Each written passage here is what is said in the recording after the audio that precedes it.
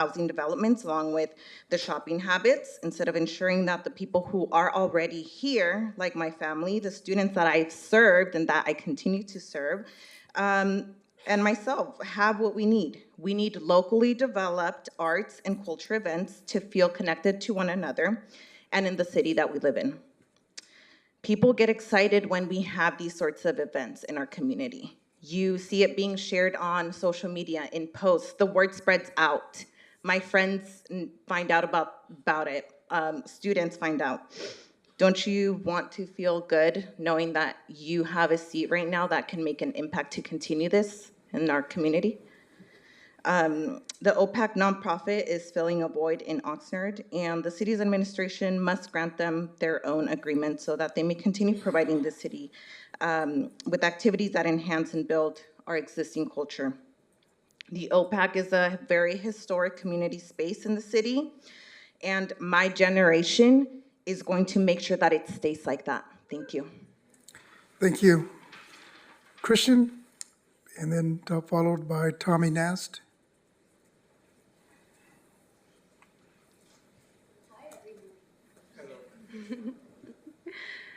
All right.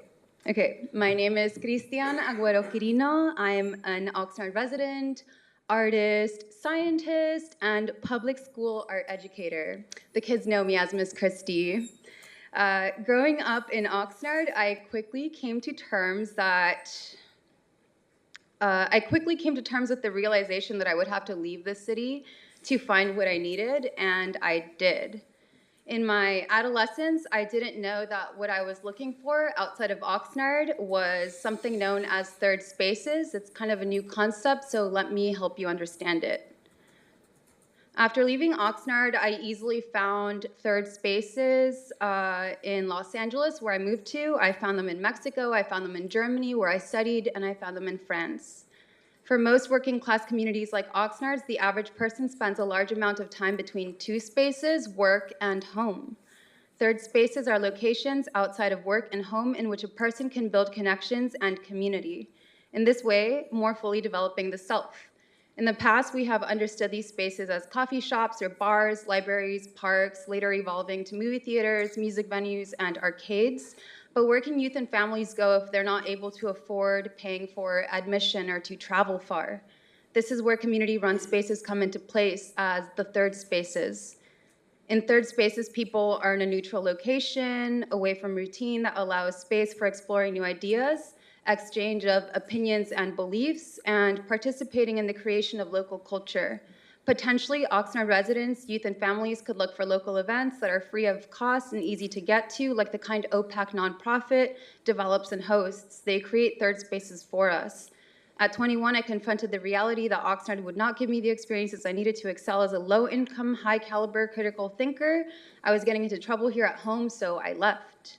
In Los Angeles, I found artists, musicians, educators, actors, scientists, poets, dancers, comedians, and more that also had left their home in search for better opportunities. But what if these creatives never had to leave home?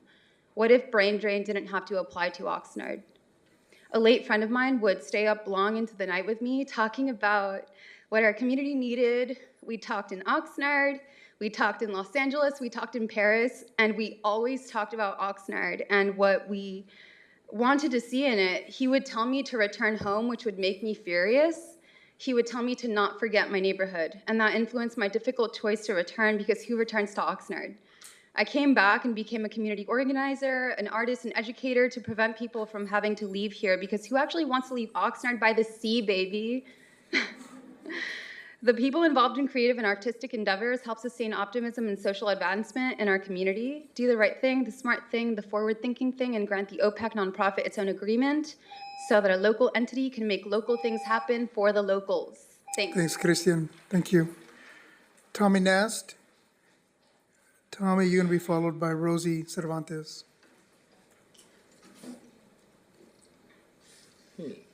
Get these on. Thank you. Good evening. Good evening. And first off, condolences, Councilman Starr. Deepest sympathies to you.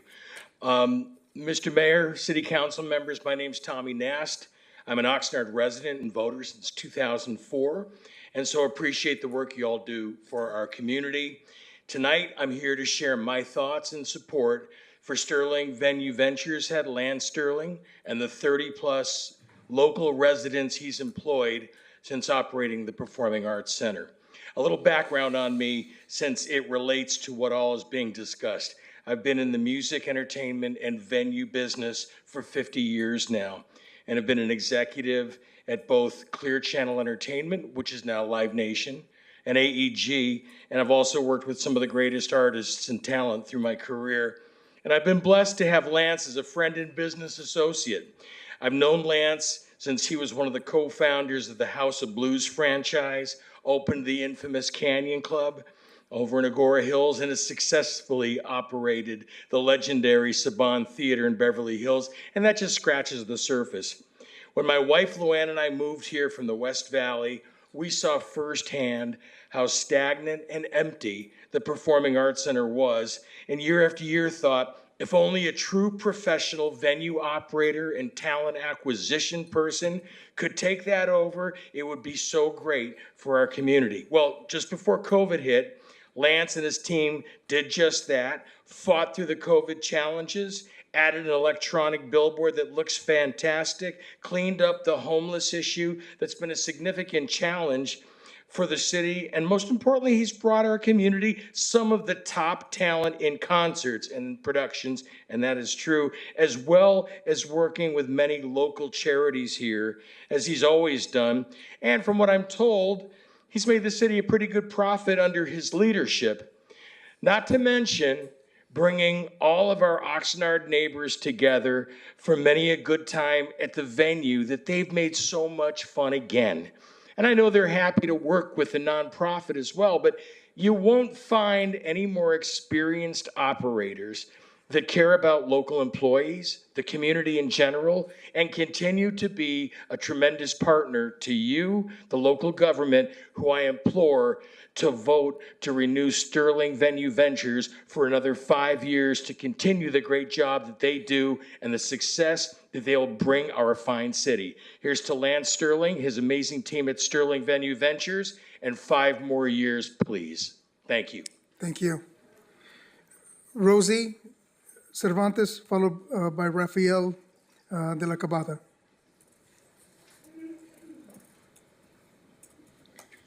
Hello, thank you for your time, Mr. Mayor, councilmen, and Councilman Starr. I would like to give you mine and my family's deepest condolences for the loss of your father. I am one of the 30 employed by Sterling Venture Venues. I am also a resident of this city, a mother of 4, and an artist myself. I love working where I work because it incorporates art, music, people. It is a place for our community to come to join each other, to celebrate. But it wasn't always like that. In the most recent years, it has become that. But before that, it was a pothole in our city where it wasn't nice to look at. It wasn't safe to be there. I feel safe where I work. I love where I work. I love the community that I work in. I love the city that I work in. I don't see how us getting our contract renewed is bad or wrong, the way that others are making it sound. And maybe it's just because I am so low on the totem pole that I don't understand. But that brings me to, I'm still a citizen of this city. I'm still a person that has thoughts, ideas, creative notions, and love for where I live. I love the work that Sterling has done in the past 5 years to make our city beautiful again, to make our city recognizable and not a pothole anymore, but more of a beautiful tree. And I just ask that you let us continue for another 5 years. Thank you for your time. Thank you, Rosie. Rafael? De la Cabada, and then Rafael, you're going to be followed by Demetrius Lozano. Okay, I will read what I wanted to say, even though I was ready to change my mind after I saw the presentation of the awards with the remarkable girl, which I think is what you're doing here, making a decision about this. Hello, City Council, and thank you for your time. My name is Rafael Perea de la Cabada, a visual artist, professor, and curator, here to support OPAC, a nonprofit organization that has greatly contributed to our community. With over 27 years of teaching at Santa Barbara City College, I have exhibited nationally and internationally, participated in public art projects, and mentored in museums and nonprofit programs, including OPAC. I also curate exhibitions at the Consulate de Mexico in Oxnard.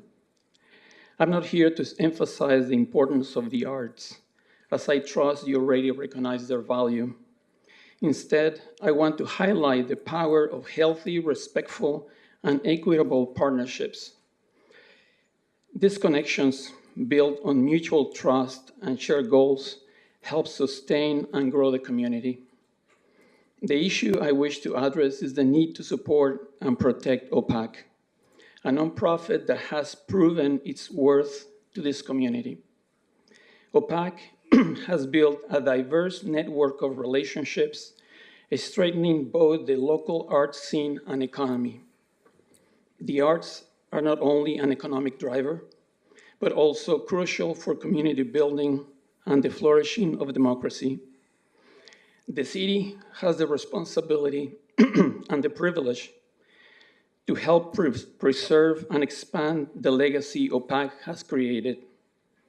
This nonprofit has worked tirelessly to foster connections and create a space where individuals, regardless of age, can express themselves through art and feel value in their community. From my experience, I can confidently say that OPAC work in Oxnard is unique and invaluable. By supporting OPAC with a fair contract and unbiased evaluation, you will strengthen a transparent, mutually beneficial partnership that will protect and expand its legacy, ensuring lasting benefits for the arts and the entire Oxnard community. Thank you for your service. Thank you. Mr. De La Cabada. Yeah, Mayor Pro Tem, go ahead. Thank you, Mayor. I just want to make note of the time. We're about 2 hours into the meeting. I believe some of the folks along the sides of the wall have been standing for far more than 2 hours. I would like to request, if the council and others would agree, after this speaker, we take a short recess, if that'd be all right, so people can move around a little bit. Yep, I'm agreeable. Maybe like a 5-10 minute recess, and then right after Demetrius? Okay. Yep, okay. Go ahead, Mr. Demetrius. All right. Hello, everyone. I'm here to speak on the OPAC, specifically the issue concern I have with Sterling Venue Ventures managing the Oxnard Performing Arts Center. I've recently been involved in the 805 DIY scene here in Oxnard, and I believe that we have something beautiful here. Turning over management to a company that manages 5 different venues, including Oxnard, to me, doesn't feel like we're looking out for our local artists and community.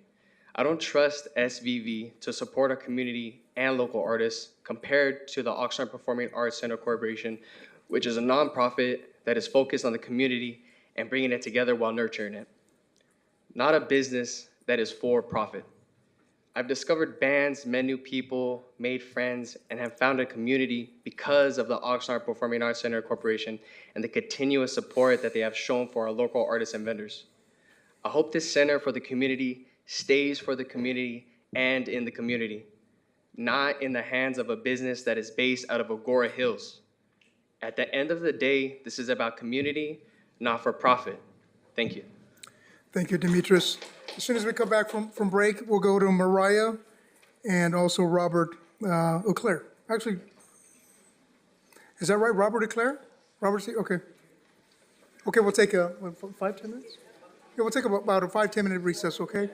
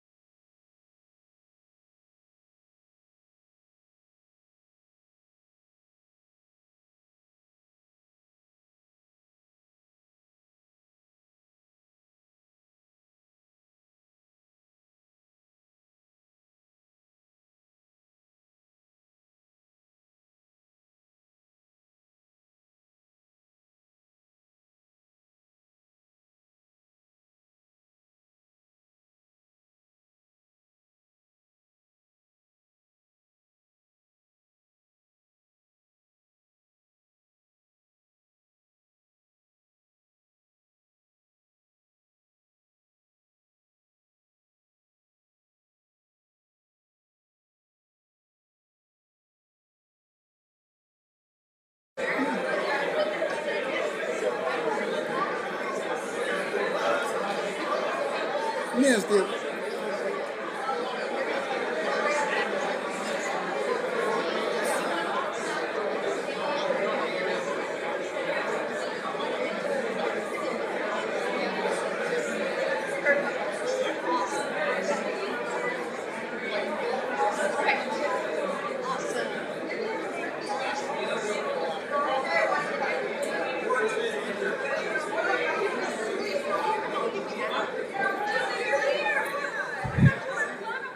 Okay, we can slowly make our way back to our seats.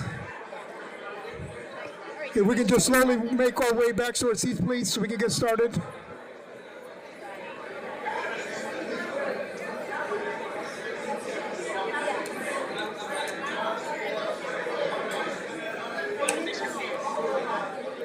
If we can slowly get back to our seats, please. And let me hit my. All right. Make it a little louder.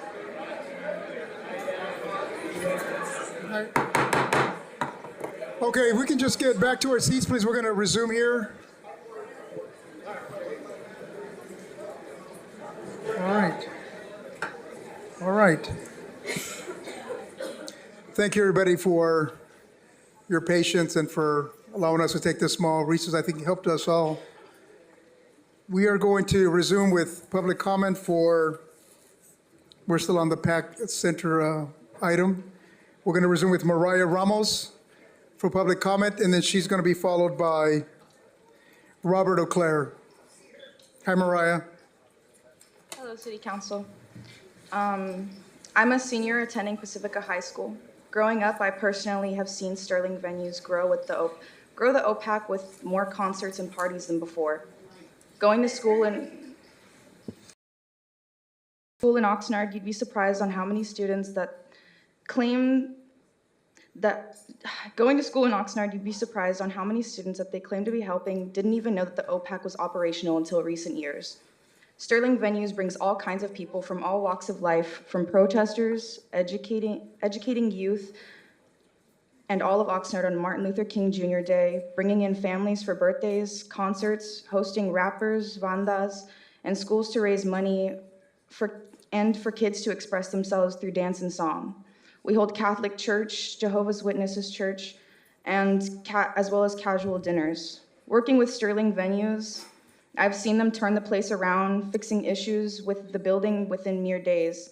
Not only that, but keeping the OPAC safe with their welcoming security team, taking on any and all tasks responsibly and safely, ensuring everyone has a good time. Just about everyone reasonable leaving a Sterling Venues concert or party has a positive experience with our kind staff. Sterling Venues not only brings a profit to Oxnard, but holds a place for families to go celebrate, connect, create, and have a good time. It was a dream to work with Sterling Venues, and once I received the job, I could easily see the work and heart that the managers and staff of Sterling Venues put in the OPAC, and I would love to see them have the opportunity to bring more to Oxnard. Thank you. Thank you, Mariah. Robert O'Clair. And then Robert, you're going to be followed by Jack Villa.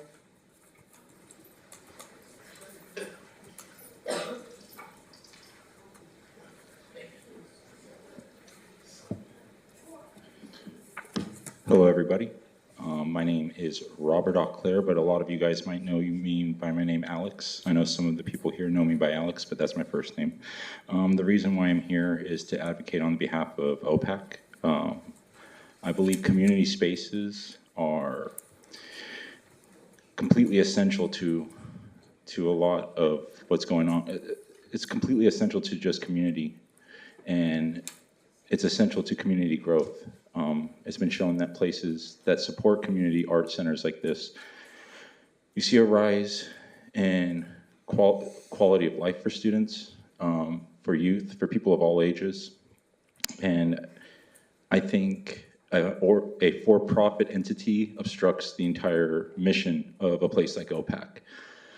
And I've seen it firsthand that there's an art community here in Oxnard that's thriving and huge and widespreading, from jazz to rock to punk music to experimental music. There's a huge plethora of artists and community engagement already active in this area. And I feel like to overstep that and effectively hand off the reins to for-profit entities, it could only benefit for-profit interests instead of something that would profit the community and the voice of the individuals here. That includes the youth, includes the older generations, and places like that, spaces like that, are more important now in 2025 than they were 5 years ago when the deals were made, the initial deals that we're talking about today. I feel like it's now more than ever that we need to strengthen youth voices, especially in places like art and expression, because places where people can have artistic freedom, it's one of the last bastions for freedom of speech and for general liberty. And yeah, I think it's important above all else to protect the community aspect of a place like OPAC and to listen to their leadership. And I think the bare minimum, an extension is reasonable, at the very least. Be it a month, or be it a year, or be it a 5-year extension. And I think the option to exercise and to see other security entities to come in and help, or other agents to come in and help book, I think that's completely reasonable. There should always be a time for people to readjust and reassess their relationship with anybody that they work with, especially when it comes to the community. There you go. Thank you. Thank you, Robert. Thank you for your comments. Jack Villa, and then Jack, you're going to be followed by Veronica Miranda. Good evening, council. It's been a while. I think it's been about almost 2 years now since my last meeting. Congratulations to the new council members. A couple of them I haven't talked to, but most of you I know real well. And I decided to come back on this day to support the OPAC. As you know, I know some of you know, it's in my neighborhood, and I want to talk about how it's important for our neighborhood. And you know, I have 5 kids, 11 grandkids, probably more than all of you put together. And so I understand the importance of education, the community, the arts, music, sports. I've been through it all. I've taken all my kids to all those events, and I understand the importance. And so I'm glad at the beginning of the meeting, council was honoring the student from Channel Islands, which I'm very happy that you guys are into education, and I hope you put your vote with where your mouth is at, and that OPAC delivers that part of the education in the community, the culture, music, art, and I can go on. And I think it's a vital organizations to not only the neighborhood, but the whole city. It's right smack in the neighborhood. And if you raise kids and know how important organizations, nonprofit organizations are, everything from Boys and Girls Club, which I used to work for, the Boys and Girls Club, Scouts, all those organizations play an important part. And OPAC is one of those nonprofit. And over the years, my family's been here 100 and something years, 20 years. And I remember as a youth going to that PAC, and I was about 8 years old. And I could barely look over the counters back then. And I remember basket weaving classes, clay work classes, square dancing classes. I know they don't do that anymore, and kids don't even know what square dancing is anymore. And so, but I've been through all of it, not only myself, but my children. And I read the staff report, and I'm going to agree with Manuel Herrera, and you should tear that up and throw it out. Thank you, Mr. Villa. Thank you. Veronica Miranda, and thanks everyone for adhering to just shying away from clapping. Thank you. But we see the movements, yeah. Veronica, and then Stephen O'Clair. Way up there. Hang on. Good evening. I'm sure I'm a familiar face to you. I've been here many times to speak about things, but, and I'm always trying to be friendly with y'all and compassionate for your position. But tonight, I cannot speak strongly enough that this report that is designed to influence your decision on who to assign a contract to and what it will say, it has to be just set aside. Just can it. Try to be objective. Look at the PAC for what it was meant to be, and that is a community center. A community center cannot serve the community if it is run for profit by an outside agency. I understand they're sharing operational responsibilities. Fair play. We can do that. But the contract needs to be written in a way that you cannot disable, clip at the knees, a nonprofit that serves the community. Sterling Ventures manages a number of properties. They're in it to make a profit. That's their right. That's okay. But the community that voted you into those seats is being served by a nonprofit that's not there for a profit. That's not there as a business. It's there to serve the community. How many of y'all have been to receptions, quinceaneras, memorials at the OPAC? Memorial that, let's talk about Carmen's memorial, okay? The place was full. They were very, very accommodating to us to do that for her. They lowered the flag and was reprimanded for it in the report. Lowering they got a finger wagging for lowering the flag for Carmen Ramirez at the OPAC. She was on the board. You can't consider that an objective report. To take the OPAC out of the community of Oxnard is to take that venue away from the community. And I'm asking you, please don't do that. Keep it with the community. Sterling likes to come in and say, we employed 30 people. Well, good for you. How about that? I mean, that's what for-profits are supposed to be doing. Is it a living wage? I doubt it very much, but we won't go into those weeds. I just ask you very much, very deeply from my heart, do not clip the OPAC at the knees. Let them stay in place and serve our community. Thank you. Thanks, Ronnie. We'll go to Stephen. And Stephen's going to be followed by Casey Rodriguez. Mr. Mayor, City Council, I encourage all our speakers to project as much as possible into our mics, including the council members. August 12th, 2022, we just touched on it. Why?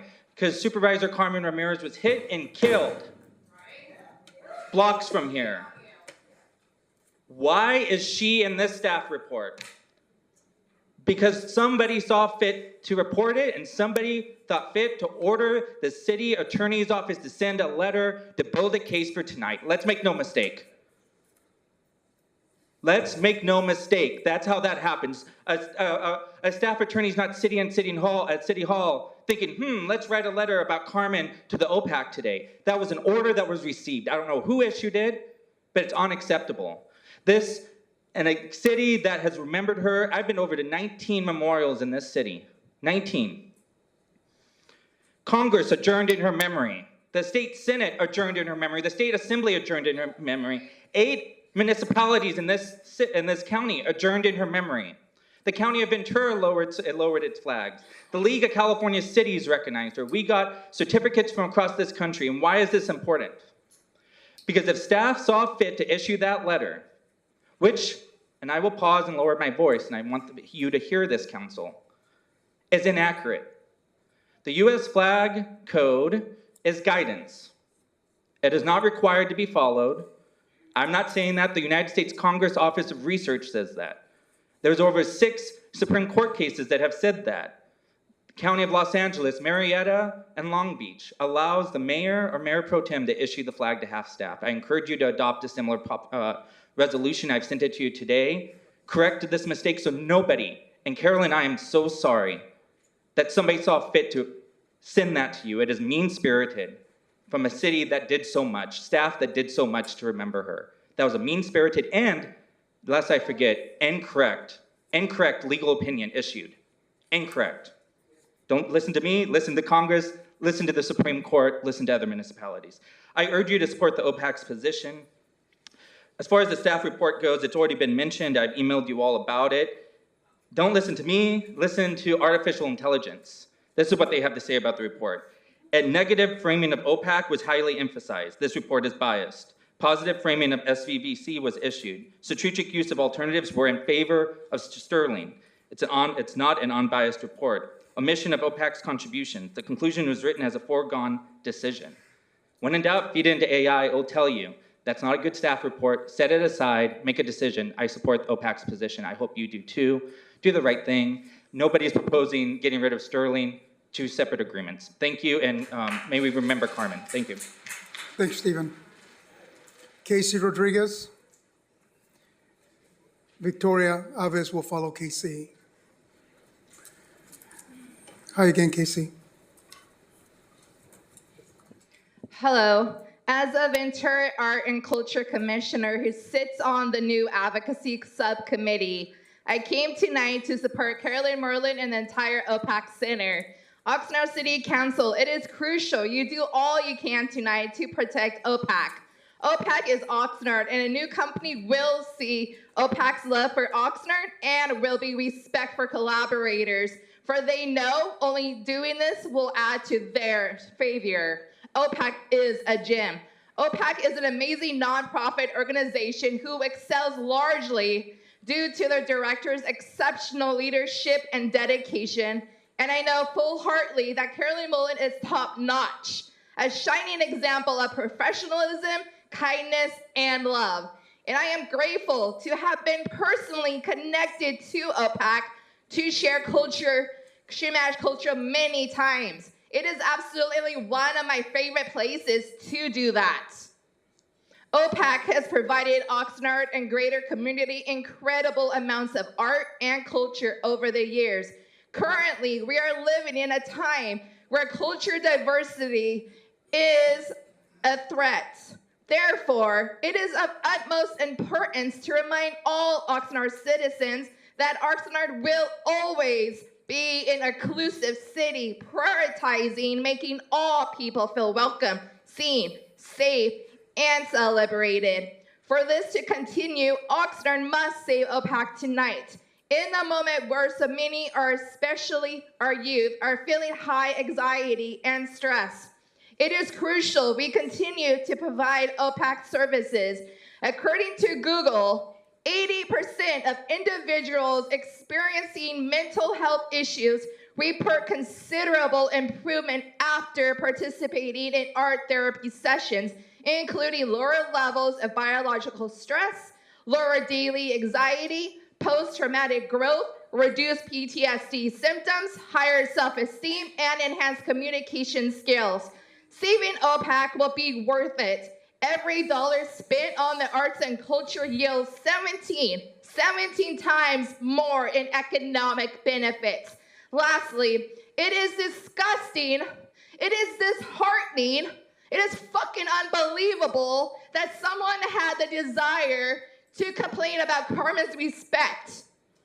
We, the people of Oxnard, we, the people who live close to Oxnard, we, the people in the entire country, loves Carmen, and we will continue to be the voice for her. Her memory lives on, and her work will continue to work on because we are showing up. Thank you. Thanks, Casey. Just a reminder, let's adhere to the decorum. Let's shy away from cursing. You know, we're hearing, we're taking notes, and I hear the passion, I do. Victoria Aves. Victoria is going to be followed by Marvin Boos.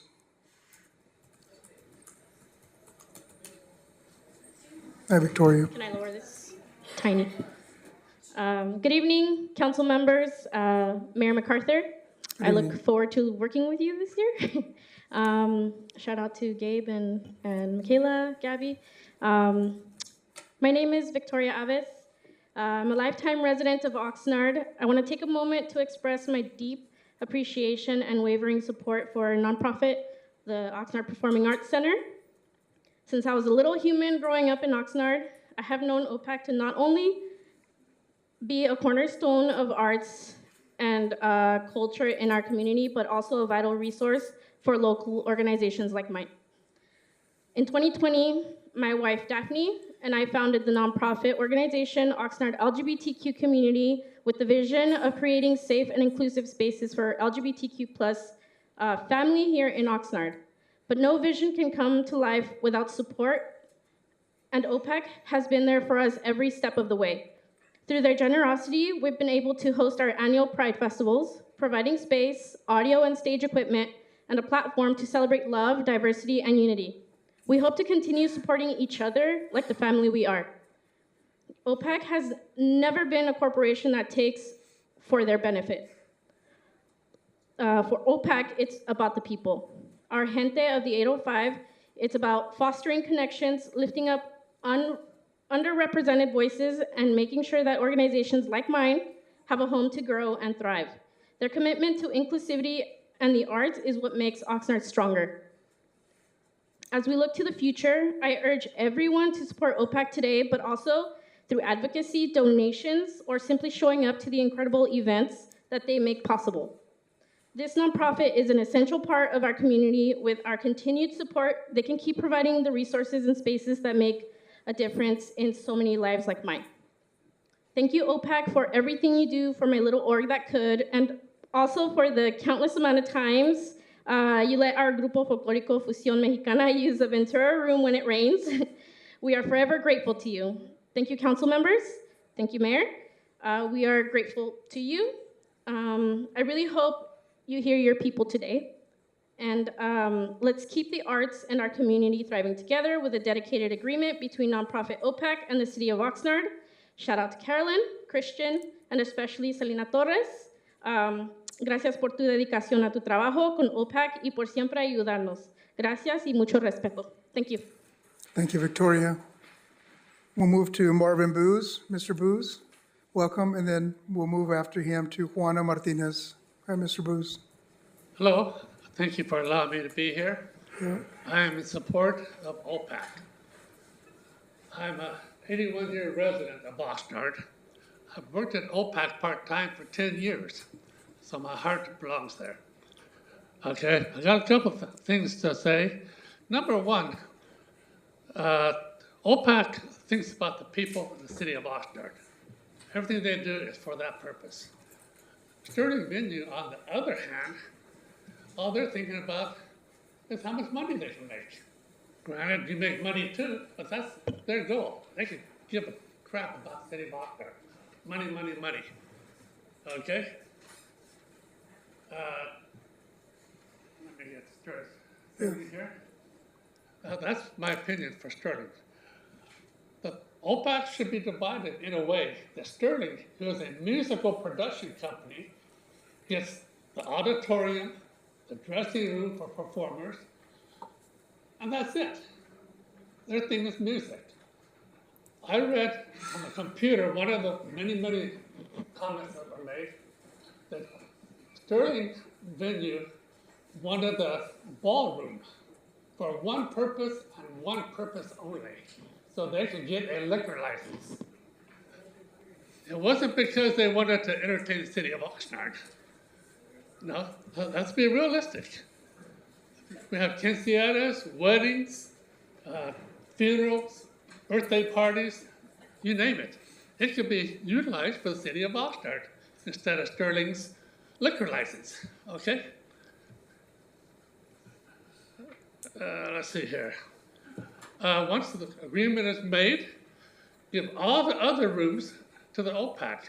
Make Sterling Venue provide their equipment and don't borrow from somebody else. Unless it's somebody they know that wants to give it to them. But OPAC should not be required to provide them equipment because they're too lazy or too cheap not to buy a replacement.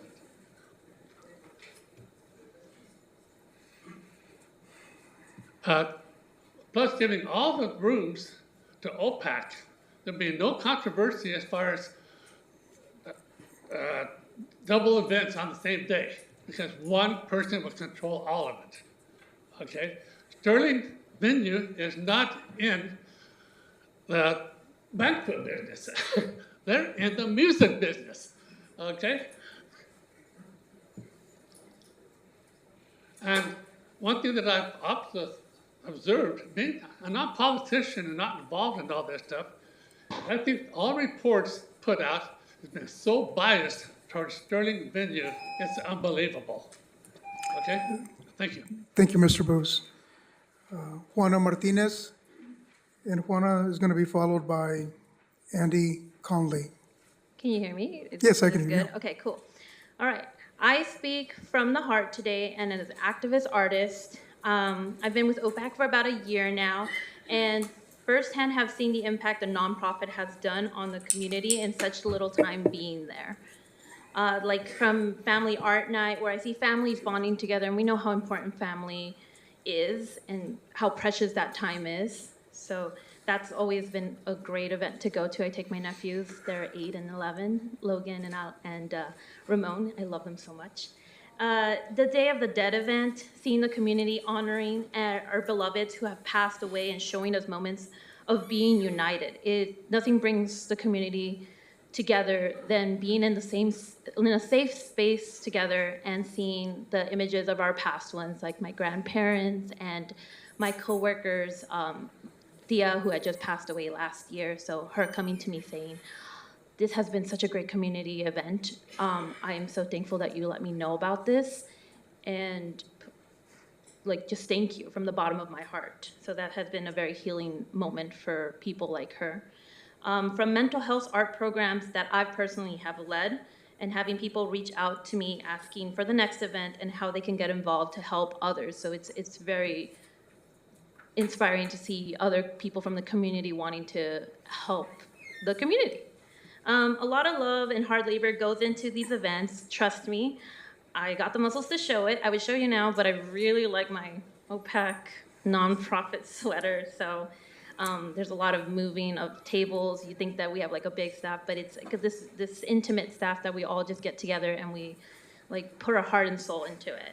This is only highlighting 1 year that I've been with them. I can only imagine how much they've done before. My parents immigrated in hopes for their children to follow their dreams, often telling us, échale ganas, mijos. We're here, well, here I am doing that, echándole ganas, advocating to keep the arts alive for the future children. Thank you. Thank you, Juana. Andy Conley, and then Dwayne Holland will follow Andy. Thank you. Hi, Andy. Hi, Mr. Mayor, City Council, City staff, Councilmember Starr. I'm very sorry about your father. Sorry to hear that. My condolences. I'm here today to kind of speak on the involvement of OPAC with the Chamber of Commerce. And so as the new president and CEO of the West Ventura County Business Alliance, formerly the Oxnard Chamber of Commerce, I am proud to say that the Oxnard Performing Arts Center nonprofit has been an active and involved member of the Chamber for the past 10 years. Their dedication to this community is without question. They've been a valuable partner with us carrying out our mission and vision for the business community. Their dedication, we try to return their favor, the favor by promoting all their events and programs they put on for this community, but it's really hard sometimes to keep up with everything they have going on. OPAC has had a regular presence at our events and our functions, and they've even sent some of their staff, including their executive director, Carolyn Mullins, through our Oxnard Leadership Program. I had the pleasure of working with Carolyn and OPAC board member Gary Blum last year to help plan and coordinate our Arts and History Day for the Leadership Program. They were vital in putting together the thoughtful and robust agenda, and there is no way that it could have been as successful without them. It is something that the cohort members still to this day talk about. Because of that experience, I was able to meet many wonderful members of the vibrant Oxnard art community, like Roxanne at Open Door Studio, Juliana at the Teatro de las Americas, or the Rubalcaba brothers at Piper Powell. And I saw firsthand the impact that OPAC has with them. OPAC plays a vital role in the creative economy of Oxnard and Ventura County as a whole. And we look forward to continuing our partnership with them and helping benefit this incredible community. Thank you very much. Thank you, Andy, for your comments. Mr. Holland, Dwayne Holland. And Mr. Holland, you're going to be followed by Evelyn Herrera. First of all, this is, excuse me, this is my first time speaking. I'm not nervous, I'm starving. So first of all, I'd like to say good evening, Mayor, Mayor Pro Tem, city officials, and council members. My name is Dwayne Holland, and I am an Oxnard resident, born and raised. I can remember coming to the Oxnard Performing Arts Center for many events as I was growing up as a kid. Events like the Nutcracker around Christmas time, the Ebony Fashion Fair, cultural events like the Cinco de Mayo events that we used to have, Dia de los Muertos, I'll try to say that right, excuse me, the Debutantes Balls, the Miss Oxnard Beauty Pageants, the Kiwanis and Knights of Columbus Pancake Breakfasts, the arts and crafts for kids, and I even remember when they used to have a swimming pool in the back of the Performing Arts Center where there's now a basketball court. But the reason that I'm here today is because we haven't had many of those types of events at the PAC in a very long time, partially due to the cost of services that really need to get up to par. Listen, I'm a DJ and sometimes I work with a lot of promoters, and we are seeing that the Sterling Group schedule many events, but they never carry them out. When we want to do events, they've already scheduled dates, and then we can't schedule dates because they already have them scheduled, and then when we think they're going to do those, they cancel or postpone, and therefore we end up with no events in our community. So my primary gripe is that I would like to see the Ventura room and the Oxnard room be utilized for our nonprofits to run 100% exclusively without Sterling's involvement, because when we try to use those rooms, we have to go through them for concessions. They have to pour the alcohol, this and that, and then we have to go through them for security, which I don't even think they have the license to do, but I digress. My other gripe is that, the control of the concessions and, the poor service of the concessions. When they pour alcohol for some of the events, and this is pretty sad, I've been to events where the people serving were rude, late, understaffed, and a couple of times during the events, they actually packed up and left early. And for people that are paying for the room, that are renting those rooms, that's just unacceptable. I know that there are times where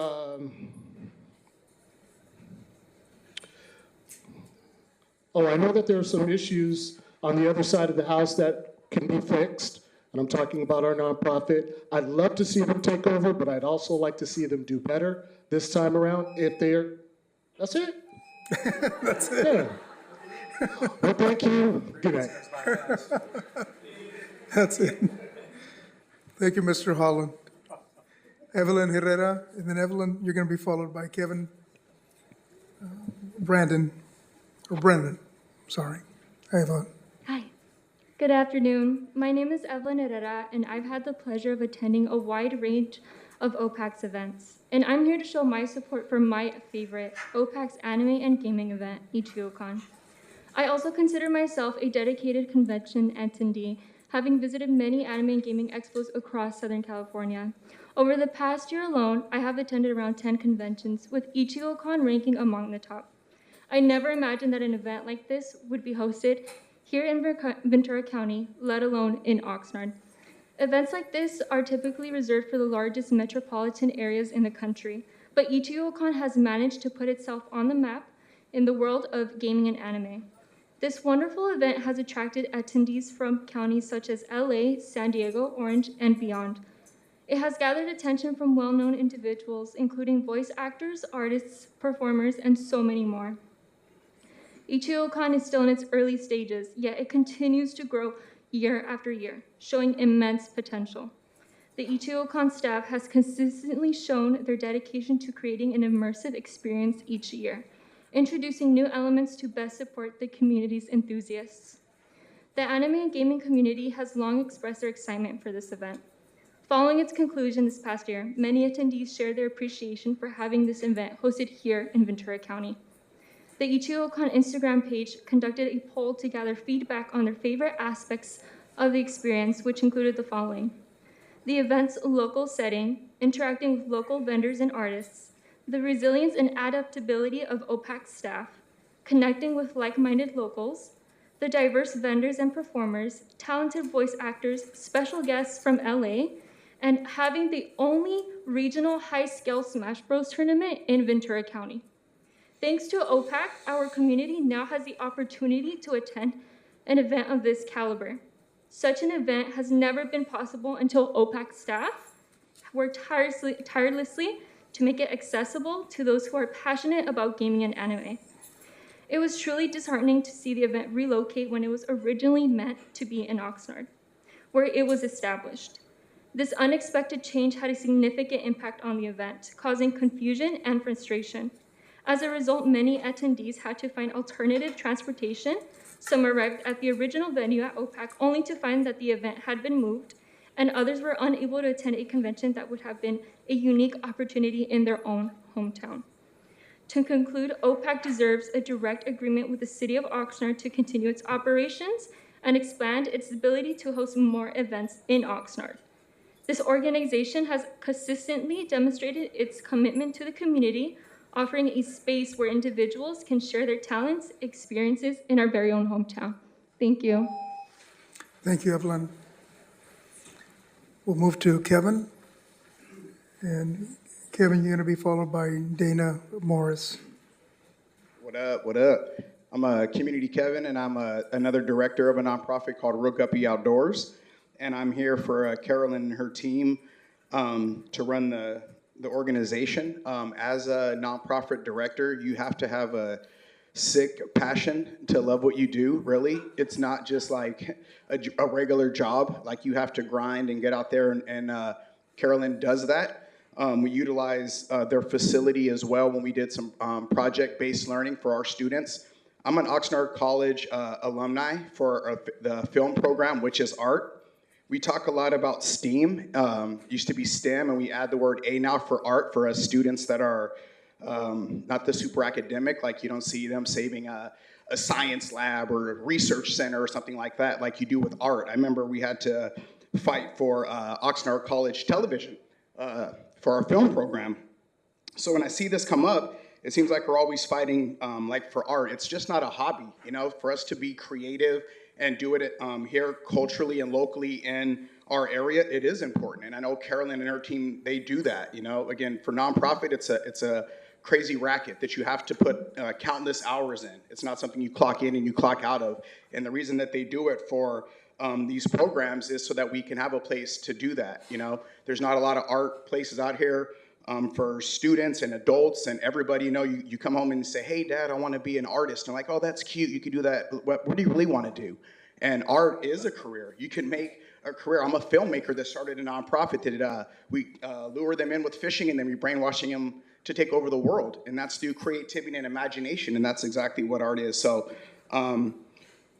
yeah, I just wanted to say that I'm here for that again as another fellow nonprofit director. We also work with Carolyn for CSUCI for the SERS for nonprofit students to come in and work and do project-based learning through OPAC. We're actually on in the same department there with the university, so their reach out into the community is more than just artistic as far as painting and music and stuff like that. Like, they're really embedded in the community, and you need somebody local to do that, to be rooted in here. For you to use agricultural terms, right? We're rooted out here, and that's what she is in the community and her team.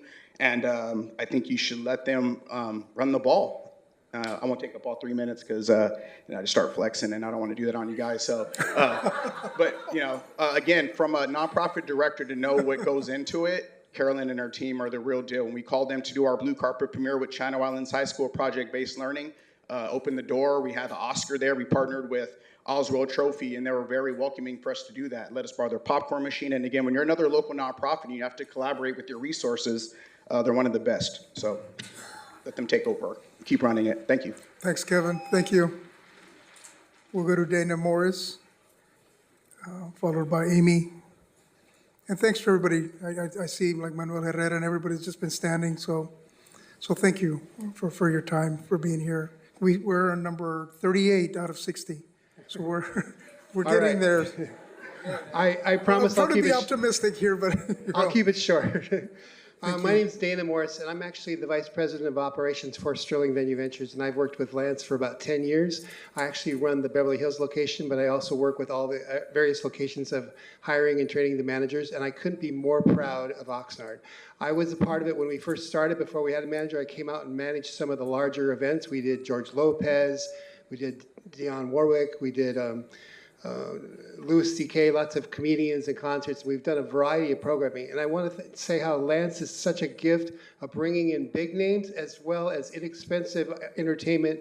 When someone made the comment about cover bands, well, sometimes we can do a cover band concert for like $29 versus something that's a bigger name for $100 or something. So we try to have a variety of entertainment offered through our connections that Mr. Sterling has.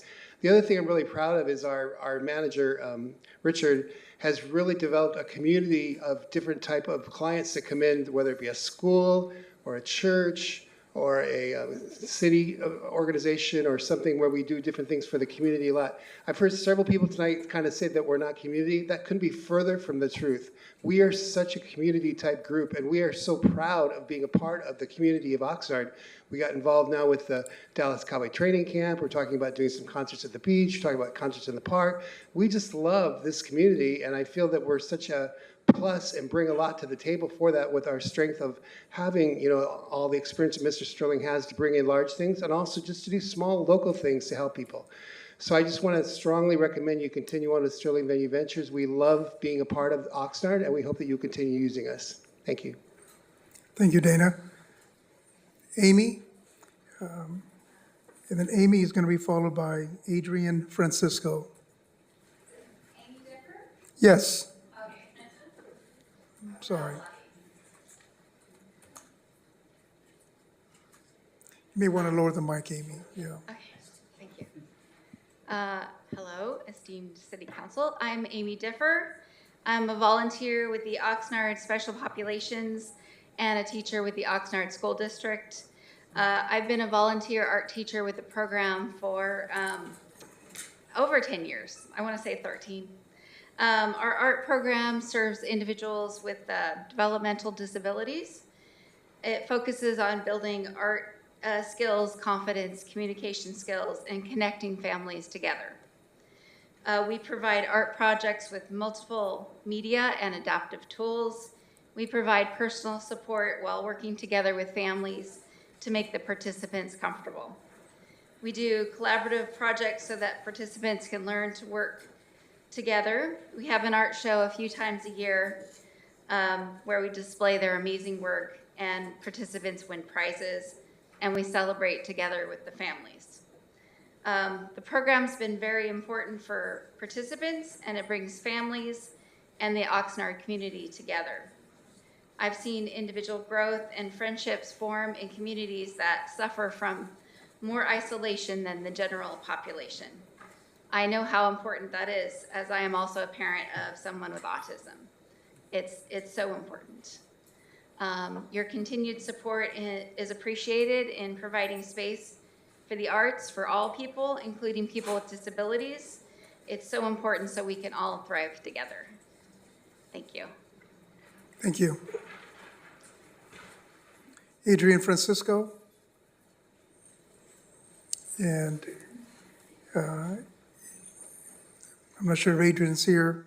If not, we'll move to Miles Cannon. Okay. Miles may not be here. Then we'll move to, oh, he is? Okay.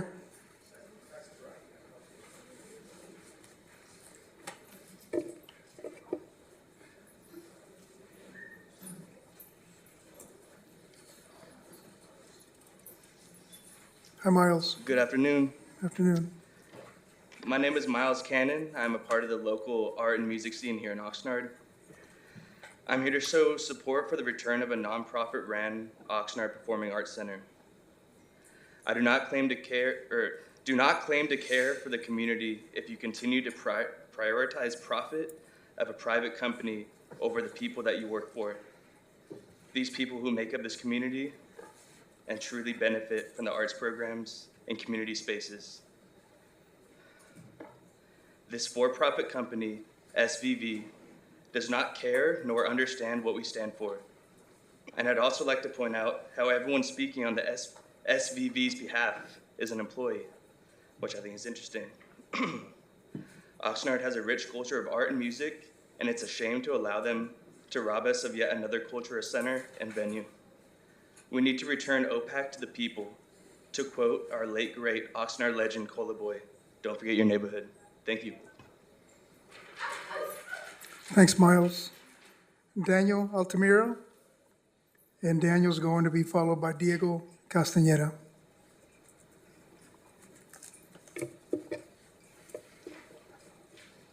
Good evening. Good evening.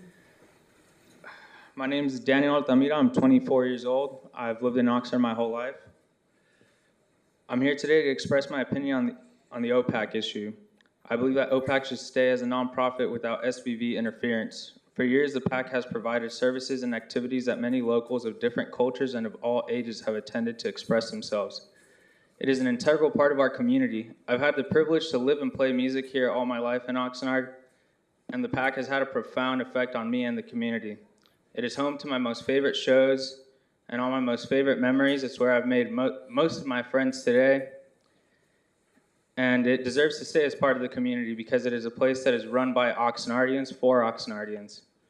The SVV's involvement of the OPAC does not suit our community. OPAC was nice before their involvement, and it's even better without them. It was never a pothole, which is a crazy comment made by one of their employees.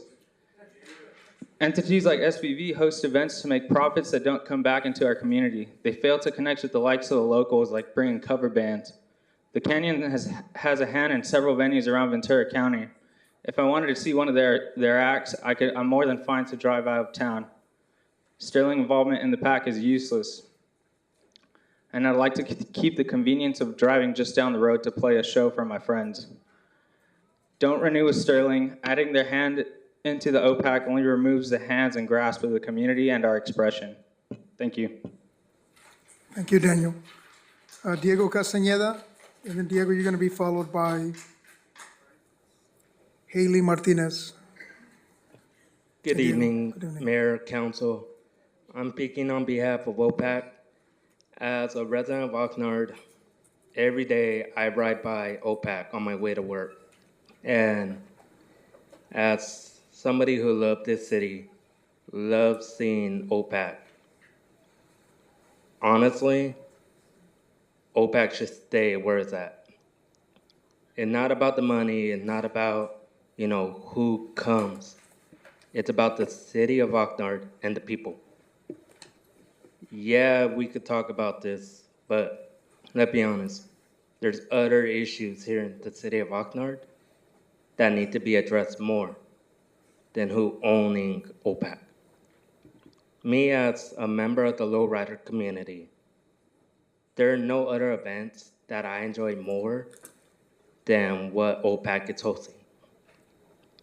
Me personally, I don't even like enjoying events here in downtown because it doesn't have my interest. What OPAC are providing piques my interest. And not about the money, and not about, who runs it. It's more of the culture. OPAC is the staple to holding Oxnard together. And I would love to see OPAC being owned how it is right now. And this is just also me speaking on not only the lower community, but on behalf of my mom, who used to work there back in '96. And honestly, just her hearing about this, even she not happy with what the decision is going. So I hope you guys consider it and keep OPAC how it is. Thank you. Thank you. Haley Martinez, and then Haley, you're going to be followed by Araceli Martinez. Good evening, Mayor and City Council members. My name is Haley Martinez. I am a first-gen student at CSU Channel Islands. I have been a health corps intern with the OPAC nonprofit for the past 3 semesters.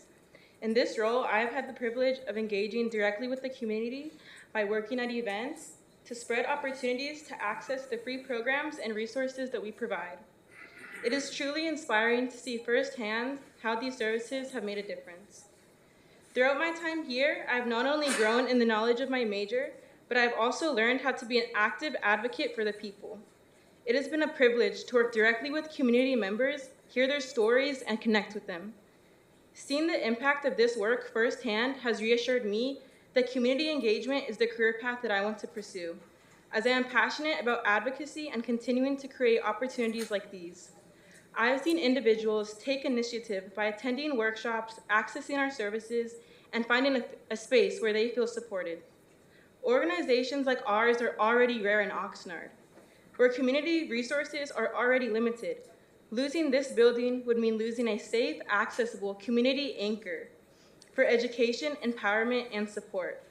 I urge you to recognize the value of our work and support us to keep the space open for the people who rely on it. Thank you.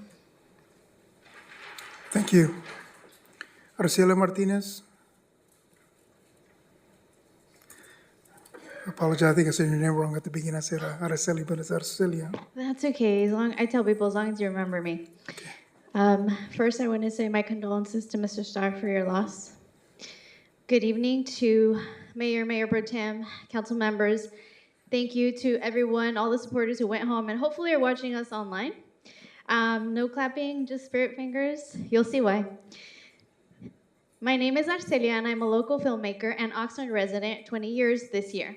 I'm an Oxnard College film and television graduate, a recipient of a few local artist grants from 2013 to 2015, and a recurring volunteer at the Oxnard Performing Arts Center, so much so that they gave me a grant in 2020. Me, a filmmaker. I became the very first artist in residence from 2020 to 2021. I thought only painters and sculptors got such luxuries. Well, we partnered and we brought the community the Esperanza Project, a year-long project that consisted of producing a short film on teen Latina mental health. Well, we did that, and then some.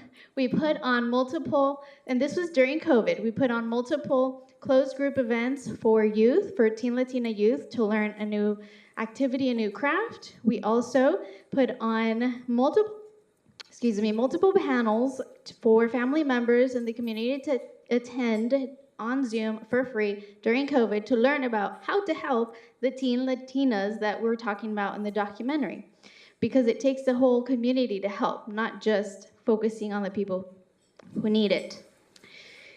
So in that year, as I took on multiple pieces to this project, I also juggled caregiving for my mother who was recovering from a life-threatening illness of 2017, and this was in 2020, and she was still recovering. So as I embarked on this journey with OPAC to create and help the community, they didn't just, we didn't just make the film, we helped everyone, all sides of the mental health discussion, and they also helped me. The Instagram page to the project is still up. It's called @the_Esperanza_Project, which altogether through that year of 2020 with the film, with the programming, we reached over 200 people, probably more if we want to break it down in family members. And for a local filmmaker who would rather be here in Oxnard than LA, none of this would have been possible. We didn't just help the community, OPAC helped me. Excuse me. I'm glad that Sterling Venue Ventures is attempting to get involved in the community, but they weren't the ones who partnered with me. OPAC was. I am one of those artists who otherwise wouldn't get an opportunity. Thank you. Thank you, Arcelia. we'll go with Pam Horth. Pam, if you're here. And Pam is going to be followed by Chuy Leon.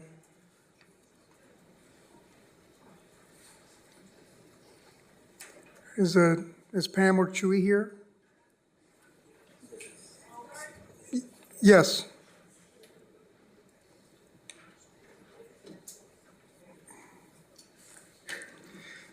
Pam, you're running up here like it's The Price is Right or something. We just need the music in the three. Come on down. And I was sure I was going to be last. Good evening. I'm here as an Oxnard resident, but also as the co-president of the Elite Theater Company, Oxnard's community theater. For over a quarter of a century, the OPAC nonprofit organization has very successfully managed the rental of the Performing Arts Center, ballrooms, and community rooms, and they've produced programs that not only benefit Oxnard, but reflect the community and its diversity. The programs produced by OPAC make Oxnard a better place to live and, increasingly, bring in outside people and money. The corporation has very successfully written and been awarded grants for programs that benefit the people who make Oxnard their home.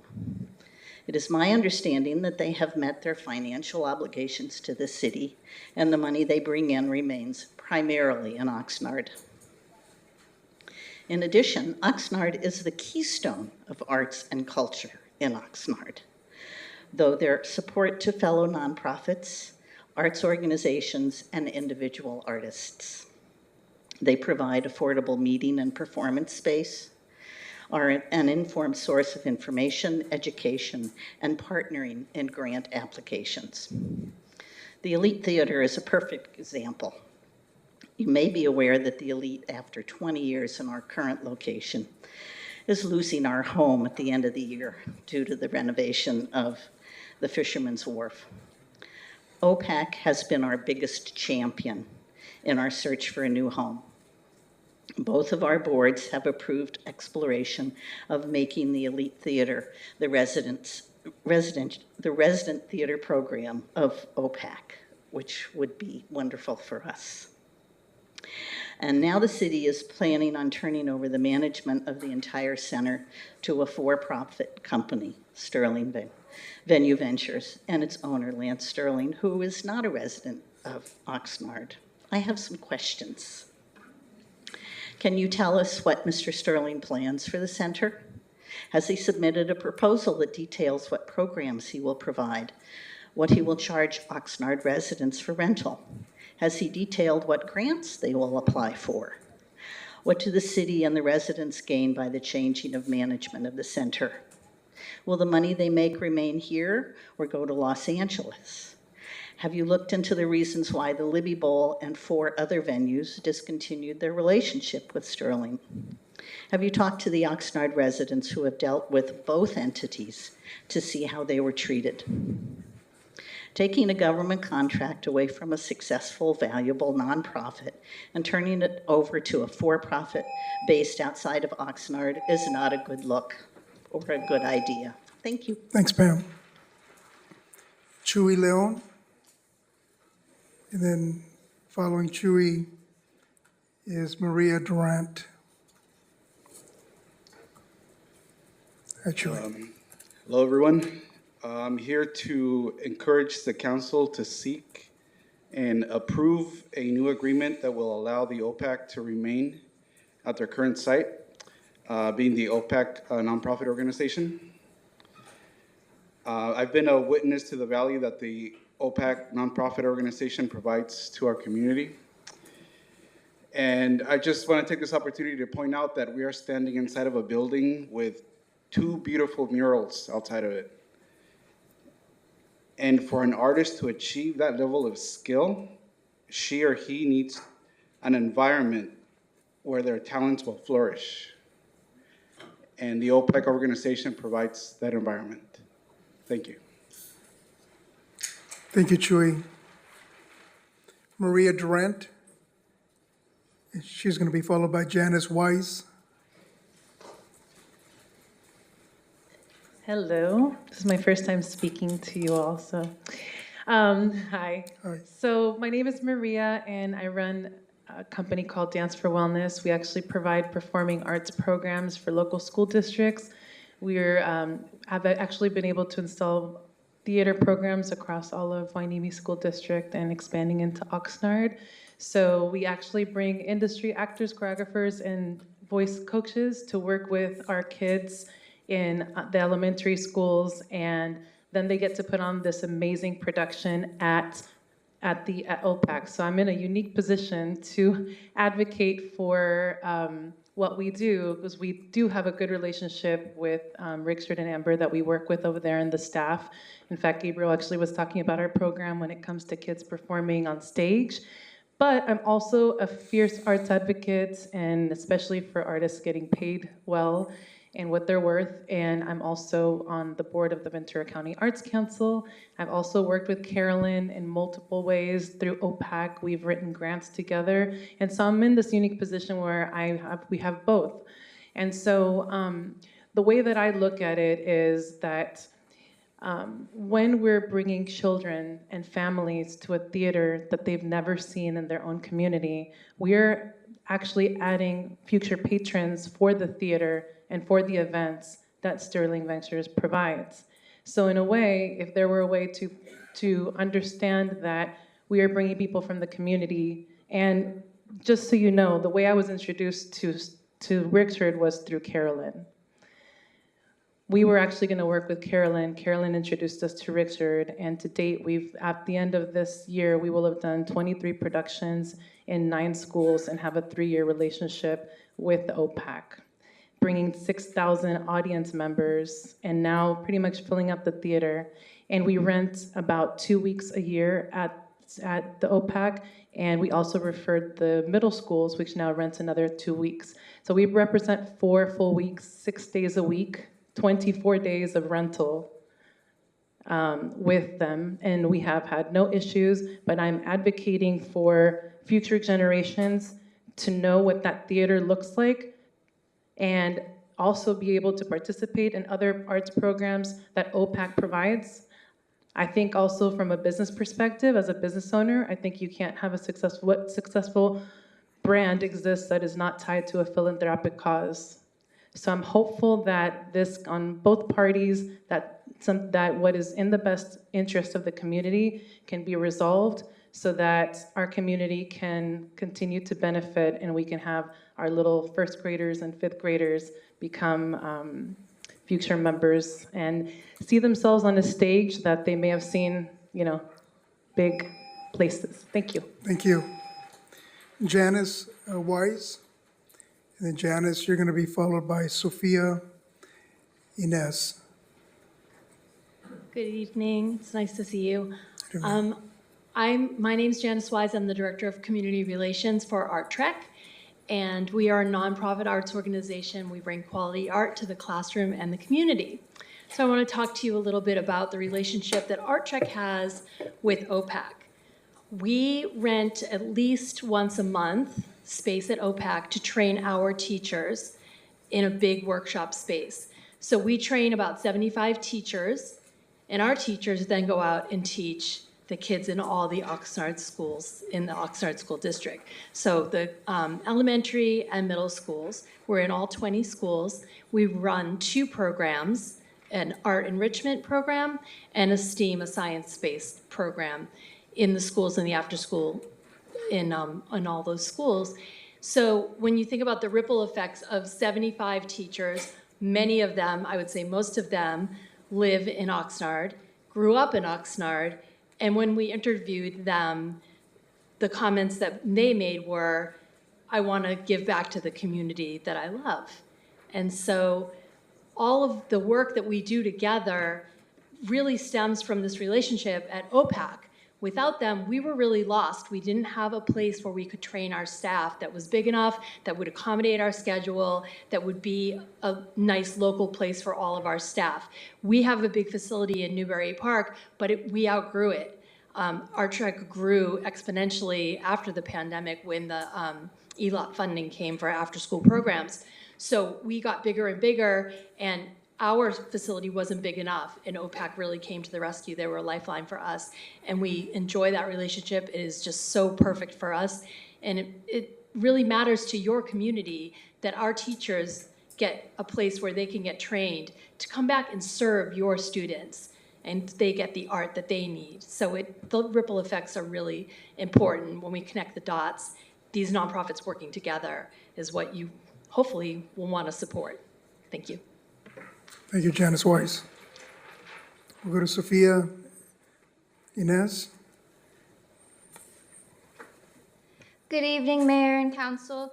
My name is Sophia Inez. I have been involved in the 805 music, art, and DIY scene since I was about 13, and have been attending events at the OPAC since then.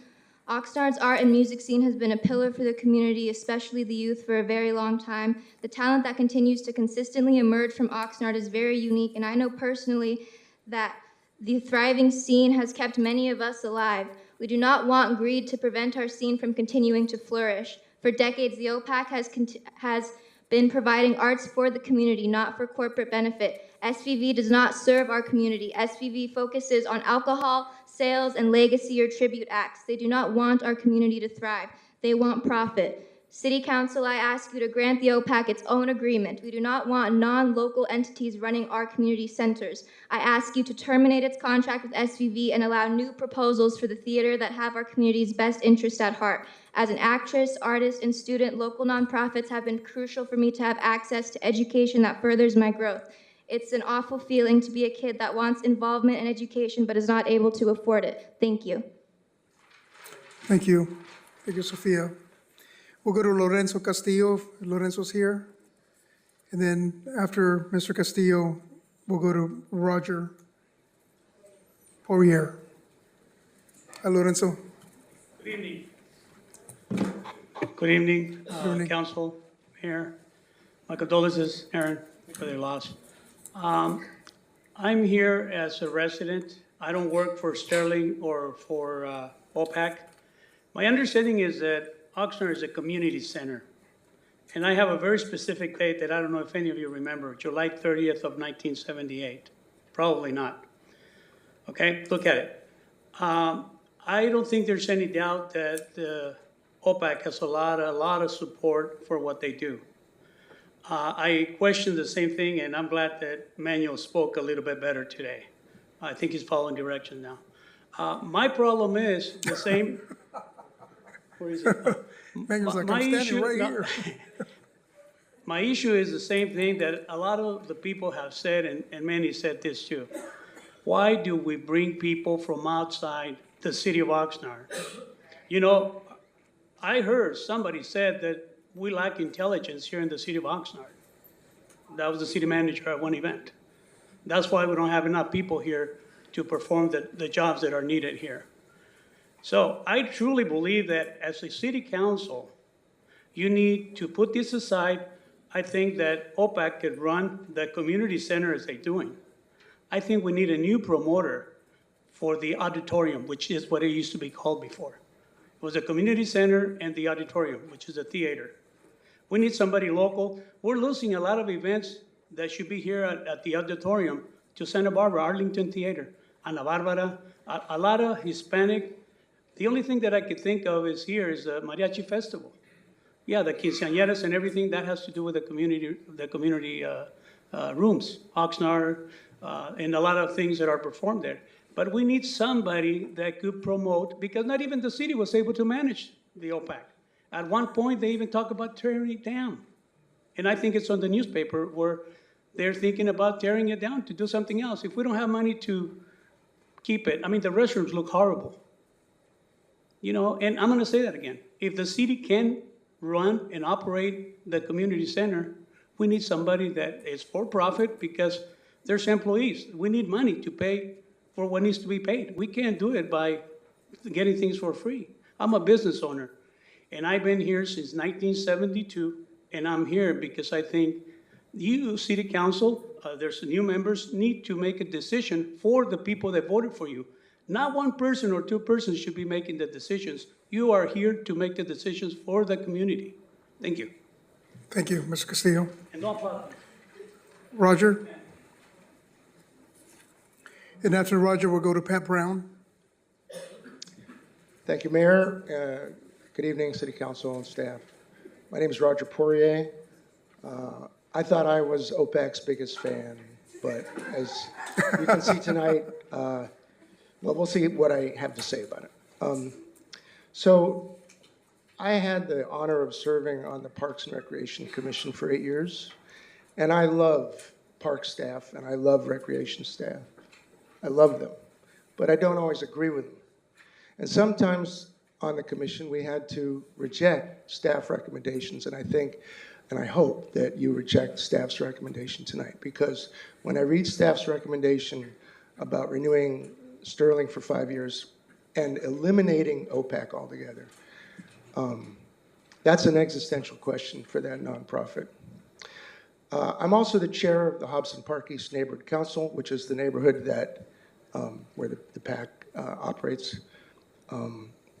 I've heard several people from Sterling talk about how the PAC was transformed after they came on board, but that's, correlation is not causation.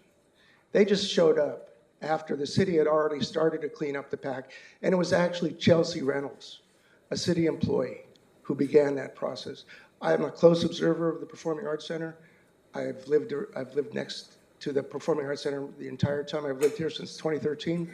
And it was the city leadership with Chelsea Reynolds and Ingrid Hardy that really started to make a difference there. I spoke to Lance Sterling 5 years ago when he was first starting up, and we discussed what he could do for neighborhood councils at the PAC campus as he was considering signing the agreement with the city. And we both agreed that he wasn't really interested in working with neighborhood councils. And since then, I haven't spoken to him or any of his staff. I doubt they even know the name of the neighborhood where they operate. I mean, they talk about how the neighborhood loves them and how. I mean, we don't know anything about them. But my best partner as the chair of neighborhood council has been OPAC. They have been overwhelmingly supportive of my neighborhood council. When I've held District 4 meetings at the PAC, they've been very accommodating. And they've gone way above and beyond to help me try to activate our park. Our park, Community Center Park East, used to be really derelict. It had a lot of drug dealers and vagrants there. And the city has finally replaced the restroom there with a fantastic new restroom and replaced the playground and put in lighting. And OPAC has been helping me and my neighborhood council activate that park with month after month arts events. I mean, they're not making any money out of it, but they come out and they help support us because it's an important thing to do for the community. Thank you very much. Thank you, Roger. We'll go to Pat Brown. And after Pat Brown, we'll go to Mr. Manuel Herrera. I have a hearing problem, so Hold on those one who second. did Hold on one not second, Pat. Hold on. speak at the Manuel, mic, you already went earlier. I right? didn't hear No, hold on, Pat. most of them. Okay. No, it's all right. I think you covered it. Thank you.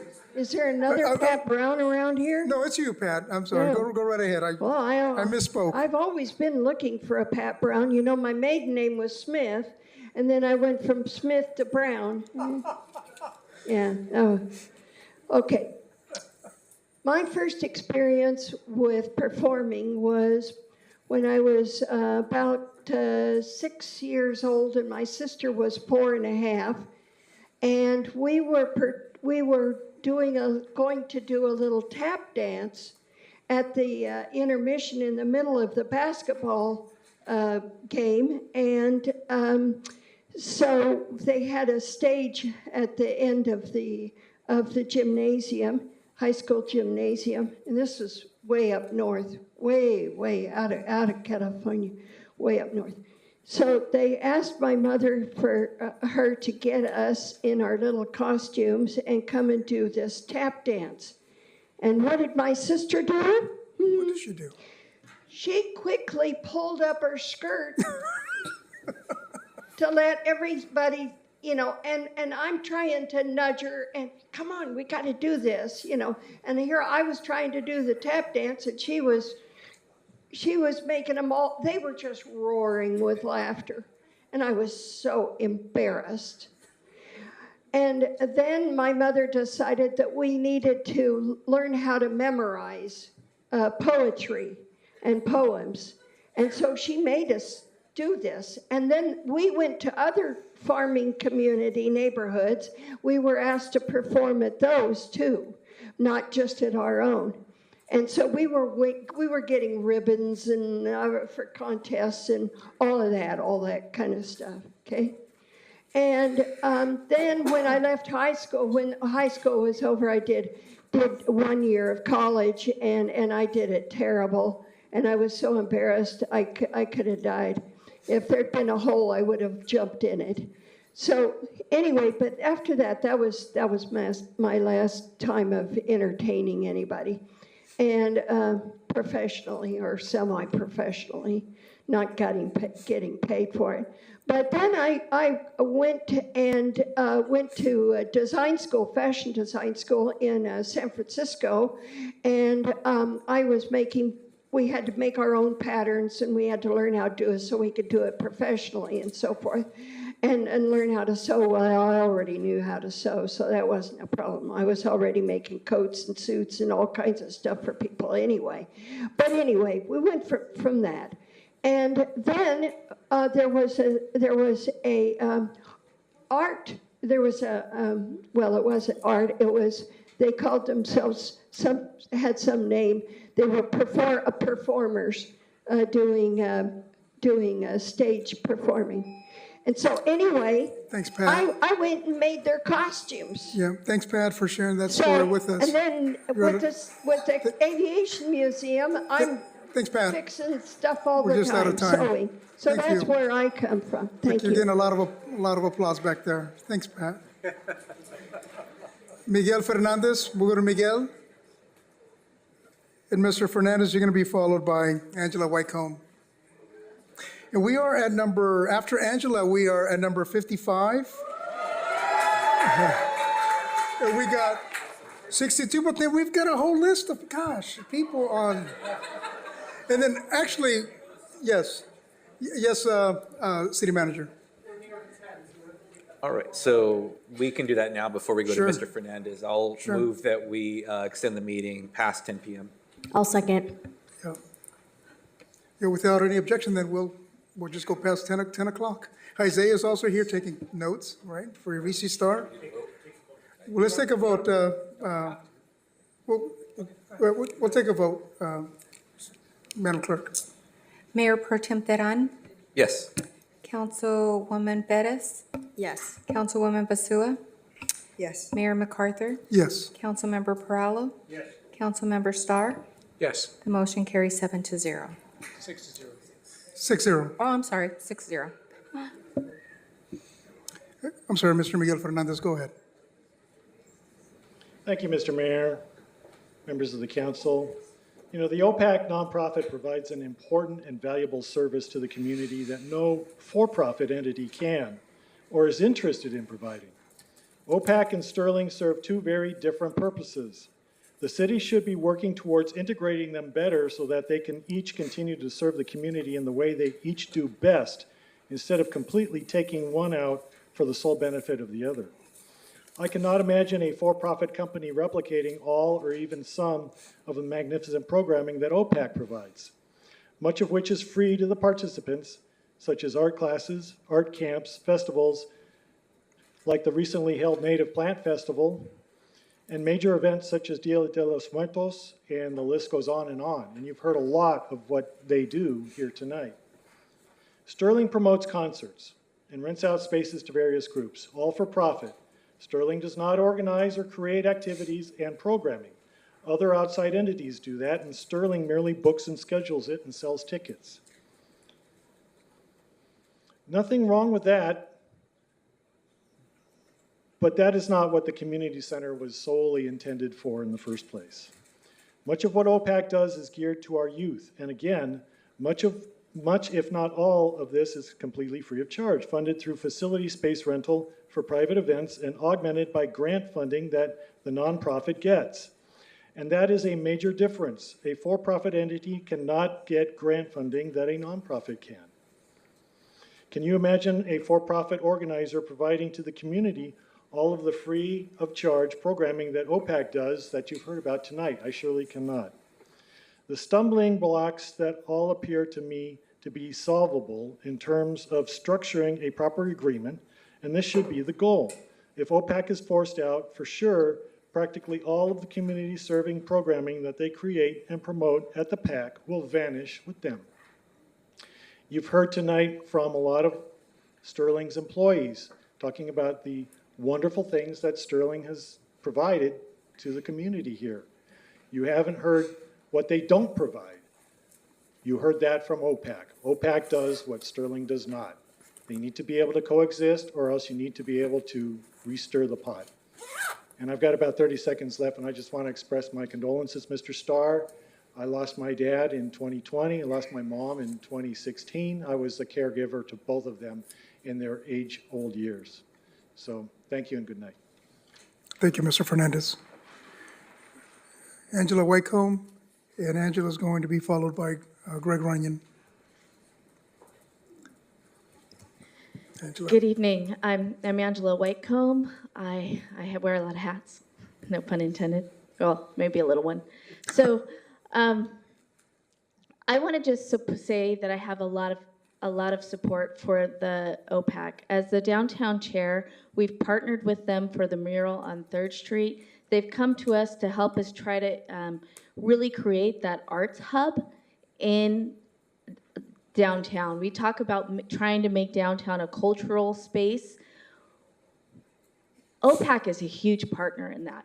Working with our nonprofits so that we could get the Carnegie open is going to be really important. Our recreation staff is already overtaxed, understaffed, and under-budgeted. The OPAC is filling a gap and a hole that our community needs. And to lose all of that in that space would be detrimental to our community at large. I think that we need to look at our city in a broad way and what precedent we're setting for all of our nonprofit partnerships that we have, whether it be the downtown, whether it be with OPAC, whether it be Friends of Campus Park in the future. We need to have clear, concise guidelines with memorandums of understanding directly with these groups so they know where the lines are, so that everybody has everything on the table. And if you're not happy with a vendor, I just made the downtown groups all go through RFP processes, not because we were completely dissatisfied, because I wanted to know, and our board wanted to know, what else was out there? What are we leaving on the table? What can our community provide? And so we did an RFP process to find out what we are. We ended up keeping some of our original vendors, but we learned a lot through that process. And sometimes, you know, stirring that pot and finding out, it doesn't mean that you're throwing everything away. It just means that you're restructuring, that you're taking advantage of opportunities that you might not know are available. And so that's what I recommend to you. If Sterling's doing a good job, let them compete for what they're doing. But don't just hand it to them because they're doing it's great. The only concerts that I've been to, and I go to a lot of concerts because, I don't know, I'm a little goofy and I like, you know, I'll drive all the way out to LA for some place. I haven't been to a play at the OPAC, I don't know, since high school. The concerts that I went to were free ones that they handed out at the park, and they were tribute bands. Yes, I had a good time, but it was empty and it was sad. And I would like to see, when I was young, whenever I went to something at the Performing Arts Center in the auditorium, it was packed. And it was exciting, and you could feel the enthusiasm in that room. And we need to have that again. You know, and we need to take care of our buildings. Thank you. Thanks, Angela. Mr. Runyon. And after Mr. Runyon, we'll go to Maria Elena Saldana. Council, Mayor, and Council. There's some good stories, so I'm just telling you, I'm not lifting up my shirt. I'm not doing any dancing. We're not doing any of that, all right? So I think that, yeah, there you go. Everybody's happy for that. The challenge I see with this, just being straight, our church is directly across from the Performing Arts Center. And with all respect to the venue, nobody's come and said hi. And we've had to deal with plenty of stuff in concerts, so I'm gonna challenge you all day long. The homeless are still around, they're still doing drugs, and if they're gonna leave, it's because of a community thing and with partnership with the police department, not because a venue comes and is a superhero. Now, having said that, they've done a good job on other things. And I think that if you are gonna listen to the community, which I know you will, I'm gonna have some confidence here. I know you will. There has got to be a way where the OPAC and the venue are able to come together and figure out what's best for the community. And you as a council need to try to figure that out and map this together. You've got a community that's really speaking here, and not to mix things up too much, but we're talking about, oh, let's be a sanctuary city and we're going to protect these folks. Well, what about protecting the residents of Oxnard and what they're saying they want? They need a place where they can flourish. They need a place where all kinds of people can come together, regardless of gender, regardless of ethnicity, regardless of orientation, where you can come and have a place where you feel safe, that you feel valued. I was sitting next to the folks that were involved in the theater and the passion they have. People don't want to lose that. So as a council, I think you need to hear that. But I also think that the management of these two organizations need to hear it. And maybe, God forbid we get to this place, that we do what's best for the residents, not what's best for us. Not either one of these groups looking, oh, how can we get the most out of this? No, give the most. Don't get the most, give the most. And figure it out. Come together. We can have great concerts. We can have a great nonprofit. They're going to have to come together, and you all can give them some leadership by maybe we need to revisit this in a month or two. But you all can figure it out. I have confidence in you. Thank you. Thank you, Mr. Runyon. Ms. Maria Elena Saldana.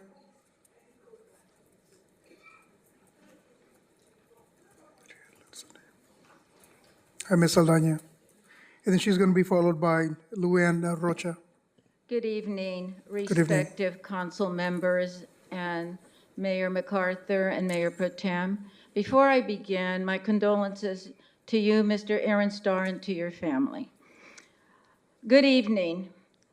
After hearing so many speakers, it is difficult for me now to address the city council. Why? The first thing that comes to my mind, and thank you, Angela Whitcomb, for mentioning the Carnegie. The city of Oxnard is considering not bringing back our museum. The city of Oxnard does not at this moment have a museum as a museum was intended for. With its beautiful artifacts, national, international, and by our local artists. Many of them are Chicano local artists that have left the areas to promote their beautiful art. What is here for me is that now OPAC and the community center, and I refer to the community center as the center that I grew up in. Yes, I've mentioned my age before and I have no problem. I'm proud of my 76 years, born and raised in Oxnard. And when the issue of the OPAC came up and the community center was being discussed about OPAC losing that control and having overseen the respective facilities. I remember, and believe it or not, my memory is still good at 76. I was one of the first quinceañeras, 51 years ago, whose parents rented out the Ventura room at the community center. Thereafter, in growing up in South Oxnard for many moons, I also had the opportunity to visit, and thank you, Carol Flores Beck, for bringing this back to my little mind, going every Friday night to the rec, and also going with my youth group from Colonia, with Father Madera and Bedford Pinkard, who were one of my role models as a young person, to the community center where they would hold our student-oriented events. I want for that to continue. And for me, when I hear the word nonprofit, I love it, because I know that the majority of nonprofits are not in the business for monies. And maybe that's where I'm at fault. But for me, it's critical that we continue to promote the services that are going on at the community center. Is there anyone that will give me a minute? Okay. Thank you, Miss. It's okay. Thank you, Miss Aldana. Thank you so much. Luann Rocha, and then Luann is going to be followed by Crystal Pack. Good evening, Mayor and City Council members. I have lived in Oxnard for 33 years. I also used to run a nonprofit in Oxnard 33 years ago for 22 years. And I want to first commend Terrell Harrison with the Community Services and Cultural Affairs Department. He and I collaborated and we did an excellent job. So I want to talk about historic positive partnerships and collaborations between nonprofits and the city of Oxnard, and they work well. I don't understand why the model can't be where the city of Oxnard directly contracts with the Performing Arts Center. The Performing Arts Center has proven financially that they're successful and with their services. And the city of Oxnard, through Terrell's history with Oxnard, has proven that they can negotiate and contract with nonprofit organizations. I think the best way to solve this is to direct 2 contracts. One contract for the 5 community rooms and the periphery so that the nonprofit organization can continue to do their successful work serving the Oxnard community. And the second contract for running the performing center to be run by the Sterling Company. It's very hard when you're running organizations and you have subcontractors. Then you add another layer where you have a nonprofit as a subcontractee with a profit-making company. They usually never work. So you have history, you have precedents of City of Oxnard working directly with nonprofits, partnering and being successful. And I assure you that you will have success with both entities. Thank you. Thank you, Ms. Rocha. Crystal Pack. Following Crystal, we'll go to Raina Ginsburg.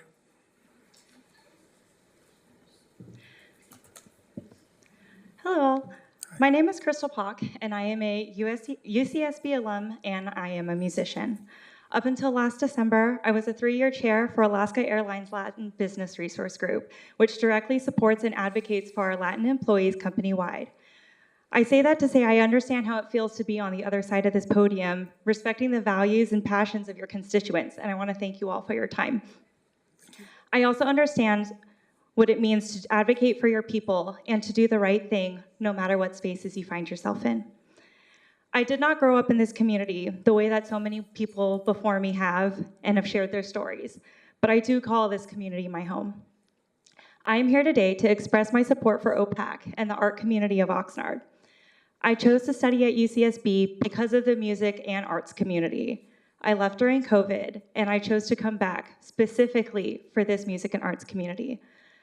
I don't think many people realize in this building or people who are tuning in how much Oxnard and the 805 is actually a dream place to play music.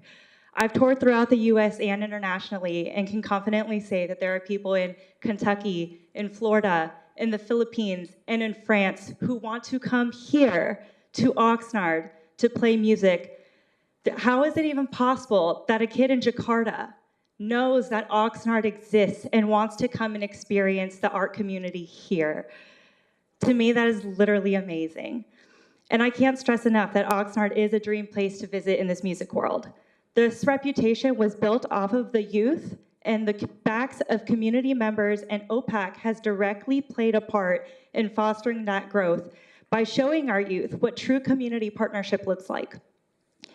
I wholeheartedly believe that it is incalculable to measure the impact OPAC has had on this community. because you cannot measure love. If there is one thing that I have learned from this council session, it is that this community loves OPAC. And I hope that you seriously consider accepting the terms the OPAC team have proposed today. I firmly believe businesses and organizations should reflect and support the communities that they serve. This must be a symbiotic relationship. Community over capitalism. Thank you.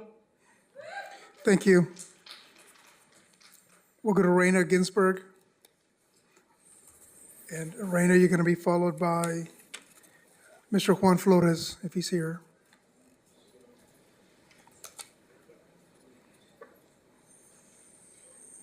Okay. I know it's getting late, they may have left. No, okay, then we'll go to Santiago Rangel. Oh, Mr. Oh, come on in, I'm sorry.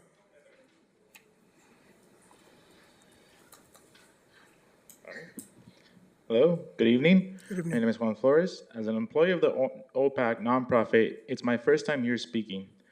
Dear City Council members, I'm reaching out on behalf of the OPAC nonprofit. Our work has made a meaningful impact in our community, but to continue serving those in need, we require your support. Nonprofits like ours play a vital role in filling gaps in spaces, improving the quality of life of residents.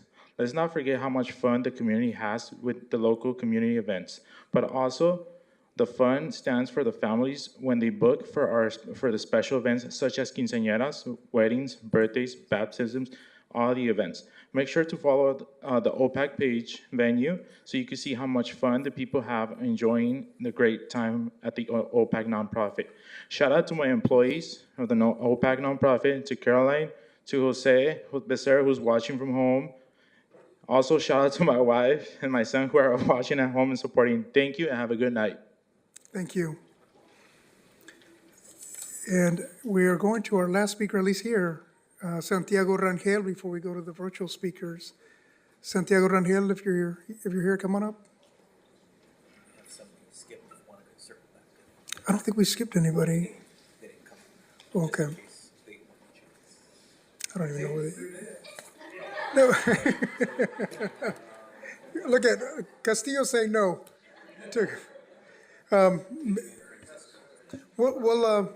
Mayor Pro Tem is going to announce some of the speakers that didn't come up in case they're here. Thank you, Mayor. Just in case the folks who did not come up earlier where their names are called, we'll give them just one last chance just to be equitable on that. So we have Adrian Francisco, and then we also have way down the list, Reina Ginsburg, and then Santiago Rangel. So we'll do that once more. It was Adrian Francisco, Reina Ginsburg, Santiago Rangel. This is in person, so. Okay. Mayor, we have 4 virtual speakers, so we'll start with the first one, Nicole Taylor.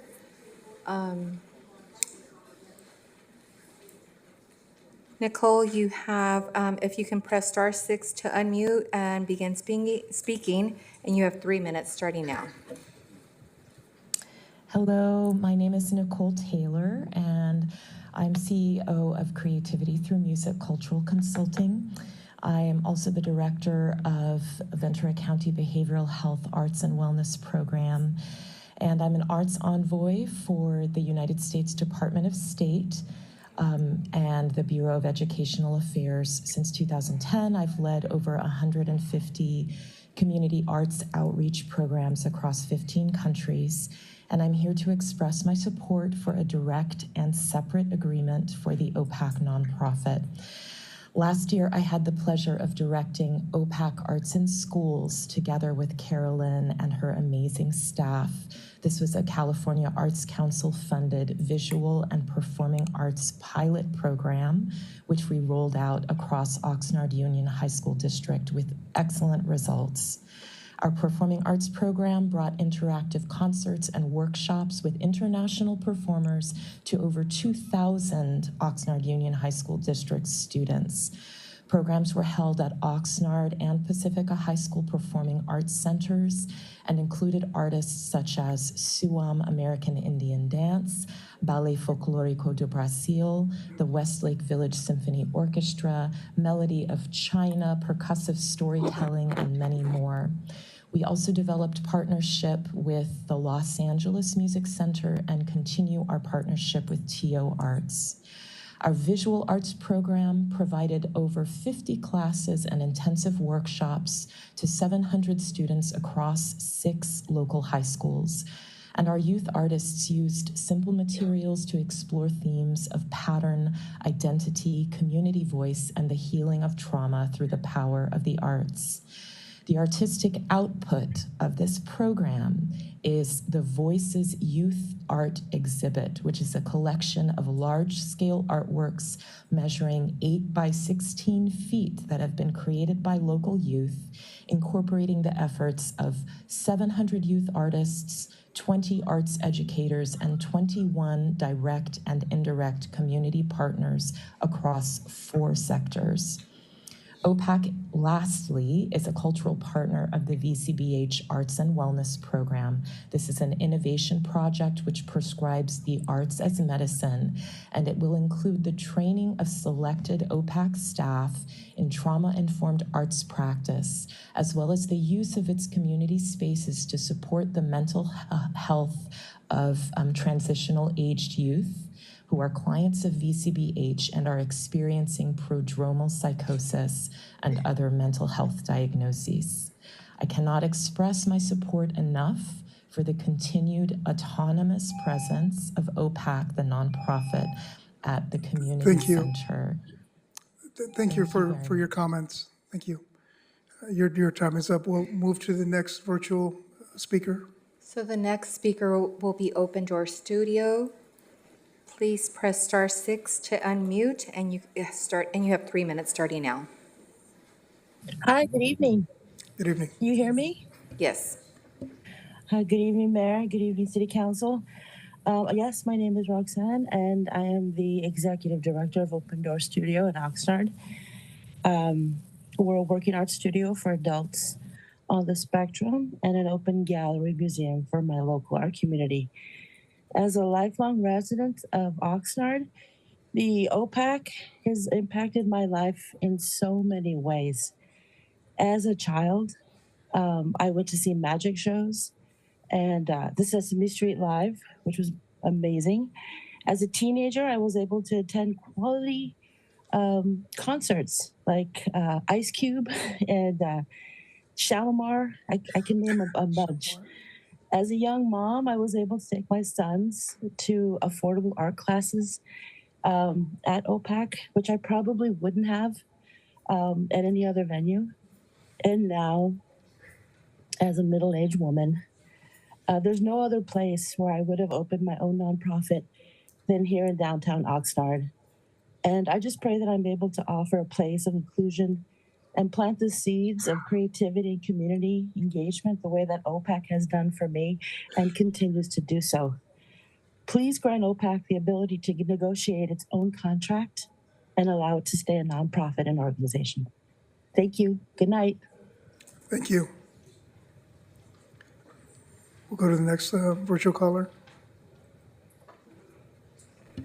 Thank you. The next caller ending in 4978, please press star 6 to unmute. Introduce yourself if you'd like, and you have 3 minutes starting now.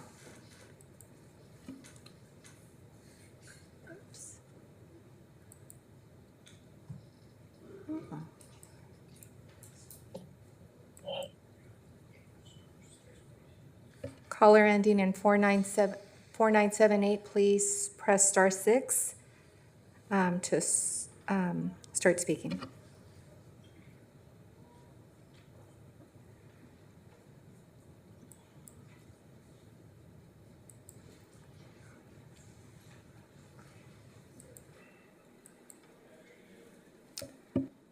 Mayor, it appears the caller is not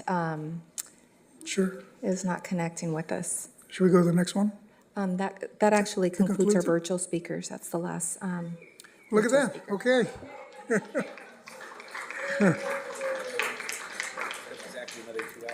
Yeah. We're at 10:16. Mayor, we Yes. actually have one more speaker that Oh, one just- more. Okay. Sorry.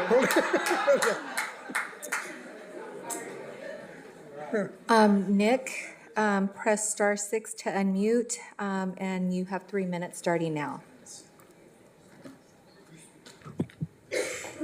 Go ahead. Good evening. My name is Nick Bryden. I would first and foremost like to call to attention the sheer volume of individuals in support of OPAC remaining in nonprofit hands. I believe that is indicative of the opinions of the community that this council is meant to represent and its opinion on the matter.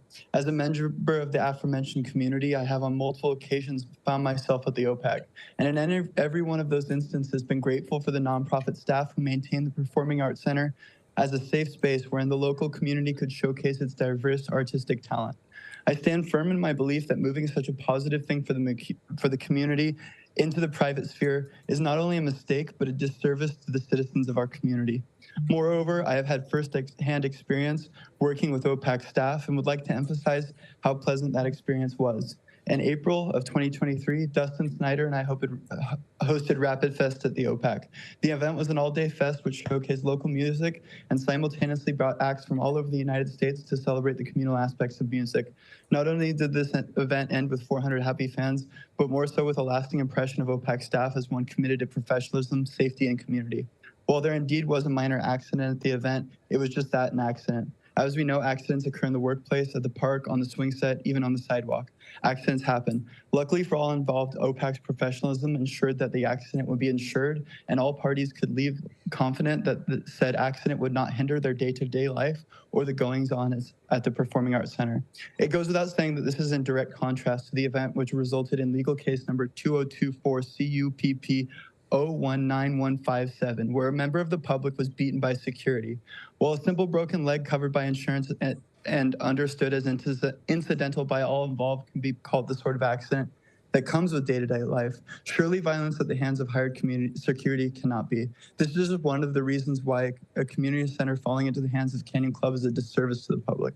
It is furthermore worth mentioning that the Canyon Club under Mr. L. Sterling hosted 12 events in 2024, effectively less than 1/4 of the 52 expected of the space.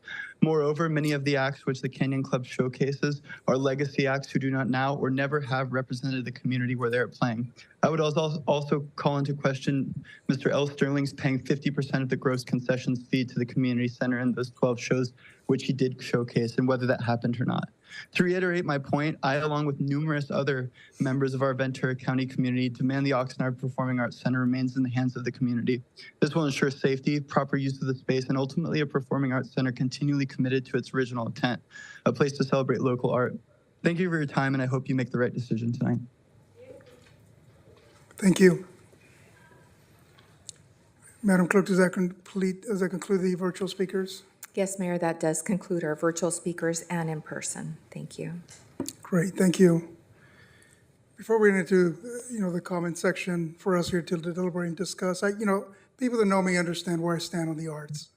I echo what a lot of people here say, that certainly the arts add a lot of cultural cohesion in our community. They add a lot of economic benefit, human interactivity, and I think one speaker said it, it becomes a soul of our community. So people that know me best know that I am in full support of the arts here in our community. I'm also very appreciative that Sterling, during the pandemic, helped us here in this community, but I also understand that there comes a time where we need to adjust and reflect and think about other alternatives. But before I go on, I'm going to defer to council members here if they have any questions of staff, or we can move to a discussion. Councilmember Starr? Yeah, I guess I do. I don't know who on staff should answer this, but so assuming that we adopt staff's recommendations, how would the relationship between Sterling and OPAC work? And does Sterling work with nonprofits at its other venues? How does that work today with them? Good evening, Mr. Mayor, Mayor Pro Tem, City Council. The question that you asked is, just to be clear, how would this agreement change or how does it work now? It's more, how will it work? So I understand today, and correct me if I'm wrong, the city only has an agreement with Sterling today. Correct. And Sterling basically has a side agreement with OPAC, so there's no OPAC agreement to renew. That would have to be something that would be brand new, I guess, if we went in that direction. So I guess, is there anything about this agreement that prohibits Sterling from working with OPAC, with the OPAC not-for-profit? So Councilman Starr, no, it wouldn't prevent them from working with them. Right now, every event that Sterling has in our auditorium, they pay the city a fee of $2,750.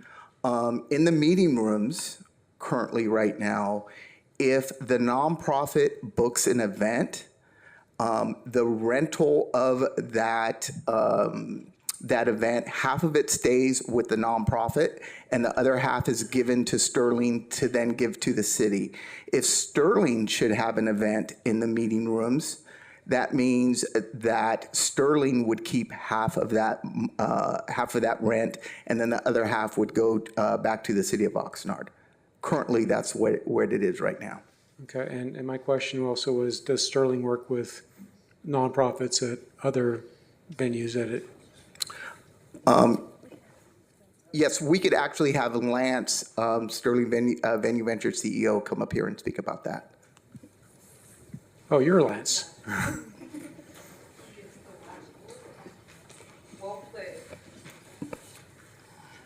Hi, my name's Lance Sterling. I operate and own Sterling Venue Ventures.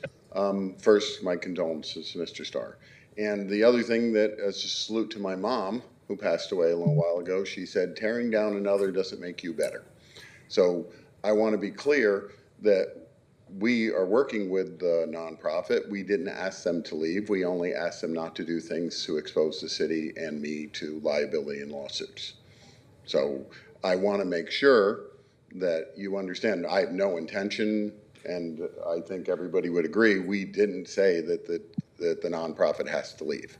We know that if that nonprofit leaves, I have to have a nonprofit, just like in the Saban, at the Dolby, at House of Blues, I had the very famous nonprofit called the Foundation. And we always affiliate with a nonprofit so that they can do community work, because my job is being a businessman, without question. My job is to make money. My job is to make sure you guys get paid $2.5 million or $3 million every 5 years, as opposed to having to fund $7.5 million to keep a nonprofit open. I do not get access to grants or those things. Like during the SVOG, during the COVID, I did not receive any of the SVOG money, and we don't know what the total is, but it was in excess of about $1 million. So these are the things that we work with nonprofits so that someone else. I work to make money to give it to the city so you can decide to do with that money, and not me, because I don't think it's my job to decide to do or know what's best for the community. I think that's your job. My job is to get you between $2 and $3 million so that you can do good things for the city. Mr. Sterling, if I may just ask a question, but the way I read the staff report, it would be at your discretion whether or not the OPAC operates the ballrooms or the meeting rooms, correct? I mean, because there's nothing written in the contract whether or not they actually can say that. It's really at your discretion. Right. The current contract says that I will work with them. There's been instances where we've tried to address, issues that we had where we have to follow the laws. So I do this for a living, so yes, I know all the laws for the liquor liability. I know all of everything. So let me ask, what would be the cons if we do two separate contracts to allow you to operate the auditorium and allow OPAC to operate the 2 ballrooms and the 3 meeting rooms? It probably would affect your revenue a little bit, probably reduce your revenue. But well, I think Dr. Davis mentioned that he currently is at 90,000. He's willing to up it to 120,000, and he's optimistic. I'm between 2 and 3 million. So you're right. If you only need me to do 90,000, that's easy. I could do that in a month. So, but I'm a little confused on what you're asking me. Well, I'm just asking, what would be the cons if we were to consider 2 contracts? Other than it really isn't 2 contracts, because The liquor license, I would be going over onto their side. I don't have a necessary problem with it if they had offered that us, because up until the last meeting we had with them, they said that they refused to work with us. Today was the first day that they said that they would work with us, and we're fine with it. We didn't ever ask them to leave. So you would be open to 2 contracts, one for the OPAC, one for yourself? You operate the liquor license? It would have to be really looked at, and I think time is of the essence because this was supposed to be addressed 6 months ago. So other than the community events that we were authorized to book, we rebooked 75 community events. We have not booked any national concerts, so we would have to, know that if you took a month or 2, that means you're not going to have a national concert for another 6 months. And your revenue is not going to be between 2 and 3 million. Where every month we go by, it's costing us 50 grand, probably. I just want to recognize anyone else have any comment? Yes, Councilman Perillo. Mayor, I'd like to ask you a question. My understanding, you've directed staff to work with both of these groups multiple times. And I want to finish my question to allow you to have enough time to answer it. How many times did you direct them to work, and what were the results? Because it's, beg your pardon. Mayor, I have a question. My understanding is that you have directed staff to work with Sterling to try to come to some sort of agreement, because this has been ongoing for some time. Yep. And I understand you've just come into the seat, just newly elected. If you could report to this council, I'm interested, and I want every one of my council members to know, how many times did you direct the meetings? Did they take place, and what were the results? Because I'm hearing some information that doesn't jive with what my understanding is. So if you could share that, I'd appreciate it. Absolutely. Just to show the historical before myself and Councilwoman Perez, Councilwoman Rodriguez, and Councilmember Starr came on, I saw that the OPAC, this item was actually on the agenda, I think the week before we were sworn into office. And I know how important this is to me personally, and given that there were 4 new council members coming up here, I asked respectfully, when I had a meeting with the city manager, if he would bring it up to then Mayor Zaragoza to see if he would entertain the idea of tabling this agenda item until we came on, so that we would have an opportunity to weigh on it. Otherwise, it would be essentially the recommendation back then was a 5-year contract, just like it is now. And this council never had an opportunity to opine or at least weigh in on this issue. So I asked, and it was granted, and so now here we are. I had a meeting with Mr. Sterling and with Terrell and Casey to learn more about the operation of the auditorium. And subsequently, we did meet with, staff and I did meet with the OPAC as well. And then I asked for all of us to convene together, essentially myself, staff, Mr. Sterling's group, and OPAC. And so we all came together to essentially have a robust dialogue to figure out if we couldn't come to an equitable solution so that we can work together, just much like it was equity here. We all understand the tremendous benefits that the OPAC contributes. We also understand that we need a professional operator to run the auditorium as well. So we're trying to find a way to have, just if we can come up with something that was agreeable to everyone that we could work with. Is there a way we can talk about what we talked about in the meeting? Because you were there in the meeting when they said they wouldn't work with us. May I finish my question, please? Oh, sorry. And I beg your pardon. So in other words, you're telling me there's only been 2 meetings you've directed? Only 2? Well, 3. With Mr. Sterling and staff, with the OPAC and staff, and then OPAC and Sterling's group and staff and I together, so 3. Okay, and of the 3 that you directed, what were the results?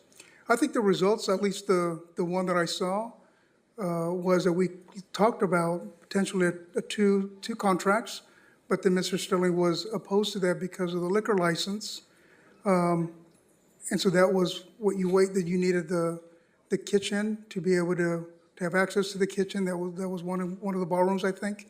And so that was a point of contention as to why he wanted control of the ballroom. But if I understood from Gary today that he was okay with accepting those terms because he probably researched the liquor license. Thank you for answering my question. Yeah. And just to add further, we also researched if the liquor license was a problem. We talked about, in consult with ABC. ABC cited a clause of potential that could be arguably a second license. We also looked at potentially even getting a separate address, because that's what they needed. But that seemed like too far out and too cumbersome, also given respect that we need to start booking the auditorium and everything else. So that's where we left out, but I think there's been some concessions made. It sounds like the OPAC is agreeable not to seek a liquor license at this time, which I think that's something that they conceded to, that you can operate the liquor license. I think the kitchen, the only thing that the kitchen needs to be utilized for is ice, unless I'm mistaken, right? Because most of the food that comes in is catered. I mean, you're right. Right. As a business person, you can go down the rat hole pretty easily, but to have the liquor license, we need to have the kitchen and the bar and bathrooms. And it sounds like to me we're in agreement, because with what Gary said, I'm totally cool with that.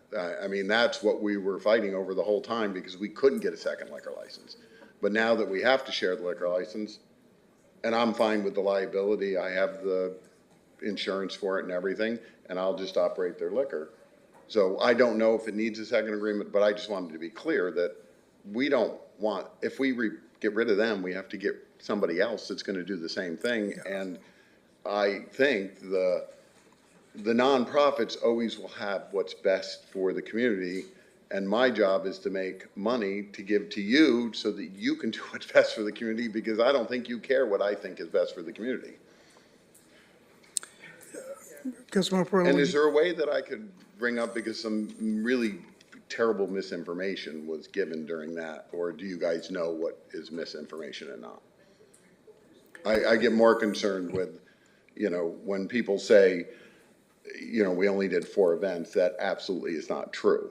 I mean, we have a slide where we can show you how many events and how many national concerts we did. The reason the cancellation of concerts is, since COVID, a lot of the bands will cancel easily, and all you have to do is say the word COVID and everybody cancels. If I may I ask a few questions? And I apologize, Mr. Sterling. Oh, that's like, excuse me? I actually would like some clarifications to some of the things that were said. One of the speakers said you only had 12 concerts. 12 events. 12 events at the venue. Yes. Is that true? We have a slide. Richard, what is the total number of events? Do I have to hit something? Diego, can you please pull up the slides that Taro provided? There we go.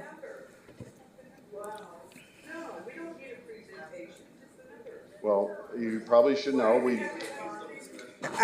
If I can just get I appreciate the slide, but a number would be great in order for us to move the conversation Richard, along. do you have a total number of events we've done? For last year, we did about 28 events. We did 28 concerts. We had 28 concerts. What about events? I mean, how much? Yeah, well, I mean, I have the list here. I can go through it with you, but No, it's that's probably okay. 15 So pages you had long of 28 30 items events on a page. So you had 28 events in a 50. 28 concerts. 28 concerts. How many events? Let me go through here real quick.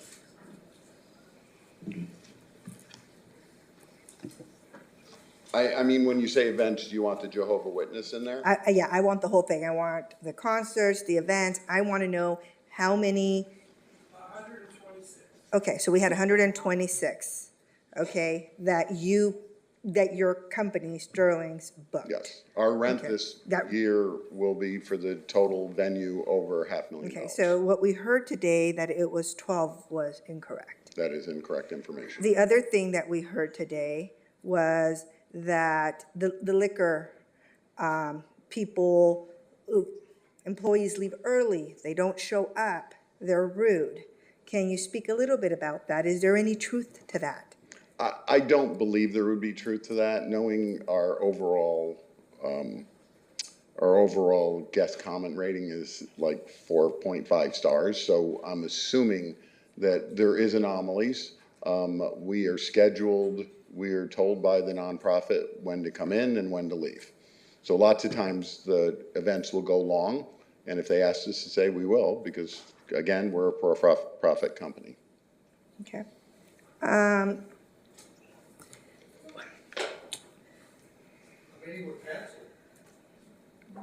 How many, well, we can ask that question. The concerts that were canceled Yes. probably were 5 this year. 5 concerts, okay.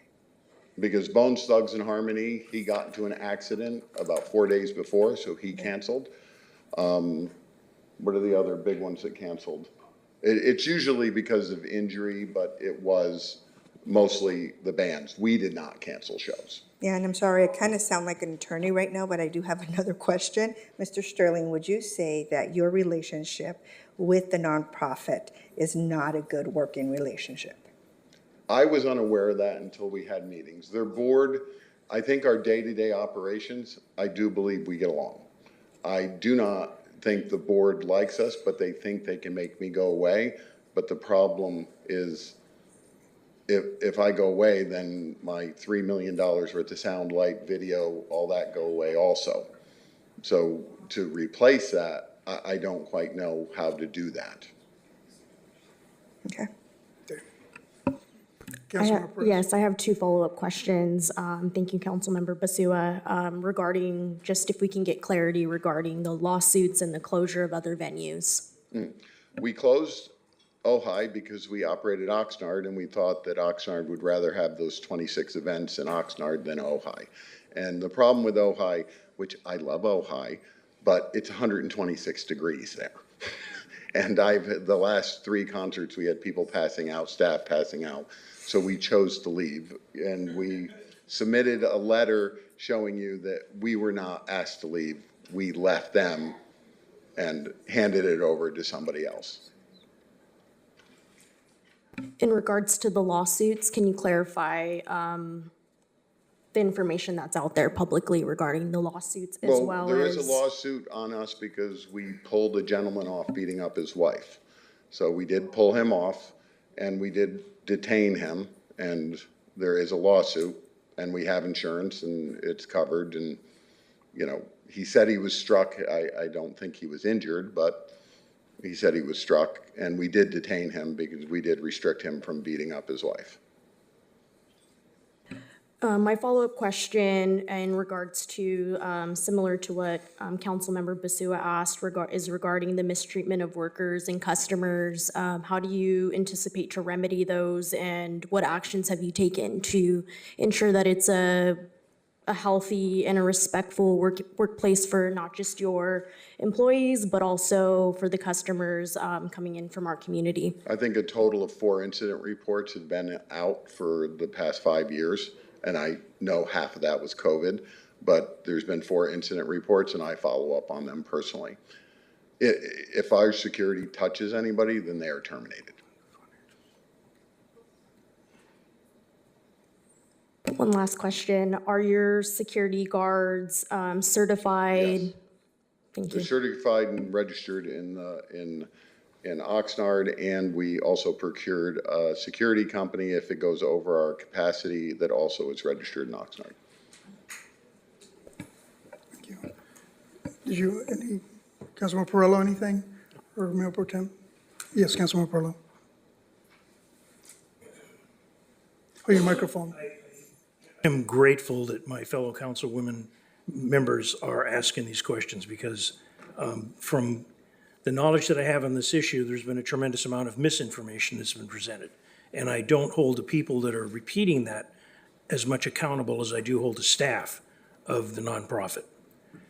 Some various things have happened here, and they have spread that the city of Oxnard is trying to do away with the nonprofit.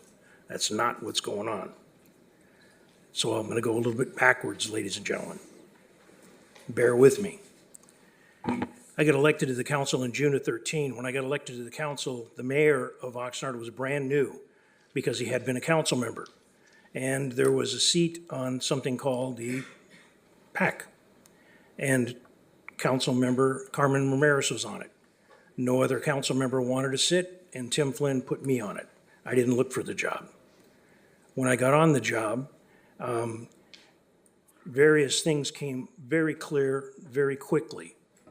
And part of it was that members of the board, some still in the audience today, hello Gary, were there, and there was an attempt to basically give away the city by providing more and more and more free events. At the time, we had a city manager, and he was getting it that this should at least attempt to break even, and it wasn't happening. And we had a manager that came in from Baltimore, and I want to thank, seriously, Mr. Roger Portier. Thank you for remembering those two people's names. Chelsea Reynolds and Ingrid Hardy. They did their damnedest to make the thing work. I got exposed to a couple of things that I wished I didn't know. And one of them was $20,000 worth of dinner tickets to the Tower Club from previous managers working with the nonprofit that had been there for 26 years. Same nonprofit. Chelsea didn't know why. She asked me. I didn't know why, but they were there. And the only thing that came out that I knew, the individual involved, his last name was Holden. I jumped to the conclusion he was related to the previous mayor.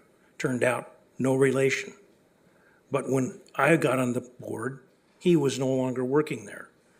But it came to my attention, not being the sharpest tack in the box, that when you're not making money and you have members of that nonprofit board wanting to give more free away to various groups because they couldn't afford to pay the ticket prices, because they couldn't afford to pay for the rooms, when they couldn't afford to rent facilities for quinceañeras or weddings and other facilities, couldn't we give them the event, provide all the services also?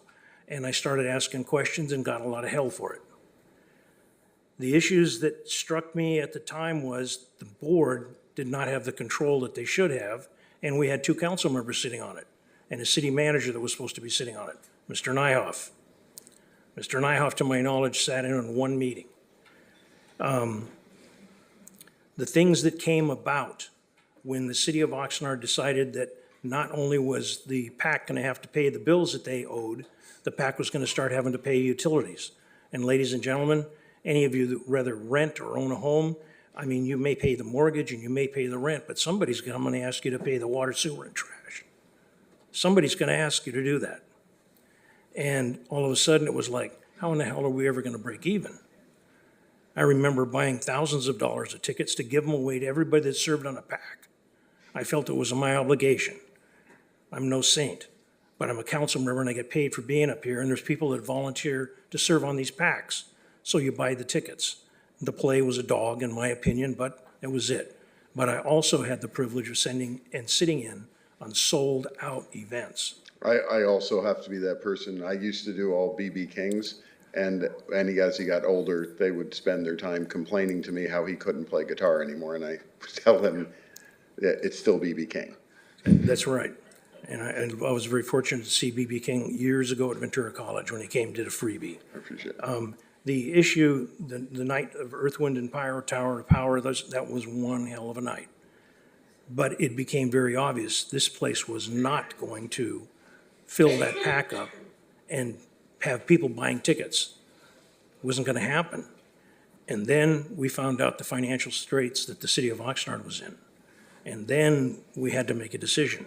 One member of the public addressed $9 million shortfall. It was no joke. It didn't take very long for myself and the other council members that were on there at the time. It's like, what the hell has been going on with the money? And when we started finding out about a sewer plant with what's called deferred maintenance, only it wasn't deferred maintenance, it was called extreme deferred maintenance. Multiple things in the city's utilities, extreme deferred maintenance. In my opinion, we have about $40,000 in the bar of that extreme deferred maintenance because the health department immediately came and shut us down the day we took operations. Yep. And so there was an audit for the city, but various things, in my opinion, came to light. They've been robbing Peter to pay Paul and continually giving money to the PAC to operate so we could feel good that we're providing free services, meanwhile not taking care of the infrastructure of the city, basically sewer, water, trash, everything, streets. It came back to bite us and we faced foreclosure. Time's going on. All of a sudden, the council members are not on the board anymore. City manager's not on the board, and the board is going forward. That was my last dealings with the board. I've had various board members lobby the hell out of me. Why aren't we doing this? Why aren't we doing this? And it all boils down to, we all want nonprofits. It sounds as if people are against, making a profit, but those nonprofits,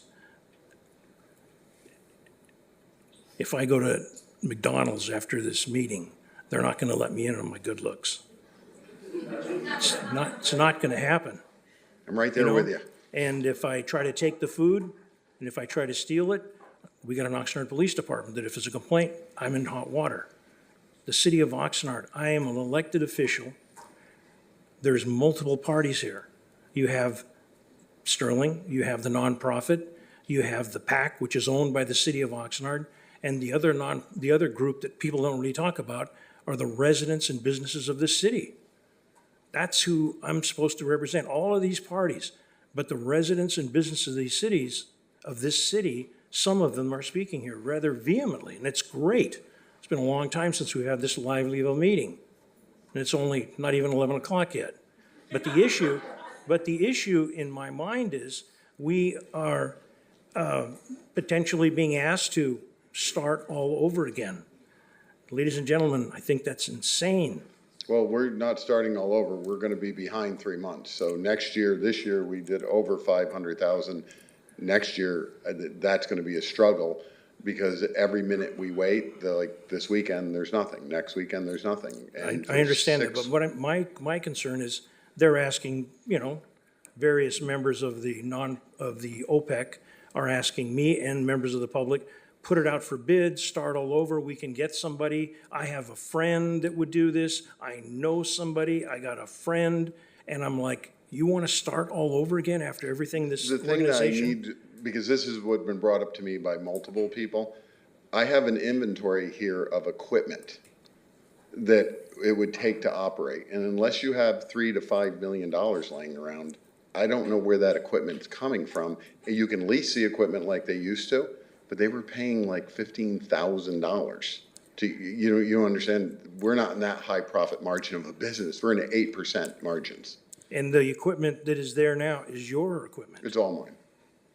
And so if you were asked to leave because they didn't want to give you it, that goes with it. And the nonprofit. So does the lighting, so do the boards, so do the chairs. Thank you for, because ladies and gentlemen, to jump into a business, and I'm getting some looks that, if looks could kill, I'm dead doornail here. We have the things, there comes a time you got to face the music. At least I'm facing you. I don't see what they're doing to my back. But the issue is I know I'm a bad guy. I'm for profit. I make money. But, if you talk to the city of Beverly Hills, the city of Burbank, you talk to all the cities I work with, I do what's best for the city because you guys contracted me to do what I do. And hopefully that's what I'm doing is I'm doing what's best for the city because it's not my job to decide where the money I make goes. It's your job. You're 100% right. And ladies and gentlemen, it's different. But we have no problem collecting and spending and using the sales tax we get from other businesses in this city. The biggest one recently was Amazon. No problem taking the money. It was owed us and we took it and we have spent it and invested it the best we could. This gentleman, in my opinion, saved this city's butt when he stayed with us through COVID and he's done what he's done. And for us to not understand that, you have not been smelling the roses. You have not been paying attention, ladies and gentlemen. I'm sorry. I'm sorry that some people are upset. But ladies and gentlemen, if we turned it over to the nonprofit tomorrow, I contend that in 2 years, 3 at the most, we'd be back the way we were before and we'd be in deep, Those are majority of my comments. Okay. But I want to make sure I say this. Yeah, I kept hearing how I was forcing the nonprofit out. I don't want them to leave. The next nonprofit's going to do the exact same thing. Why did you ask for the wording on the contract? Hold on, Mr. Herrera. Yeah, hold on. Councilwoman Perez. You had a comment? Thank you for acknowledging me, Mayor. I am just curious, I know we've given Mr. Lance Sterling the opportunity to speak before us. Will the nonprofit have that opportunity as well? We could. I know that I think Carolyn's back there. I think they spoke during the open because I wanted to speak, but I only could speak once. City Attorney, can I get some clarification? Mr. Mayor? Hold on. City Attorney, can we get some clarification? Is it possible to, if we have some questions that need to be answered, can we call a representative up to clarify some questions? If you have specific questions, you can call If a member of the Councilwoman Perez PAC has- up to answer them. Yes.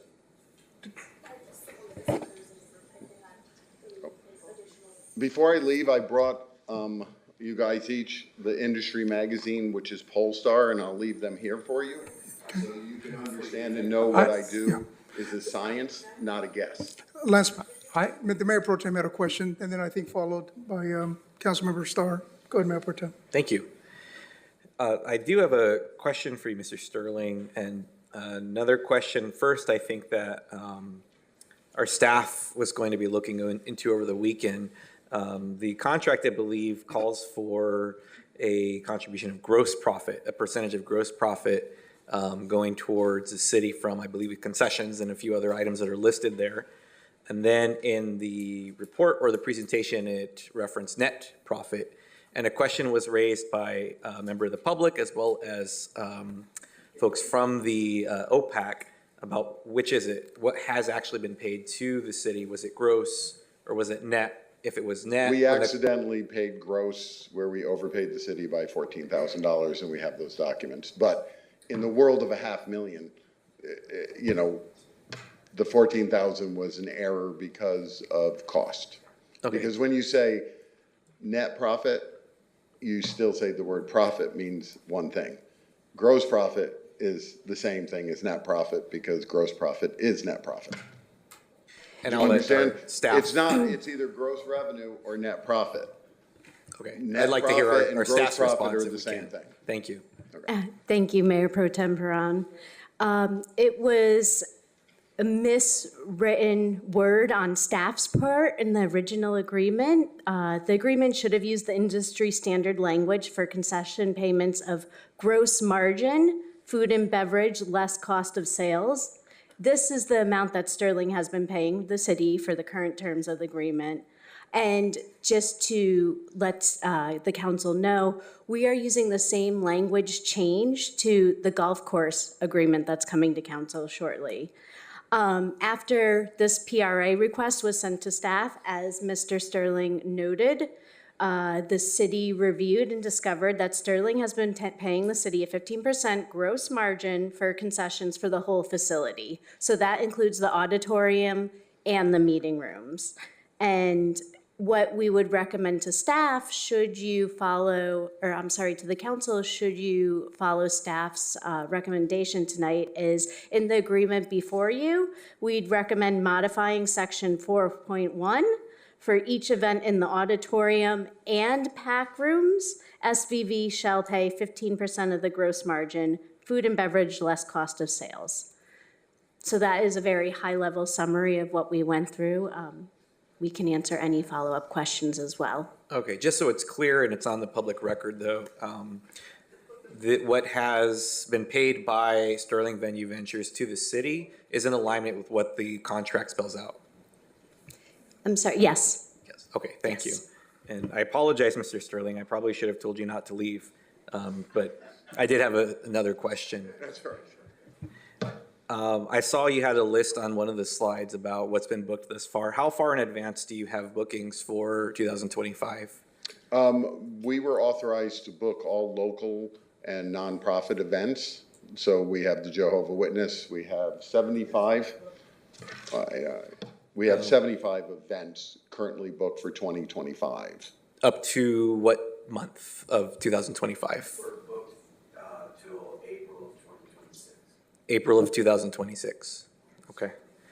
All right, I'll turn it back over to the mayor then. I'm just going to make note of that for another question that I think will come up after this.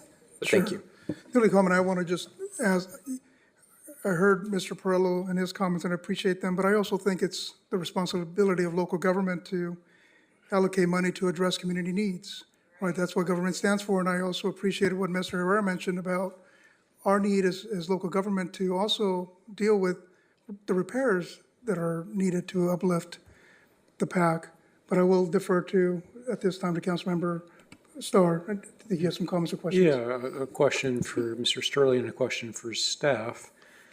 How far in advance do you have, I mean, when it comes to booking these big events, what's your lead time for something like that? 3 to 6 months. 3 to 6 months, okay. And a kind of a general question for staff, which is, I mean, you got beaten up pretty badly today with everyone saying that you're unfair, and I get that. I just want to know, do you have anything to rebut any of that, or is what they're saying a fair representation?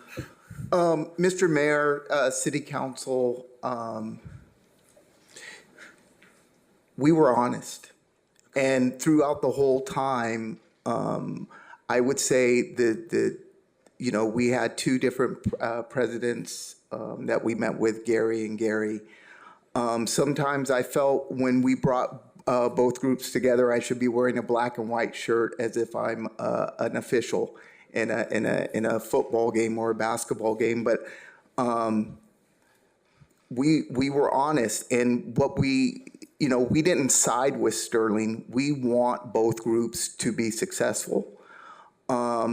I look and I read what is going on at the nonprofit. I do receive the emails. I would say they've been very successful. Sterling is in business. They are very successful. The doors are open. The community is getting what it needs. And the city is exceeding the revenue projections. And just a clarification, when the city is exceeding its revenue projections, that money is not going back into the general fund. That money is going to much needed repairs at the Performing Arts Center. So the profit does matter because we want to repair the PAC.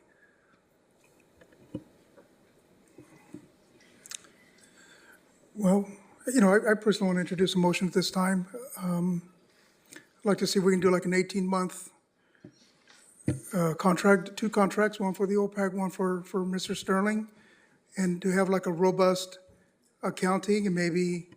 Mr. Mayor, the current version that we're looking at of the nonprofit's contract, we have a lot of questions to go back and forth with for that.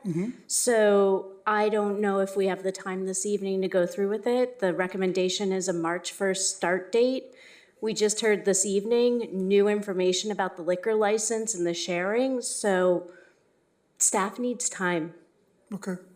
Well, we can certainly talk about an extension perhaps. Would we, and Go ahead. if I can ask that, this would be a question for staff or possibly anyone who's worked in the contracts side of this.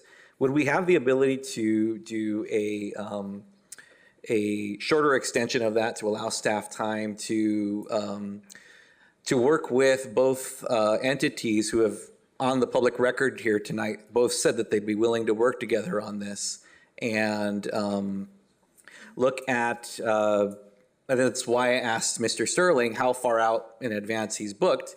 If he has all the way through April of 2026, seems to me if we extend the current operating agreement another 6 months, end of the calendar year, as is, to work out this in the next 90 days or so, I feel that that's something that's doable. My biggest thing is not ceasing any operations that are happening there, whether it be the theater side of things or community events that are already booked. So does that seem like something we'd be able to accomplish if we were to do that? Can we do some kind of motion for that tonight to move this forward as a temporary extension while that's worked out, as both parties have said they're willing to do? Right. That's also have to be agreeable to you, Mr. Sterling. I mean, we're appreciative for what you're doing. I just think a more apt agreement would be to just omit the center from the existing contract that they wrote and then renegotiate a contract with them, which I don't want to tell you what to do. But if you do 16 or 18 months, then as you probably noticed, everybody knows, all the William Morris is going to know, CAA, and you're not going to get any national talent to come here ever again because they don't trust it. So may Hold on I, a second. I want to may I recognize have an Mr. Perello. opportunity? Yes, Mr. Sterling. Yes. You mentioned that you think you understood from Gary, and I'm assuming that's Davis, that he was in agreement. With what Gary said today up here, Which is we would as have already Mr. been in agreement. Which That- is, Mr. that's what we Karan asked them is last making a time. point he wants on a public record, so there's a record of this. Does Mr. Davis have the right to speak for the organization? So, Yes, I can't hear Dr. you. Davis, if you can come up, just answer Councilmember Perello's question. Yes, I have the right to speak for the organization. okay, so if there is a negotiation on a contract, do you have to go back to your board to get a vote, or it's up to you to say yes, yay or nay? I would go back to the board. Okay. May Thank you, I- that's my question. May I make May I just a have my comment comments? or not? Hold on, Dr. Davis. Yes. Councilwoman. If Becerra? Dr. Davis wants to, I'm going to take some time with my comments, and I want to address Councilmember Tehran's and the mayor's comments. Okay. Go ahead, Dr. Davis. Well, once again, I really believe that we are very close to resolution. I don't believe, and I am speaking on behalf of the board of the OPAC nonprofit, that we need months. I think we're very close because, as I said in my opening remarks, we have made several concessions. And Mr. Mayor, you were right. We've had 3 meetings, 3 very productive meetings from early December through very recently. All we are asking for, once again, 2 separate agreements.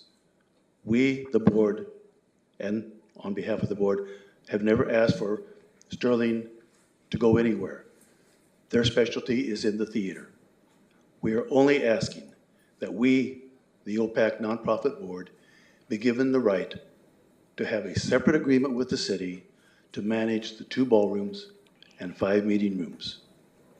We've conceded on the liquor license. There was some discussion during those early meetings.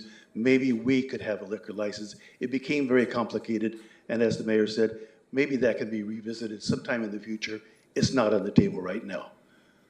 Sterling Venue Ventures has a liquor license. They need access to the kitchen. No problem. They've had access to the kitchen for 5 years. We've tried to remove every obstacle so we can reach resolution. 2 separate agreements. All the nonprofit is asking for is the management rights to the 2 ballrooms and the 5 meeting rooms.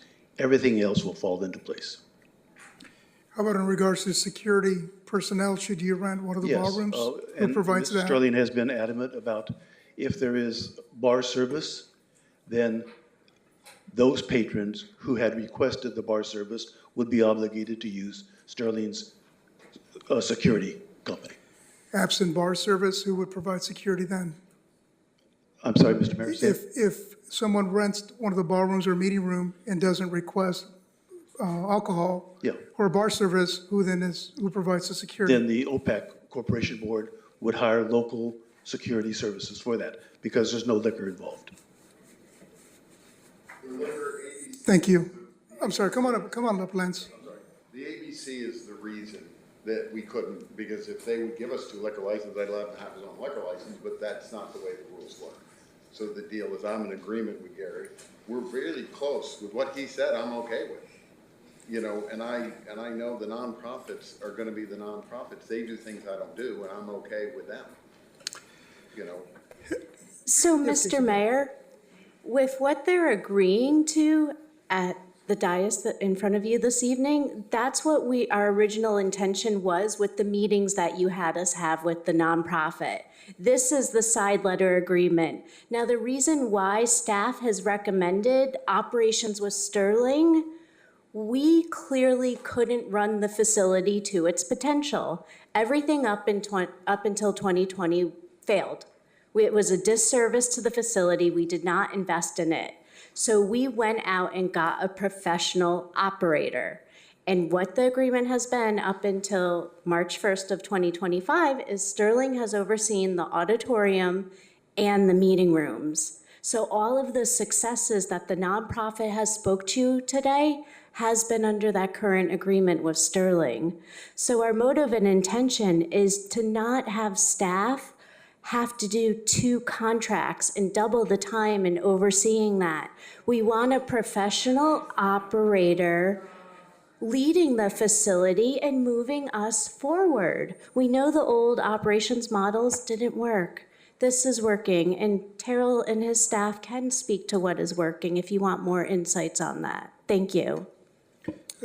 Thank you, Casey. But I think at least what I'm hearing is that it's not working, because if we were to go with this recommendation, it would, without the respect to Mr. Sterling, it would be at his discretion whether or not to allow the operation or the use of the ballrooms and the meeting rooms.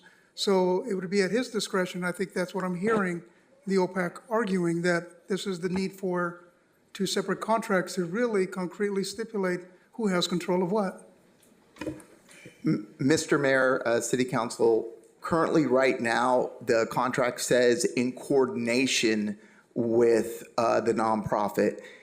That is still at Sterling's discretion. So if Sterling decided, you know what, we want to pay the nonprofit $1 a ticket, if we wanted to allow the nonprofit to utilize particular services that Sterling offers.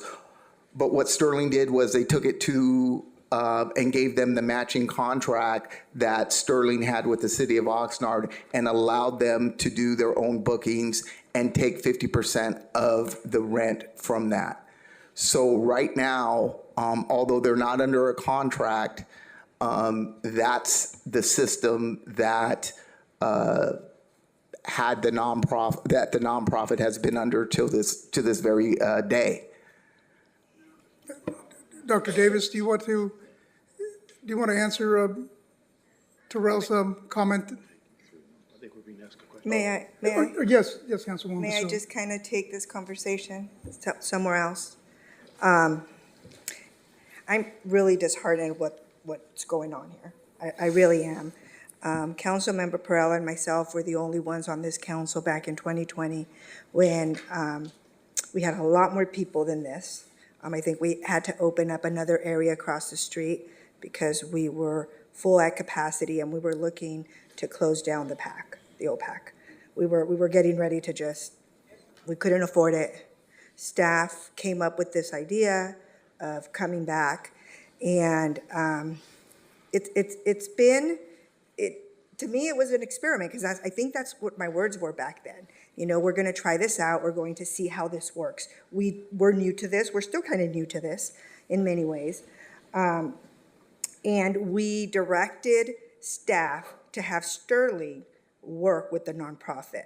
One thing that the council before and the council now, I'm going to say, and please forgive me if I am putting words in your mouth, is that I believe the OPAC does great in our community. They have done programs, and we want them to stay. We want them to be successful.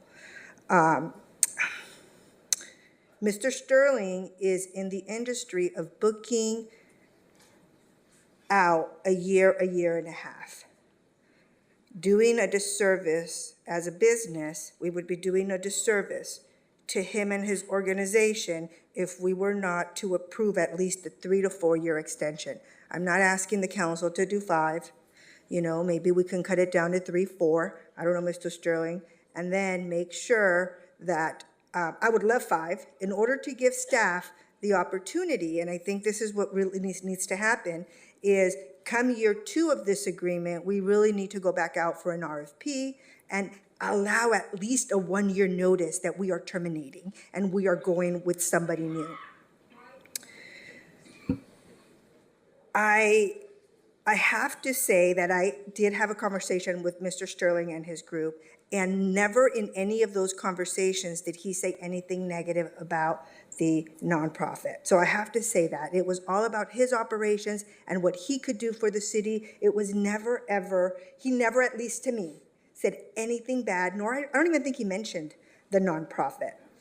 I think that based on the staff report that came out, I think it's apparent that there's been some tension, and there has been, roadblocks, that the nonprofit and city staff had to address. And When I spoke to Carolyn, I asked her, to let's take baby steps to repair that relationship. That relationship must be rebuilt. And it must be rebuilt for the good of the community. We had some speakers today say that we as the council have a perfect opportunity to do what's right for the community. What is that? And I've been asking myself this through all this, listening to everybody. The right thing to do is to make sure that we are not, as a council, adding money to the OPAC and having it be successful. That is what the right thing to do for the community and not put a burden on them. We cannot allocate money. We've already realized we could do this without allocating resources, and they can do it successfully now. How are we going to get through this? Today was the first time that I heard the OPAC board said, okay, we are willing to work. I had not heard that from all my interactions, even up to yesterday. I had not heard that. I had heard we want a separate contract, we want this, we want that. And my indication was, well, hold on. I think it's evident to me that we can't coexist in the same place.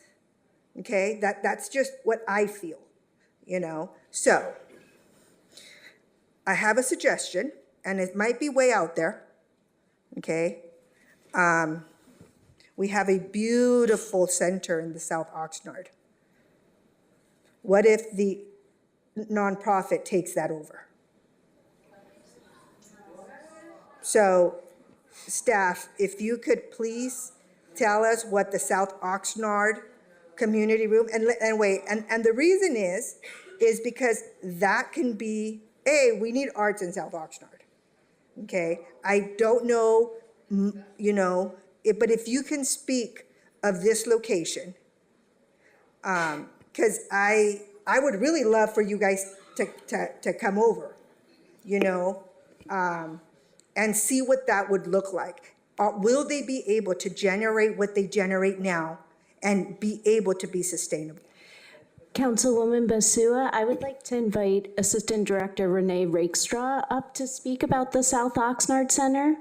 And she can kind of give you an overview of what the city hosts down there, and we can continue the conversation from there.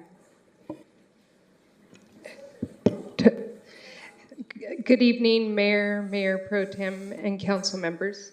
Assistant Director for Cultural and Community Services. So the South Oxnard campus, let's look at it in that sense. We have the library on one section of the facility. We have a partner or an agreement with a preschool program also in another portion of that facility. And we have some programming Monday through Friday. 9 to 2, senior services programs as a senior center for the South Oxnard Center. From 3 to 6, a youth center is programmed currently.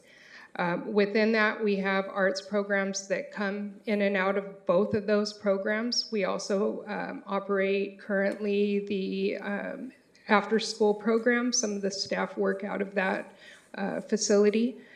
It's a great facility in the sense that I can see the recommendation. It has multiple rooms. It has a computer lab. I walked into the South Oxnard Senior Center last week and sent a text to staff that it was a bustling senior center. I walked in, we had Wii bowling, we had, it was a heavy competition of Wii bowling. We had Braille Institute giving some low vision support groups.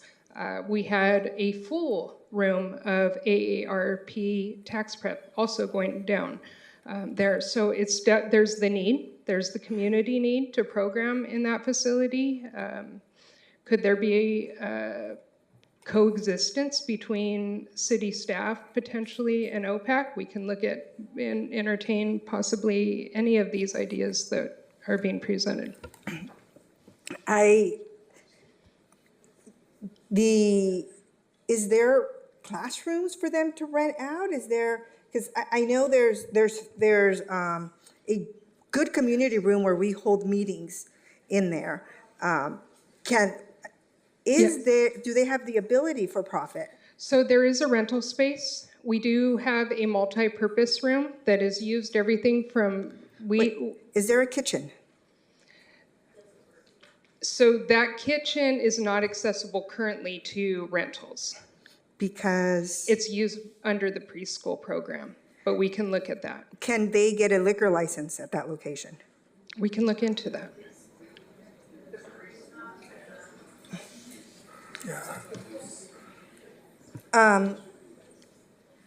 How many classrooms would be available to them? So we have the multi-purpose room, which can be sectioned off into 3 spaces. We have the main senior center, youth center, community center, that has 1 large room with 3 outbreak rooms plus an office. Let me ask you this, and maybe this is just a lot of questions right now, but my hope was for them to take over the whole thing. Maybe, I'm not sure about the preschool, but would they be able to take over the programming? We could look into that.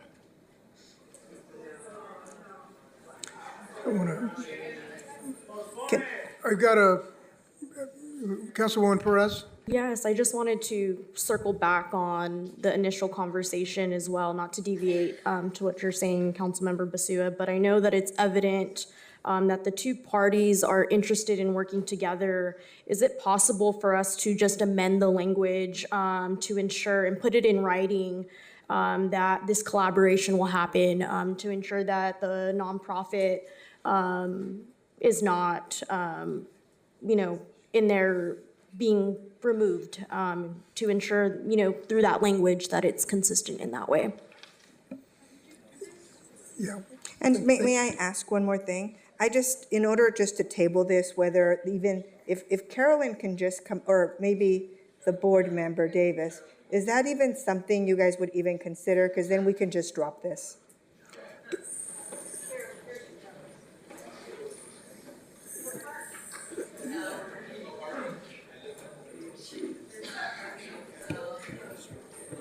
I'm a deer in headlights, did not see this coming. I'm one person, we have a board of directors, this is big.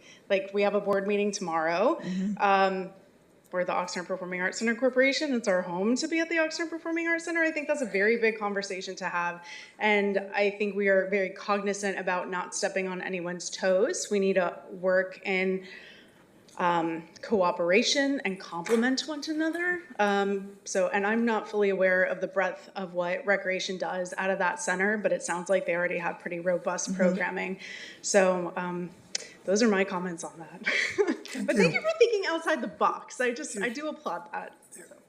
I just want to make sure that,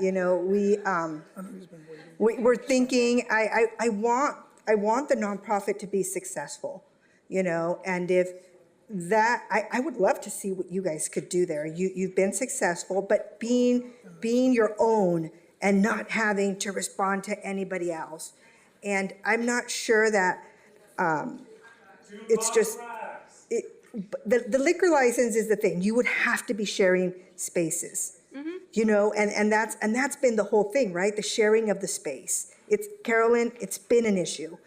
We know it's been an issue. So I'm trying to help and figure out how we can continue to have a great working relationship. And I have faith that you guys can do it. I'm sure we could. But that's not the point, right? I do think, I know it was it's so left field. I mean, OPAC is poised for growth big time, but we need a firm, stable foundation, and that's what the Performing Arts Center does for us. You've heard from so many people throughout this community, right? We're working with the Channel Islands Harbor, we're working in schools, we're all over the place, and that momentum is not gonna stop, but we need a secure foundation. I don't know this other venue as well as I know OPAC, but we have this down. We are a well-oiled machine. We've been doing this for 27 years. And yes. And what I didn't see in the staff report was credit for all of our rental revenue that we have been bringing in. Right, and I think you can understand that the reason that was because our contract with Sterling. Sure, I get that. Right, so that's what I'm trying to accomplish. I honestly don't see, and I've been extremely transparent with you, along with your board members that I've spoken to, along with the general public that I've spoken to. I see problems, and I want to avoid those problems. I want you to be successful. I want the city to continue to operate and be successful in what they're doing. And this is really broken relationship. We spoke about that. We spoke at length about that. And I'm just, thinking outside the box. I'm going to be looking at city staff. I don't know. I just know that we need to make a decision because I'm not willing to allocate general money to the PAC. I know that was something that was spoken. We understand. We don't have to. And Carolyn, I think you would agree with that. Yeah. We don't have to do that. And like I said, this is,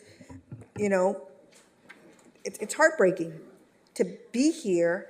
I hear you about the liquor. I get it.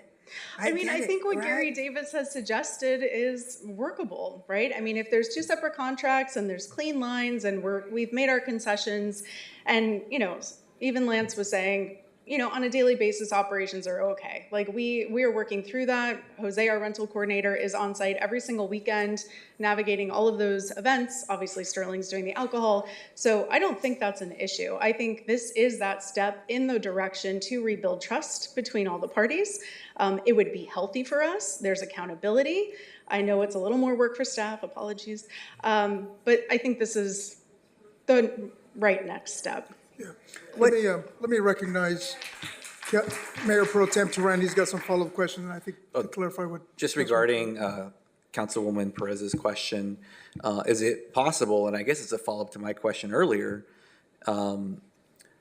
with the existing contract language as is today, when we have written in there that Sterling will work in coordination with the PAC, and I saw in their statements to the public, they took issue, among other things, mainly the changing of that language to at their sole discretion.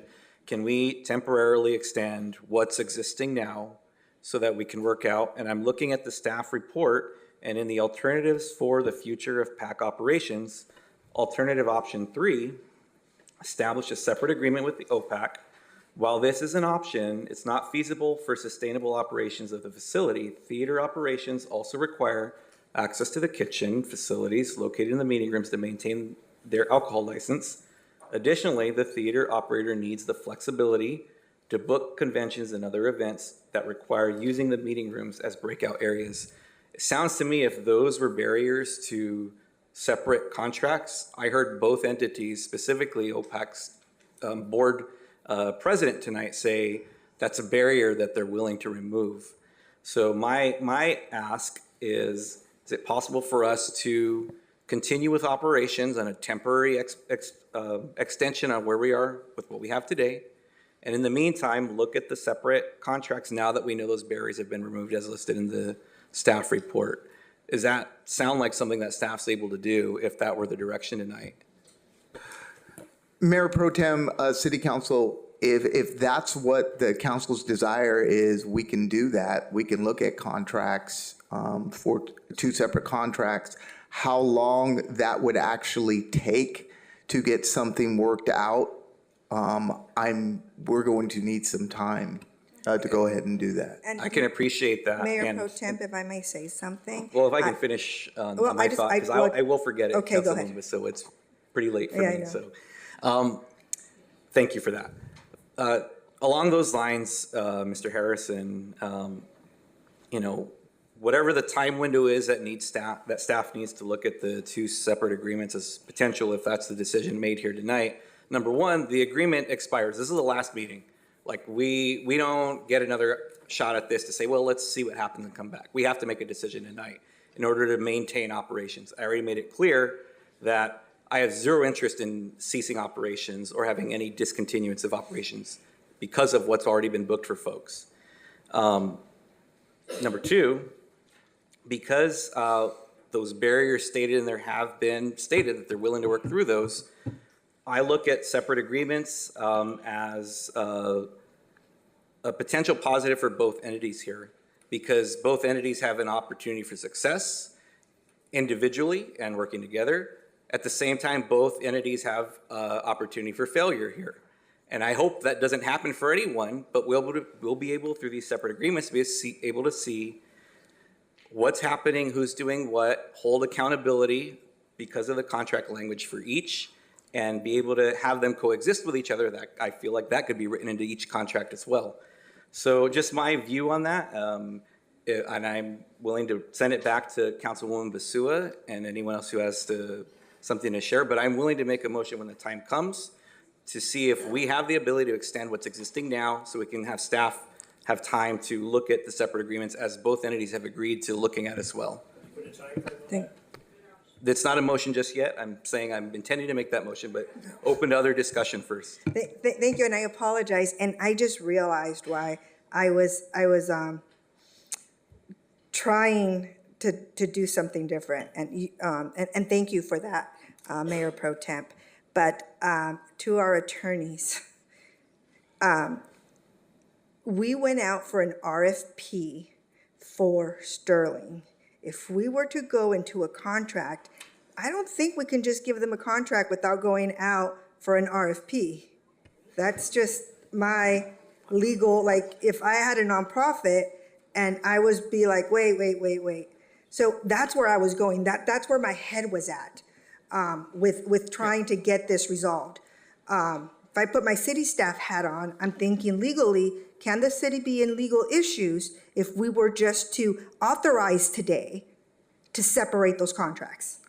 I would be happy to address that. If you look at the existing contract, section 2.1, it indicates that Sterling will operate the Arts Center room with the nonprofit. So there's an existing relationship. There was not a need to go out to an RFP for another nonprofit because they are not a party to it, but they're mentioned in it, and there is the indication that they would be working together. So we have that ability to, in addition as well, under section 2.2 of the existing contract, it allows for an extension of additional 5 years by mutual agreement. So there's no need to go out for another RFP for another 5 years, or But if we're giving a contract separate to the nonprofit and taking them out of this contract. I hear you, but once again, the position that I'm taking is that given that the OPAC is actually a party to it, and this is for the art rooms, that's what they're proposed to, the two Ventura and Oxnard rooms, I believe, and the other rooms, that is what is anticipated there would be coordination with right now. Okay, so we would just rewrite the contract, so we would be good. It is not something that can be done overnight. There are issues. Clearly, the OPAC would need to get insurance. There's indemnification. We'll have to work out the liquor license issues. I know that there was discussion. They can make it work, but we need to they're gonna make it work. So, but those are issues that we need to be certain that the OPAC has the ability to get that insurance, to stand in there and be able to stand behind what their obligations would be. Perfect. Okay, thank you. And I appreciate your question because I totally spaced on that, but that answers it. Thank you. And I'm prepared to make a motion, but before I do that, I'm going to pass it over to Councilman Starr, and I think then Councilmember Pearl had a comment as well. So I'm finding myself persuaded by staff's position mostly. It just seems to me that there should be, I think there should be a contract with just one entity, but I think there should also be some understanding that there is an agreement between the entity that we're working with and OPAC. So what I'm wondering is the feasibility of adopting this staff's recommendation today with the understanding that within a certain period of time, that there is going to be a side agreement between Sterling and OPAC. And I'm sorry to drag you into it because I know it hasn't been fun, but I suspect that after a few more meetings, it sounds like they're close anyway, that an agreement can be reached. So this way we can keep forward momentum. It allows Sterling to keep doing what they do so they can build for the future and they can, make, book events long in advance. But we'd still have the ability to make, in effect, a modification by having this side agreement that works with OPAC. So they could be, am I completely off my rocker here, or is it something that could work? So, Councilman Starr, no, I don't believe you are. And actually, I believe it was Manny Herrera called in and was talking about that there was no side letter agreement. I had both groups come together, and it took 2 meetings, and we got a side letter agreement. So that is possible. We can bring them together as side letter agreement, explore the future, and approve what we have right now moving forward. Okay, so I guess based on that, Mayor, I would want to move staff's recommendation with the understanding that they're going to come back and help put together this side agreement. That's what my motion would be. I think that there's a way that we can get everybody to work together. I think this way we've got all the existing work that went into this contract so that we can just go forward with it. And still, let's build a relationship with OPAC. So anyway, that's my motion if someone would want to second that. Mr. Pearl, I'd like to hear from you. Your thoughts? I appreciate the conversation. I keep thinking to myself of the issues that we've had with soccer fields. And I know we have some council members that are heavily involved in soccer fields. At one time, we had individuals grabbing all the dates for soccer fields and icing everybody out. I want to make sure that that doesn't happen with whatever we're doing here. But I want to compliment all of you for pitching in. And I would second Mr. Starr's motion. And just so I'm clear, at some point, and I forget your name, I'm sorry. Katie Casey. Katie, I'm sorry. I'm not 100% today, I hope you understand. You were saying that there was something else that you wanted to modify in the agreement here, or is that already reflected in here? So my motion would include your modification if there was one. Yes, so that was relating to the concessions. Okay. And let me pull that up right here. So in the recommendation to council in section 4.1, we want to modify to say for each event in the auditorium and PAC rooms, SVV shall pay 15% of the gross margin, food and beverage less cost of sales for concessions. And then the continuation of excluding taxes and gratuities on concessions. So that makes it clear there's no gray area moving forward. Okay, so that is incorporated into this motion. Yes, thank you. And I agree with that. I'll second that also. Can I follow up as a part of, and I want to understand the process of ensuring that there's still language or writing that ensures that it's not at the sole, I know that was an issue that was at hand, the language around at the sole discretion, and I really want to ensure that motion that you're proposing, Councilmember Starr, reflects that they have to work in collaboration, and I want to ensure that the nonprofit, that they work collaboratively. I've heard that they're already very close, right? So that they're very close to, at least that's what I've heard here today, that they're close to an agreement. I'd like to, Mayor Pro Tem, do you have a comment? Yes, just so it's clear on the record and everyone who's still here listening can hear, and correct me if I'm missing this, Councilmember Starr. You're moving staff's recommendation. The recommendation is that the City Council authorize the mayor to execute the facility management agreement between the city and Sterling Venue Ventures for, 1, a 5-year amendment extension of the operation, maintenance, and management of the Oxnard Performing Arts and Convention Center, auditorium, and meeting rooms. As further modified by staff during this meeting. As per the modifications that they just stated on the record for the gross. Correct. Correct?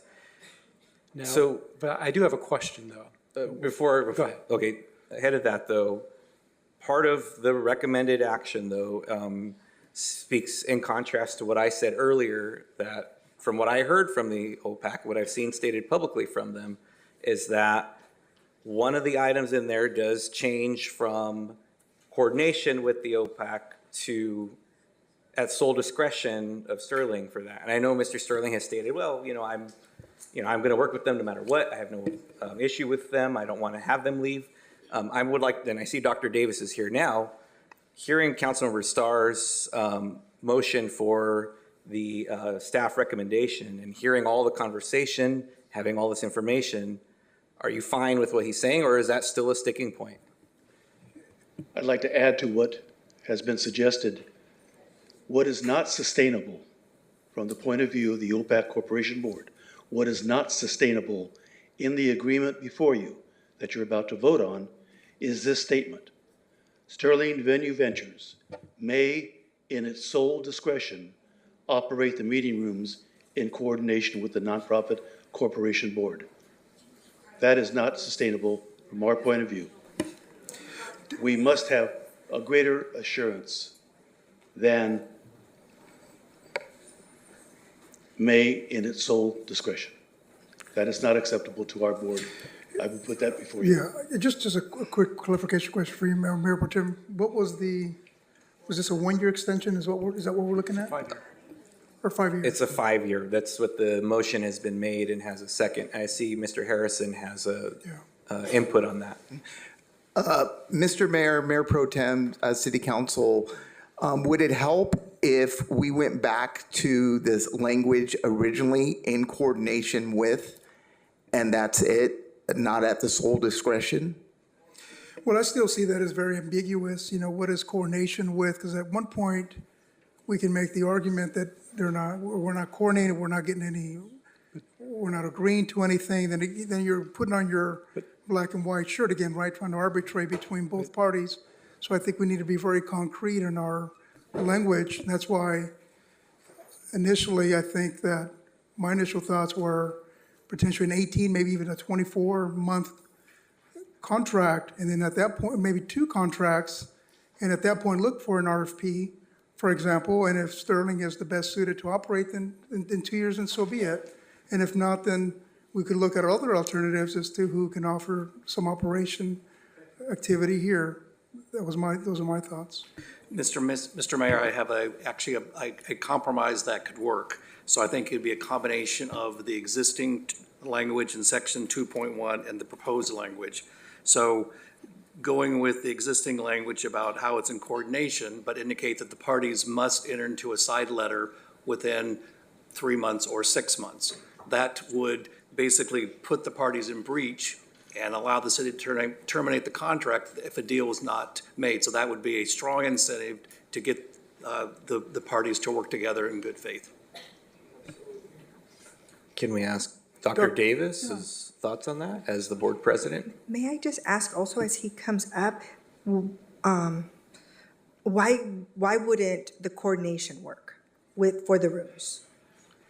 Well, the issue before was that they didn't coordinate for a long, long time. They were not able to reach a deal, so. But now, I'm wondering, why it is that they wouldn't be able to. I think the issue is more that I'm very pleased, I'm very happy that we look like we're close, but until you reach a deal, an agreement to agree is not an agreement. Right. Dr. Davis? Yes, certainly, excuse me. Certainly the OPAC board feels very strongly about the phrase that I explained to you before, that Sterling Venue Ventures may in its sole discretion operate the meeting rooms. Once again, we felt that we were very close to harmony, to resolution. 2 separate agreements is what I said probably 5 hours ago. Suggested that. 2 separate agreements. Sterling Venue Venture pursues its expertise of managing, operating the theater for the benefit of the theater, for the city, and we would operate the 2 ballrooms and the 2 meeting rooms. Financially, there's no downside to the city. It is what it is now, the 50% of the rentals, et cetera, et cetera. We've covered all of that. We cannot work under the sole discretion of Sterling Venue Ventures. With that, Mayor, if I may. Sure. I know that there's a motion and a second, and we have the motion on the floor. I would like to introduce another motion on top of that, as I stated earlier, to ask staff to, if we can vote tonight to temporarily extend the existing agreement while the parties come back together and we have staff look at separate agreements as has been requested and those barriers have been removed. Councilmember Perello asked me to place a timeline on that. I would ask staff, I don't know if I'm going to get a second on that, but if I were, what would a timeline be that you think we would need to get that laid out with both parties and get two contracts going? But Mayor Pro Tem, Mayor, Yes, sir. I know that you have the cheat sheet in front of you about how to do this. You got a motion on the table and you want to make another one? Yes, I At do. the same time? Yes, I do. So how are you going to decide which counts most? If I get a second, then we will debate that. We got two hot motions at the same time. We will vote on mine. If it's voted down, we will go back to the original motion. So you're, How do you get in front of the motion, Mr. Starr made? I mean, where do you get off getting in front of Mr. Starr's motion? We can hear from the parliamentarian if we'd like. We can, no, we ask the city attorney. I mean, you're looking at. I can Wait a help, minute, I can Mayor, help. this kind of stuff, we're supposed to not do this, even if it's midnight. Excuse me. Yes, we will have, the city attorney can weigh on the parliamentary procedure on this. City Attorney, can you clarify, please? All right, so first of all, did Councilman Starr's motion get a second? Yes. You seconded it. Yes. So are you proposing an amendment to the motion? Yes. Well, no, I'm introducing another motion. Well, no. Can I do amend the no, motion? It'd be out of order. You can do an amendment where you could say, I'm going to replace Starr's motion. That you could do, and if you had more votes, then that would become the main motion on the floor. Does that sound right, Mr. City Attorney? That is the proper format, is to amend the motion that is before the council. My apologies on the language. I would like to amend the motion then to reflect what I had just said. Can you restate what your motion is? Let me get some input from staff on my question to them on what do you think a timeline would look like for this? So I want to be perfectly clear. We're talking about timeline for a side letter agreement or timeline for a whole separate deal? Two separate contracts. For two separate contracts, I would say 24 to 36 months. Excuse me. No, hold on, guys. Tara, we're just looking to see if we can consider an extension and then to consider two separate contracts. So if we're considering an extension, Mr. Mayor, that's fine. We can consider extension. If it's for two separate contracts, there's insurances, there's programming, there's all kinds of things that we need to consider, and I need to understand what's going on from the nonprofit side as well as the Sterling Venue Venture side, because with a separate agreement, they would be breaking themselves apart. Also, with the negotiations of the kitchen, when would they have access to it? There's a lot of things. I have negotiated with both groups, and it's not an easy thing. So I would need the time just to get it right and to transition over. So I would appreciate 24 to 36 months. Thank you. City Attorney, can I just ask for some clarification from the City Attorney's office? Is that clarification as to? Clarification, is it whether or not we can do it much sooner than 2 years? So that's less a legal question and more a logistical question. You have within your discretion to extend this existing agreement under the terms of the existing agreement up to 5 years. So up to, so anywhere from 2 weeks to 5 years. So if I may, Mayor. Go ahead. So hearing that, and I appreciate you being straightforward on that and being realistic about all of the logistics involved in this level of contracting. So if I were to amend this motion then that's on the table, the motion is for what the staff recommendation is. I would like to amend to extend the contract as stated. This sounds like Dr. Davis has made it clear what the board's position and the nonprofit's position is on having control of the meeting rooms. So my hope would be that if we move forward with this, as Mr. Rozelle mentioned, we have language added that says that a side letter must be established with terms agreed upon by both entities within X amount of time.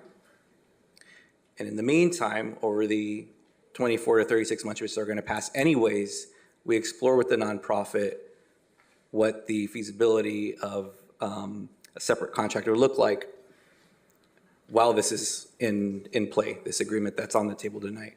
So my amendment that I'm moving on is adding language that says that a side letter agreement must be achieved within the next, I'd recommend, I'll say 6 months or 12 months, whichever. 6 months. Seems like we're close enough that I feel like we could be less than that, but I'll go with our city attorney's contract language there. 6 months. And concurrent to that, or parallel to that, we explore with the nonprofit what a more long-term individual contract would look like. That's my amendment. I just want to make sure I understand it. Please do. So is your proposal to basically still adopt the 5-year extension, but within 6 months, have a commitment to have a side agreement, and what else? Or is that everything? Was it, or plus, I'm sorry, what? And the other part was, And I'm sorry. parallel to that, explore the separate agreement with the nonprofit over the ensuing. So I guess what I don't understand is how that would work, because you've got an agreement for 5 years with the whole entire facility, and then that's a contract. Are you suggesting that, what happens, what are you exploring in the next year or two, because they've got this agreement for 5 years? I'm giving direction to staff to do that moving forward. So the direction here, the decision of the council is, are we doing the extension of the 5-year agreement with the modified language as mentioned by Mr. Rozelle? And at the same time, staff, please work with the nonprofit to explore a side letter, or excuse me, a second contract with them, a separate contract with them beyond that. Am I missing something? So. I think so. So I understand. So then once that is done, and there's an agreement, then will we have to amend Sterling's agreement? Exactly. That's, But the problem is that he's got an agreement at that point. So what if he doesn't want to do that? Can I propose a possibility? Please. The possibility would be a 5-year extension with a 6-month requirement of a side letter between the parties. And then that would be the modification to the contract. And then separately, kind of a will of the council to indicate that staff will open up discussions about possibly agreements with both the nonprofit and with Sterling to split that apart. But that is something that is not required, but it's a starting that process to consider it. Is that clear? Well, the only issue I have with that is the extension of the 5-year contract. I would look more to do maybe a 2-year contract and then follow what Mayor Pro Tem's. I'm sorry. We have one amendment at a time, so. I'm sorry, hold on. The city manager has. Yeah, if I can try to help clarify, because everyone that's in the room here is in the room making the sausage, including Mr. Sterling. So based on what the council is proposing at the moment, Mr. Sterling knows what it is. So if he agrees to sign the contract, then he would understand that that aspect of it would be under review over the next couple of years. So if it's up to him to sign the contract. Right. Understanding and making sure he understands what the Mayor Pro Tem is proposing. So what I'm hearing is do the 5-year extension for the purposes of the business side of the auditorium. Direct that the two organizations come up with a side letter within 6 months to work together. And parallel or concurrently, we explore a independent contract with the nonprofit. If that were to happen, then it would necessarily change the fact that Mr. Sterling has control of the entire facility. So he knows that, if that's the direction of the council. He would have to agree to sign that contract. So I would have a question about that, because what I'm not understanding yet is the 2 to 5 year thing. So it's either a 5-year contract or it's a 2-year contract. If it's a 5-year contract, then Mr. Sterling can make bookings that are far in advance. If it's a 2-year contract, I think we're SOL. I don't think that's going to work.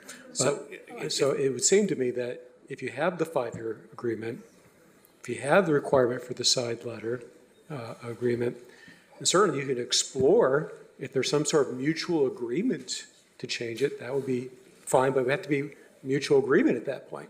This guy needs to be able to plan. He's running a business. I can tell you that in my company, I couldn't say, oh, we're going to build a new machine tomorrow. No, you got to design the machine. You got to get the materials. You got to get the labor. Things take a lot of time. So would it help you, Councilmember Starr, if my amendment said 2 years instead of 5? Is that? No, because then that's the problem. The problem is that at that point, he's not going to be able to do his business. So I think that if you can, I think 5 years makes sense. I think that a side agreement makes sense. I think you can explore all you want, but at that point, he needs some certainty in order to move forward with as a business. Okay. Well, I'll just point out that I think Mr. Rozelle was going to add something else, and I haven't received a second. So if we can hear from him, and if I don't get a second, then my motion dies, or my amendment dies. As I was proposing, the 5 years would be the contract, and that is the binding agreement between the parties. The possibility of splitting apart that contract is something which can be discussed, but there's no obligation to accomplish that. And that's exactly how I thought it would work. Yeah, let me just recognize Councilwoman Perez. Go ahead. Thank you. And this question's for you, Mayor Pro Tem. Would you be willing to also, as a part of your motion, include revisions of the language regarding the discretion portion of the contract? Yes, I think we already mentioned that. Yeah, I have head nods, yes. Yeah. Thank you. But I think if I heard you correctly, then even if we explore a separate contract, there's no obligation to agree to that, correct? As the motion currently stands, although there's not a second yet, I believe, that is correct. I'll second. I'm sorry, go ahead, Councilwoman Perez. Yeah, you second. But can you clarify the language, Mayor Pro Tem, on your motion to, so we can put a time bar on it? Can we get the chatter? Yeah, let's, listen, we can just keep the chatter to a minimum, please. We're just trying to clarify the language here to what the motion is. It's on the table by Mayor Pro Tem. So, Mr. Mayor, I'd be happy to, I've been taking notes, so I'd be happy to do this. So this would be a. Okay, let's hear it. Okay, this would be the substitute motion to Mr. Starr's. So it would be the 5-year extension with a 6-month requirement of the side letter between the parties. And then that would be the contract, and then separate apart, and understanding that the parties would explore the possibility to divide that contract into two, but it would not be a contractual obligation to do so. That's perfect. And I see Mr. Sterling's come up here, and Dr. Davis. We decided to come up together so that we're together and we're not arguing. I saw you skipping up here, both of you. So I'm waiting with bated breath to hear what the two of them have to say. Before I ask my question, then, it seems like there's something you both have to share. But I would like I to know say, the mayor's this is going much better than the Ukraine-Russia peace accords. So we appreciate both of you being here. That's positive. As I own my company and he's the board member, I'm okay with working and I'm okay with extending this out. And within 6 months, we'll agree to do 2 separate agreements if it's okay with the city, because that resolves my liability issues and it solves his issues. So we just have to work that part out. Is the city okay with, if we have 2 separate agreements, he has his, mine is just the auditorium. I'm okay with that, and I'll sign this agreement saying within 6 months we will separate and have and Not I think- explore, but actually come up with a Well, comprehensive. wonderful. Then I would like to amend the motion by Mayor Pro Tem. I think there are some logistical We're Okay. just points on going this. back and forth with the logistics of splitting up the facility in 6 months. That's our only challenge. So, okay. 9 months? So, 9 months? so if I may, I think it's important, as everything I've heard, for the certainty for Mr. Sterling to have the 5-year contract. The city, it's up to the council to decide, of course, but from staff standpoint, we're fine with that being split apart if we can reach the deal, but we do want there to be this certainty of a 5-year contract. And if they can reach a deal to split apart, that's great, we support, but let's go ahead and extend this out so there can be certainty that we're gonna have an operator for both parts of the PAC. But if I'm just hearing you correctly, the certainty we just have to make sure that within 6 months, that we do 2 separate contracts. Well, no, if I may. Because that's what they're agreeing to. Well, but once again, that has to be negotiated, and there's all these logistical issues. So the certainty would be the 5-year extension with the requirement of a side agreement within 6 months. If they can reach the deal that's acceptable to the city, then the agreement could be split into 2. Mayor, may I suggest another, it's gonna be the same thing, but we're not going to South Oxnard, I get it. But, okay, so if we do the 5-year agreement, and I'm looking at both Mr. Sterling and Mr. Davis, we do the 5-year agreement with the understanding that staff will come back to us to separate the agreement, but allow staff the opportunity to get it done. In the meantime, the OPAC will hold city accountable, and if you feel it's dragging, that's what we're here for. You know, because I think I understand staff. It is, and I can vouch, it takes a while to get all this stuff done. And I think putting a limit on it, I think I think it's agreed, separate, and then make sure that, you know, the nonprofit is communicating with the city. If there's anything happening, we're all here, that you can come to us and say, city's stalling or whatever. But just, you know, allow staff that opportunity and the nonprofit to work together to come with an agreement. Is that something that's? You've had the 2 parties come together right here before you saying, we agree now on 2 separate agreements at a point in time, respecting city staff and the legalese that goes into this. Okay. Maybe it's the end of the calendar year, whatever it is, go ahead and set a time limit on that. But Sterling Venue Ventures and the OPAC board, tonight, we're agreeing to 2 separate contracts, right, sir? Okay. Okay. So if we can, amend. And I'm okay Isn't love with it being grand? up to a year, if that gives you guys So I just don't want to, I want to make sure staff and the board have the time to get insurances and everything else together that they need. So, Mr. Mayor, Mayor Pro Tem, City Council, having negotiated and been in the room with both groups, the more time you can give us, the better. But if there's a deadline that is set like a year, then if both parties are willing to meet until this gets done, I don't have a problem with that. And I will, if I have the ability to come back to council and tell you if there's any points that they ever get stuck on, I would appreciate that. Yeah. But we could actually move this forward if both groups are willing to, over the next 12 months. So I would make, and I know we have a lot of motions, but I would make the motion to go ahead and extend the 5-year agreement with the understanding that within a year, we will have separate contracts and ask staff for a 6-month update on where we're at. We're going to have separate contracts. So I'm losing track of motion because we're too many deep, and plus. Sure. So it seems to me that we need to first dispose of the Mayor Pro Tem's motion, his amendment, Once that's taken care of, And- then we can consider any others after that, but we need to take care of one of them first. And Mr. Fisher, Mr. Rizal, what's the easiest way for, is it easy if I withdraw my motion and then Councilwoman Basua, we can do a third inception level of motions if we want, I think. You can. Look, if I'm fine there's with no, that. if there's no objection by the body, if there's no objection from the body, you can withdraw your motion. Is that what you want to do?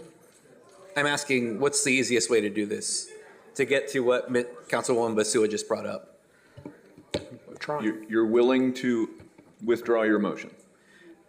Is it significantly different from yours, Councilwoman No, Basua? so the only thing that's different is that we are giving them a year instead of the 6 months for staff to come back, and within 6 months, we will get an update on where they're at with negotiations. If they can accomplish this sooner, great, awesome. But we're giving them a deadline.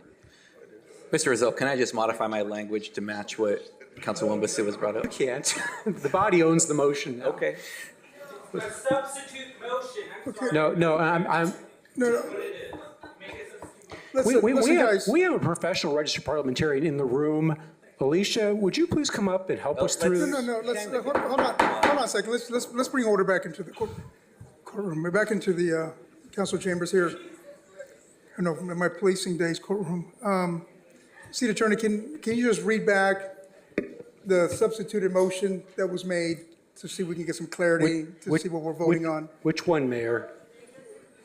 So the current motion that is before the council is Mayor Pro Tem's motion that has received a second, which was an amendment to Councilman Starr's motion that had received a second.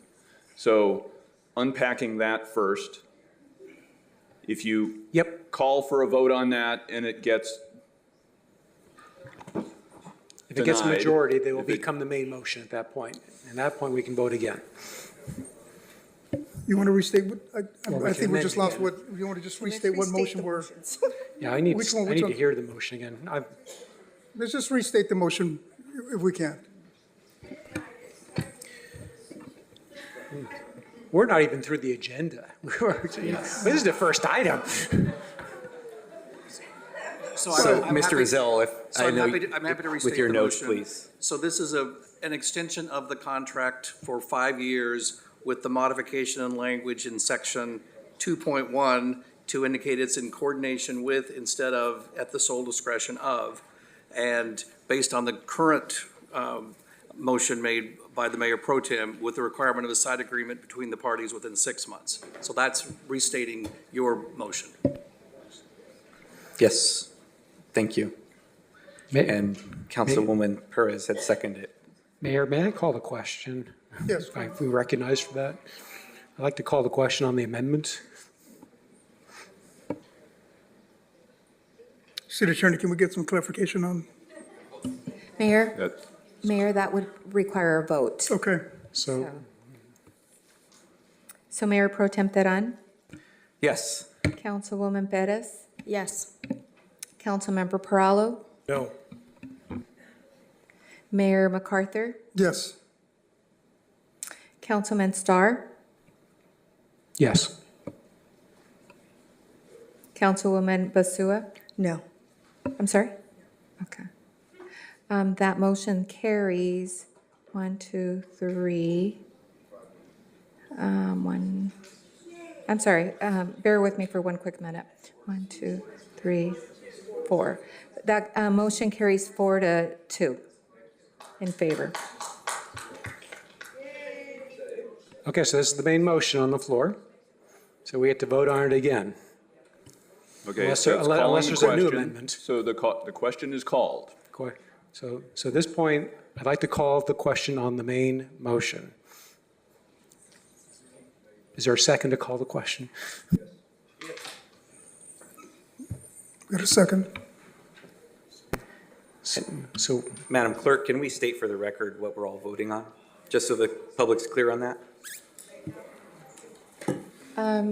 I believe the motion from Councilmember Starr is that the City Council authorize the mayor to execute the facility management agreement between the city and Sterling Ventures, and a 5-year amendment extension to the operation, maintenance, and management of the Performing Arts Center and Convention Auditorium and Meeting Rooms. And then further modifications by staff in section 4.1. There was some wording change too. There was a wording change.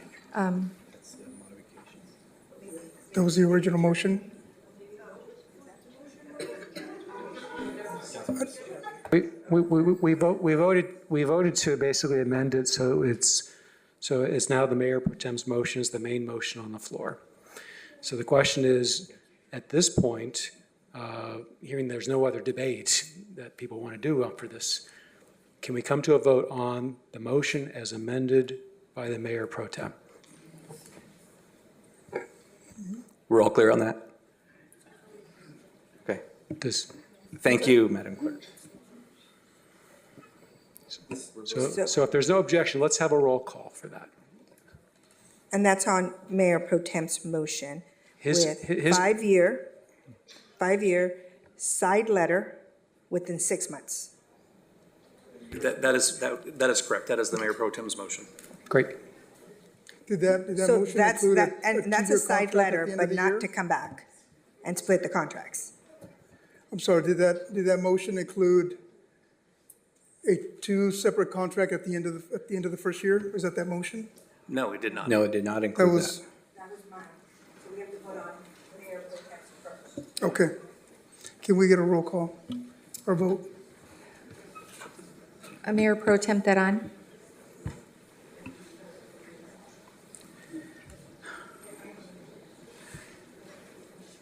Before we get to that, you all have direction on this. It sounds like it's pretty clear, right? On what's being asked of staff to do after this. In terms of your motion? Yes, my motion.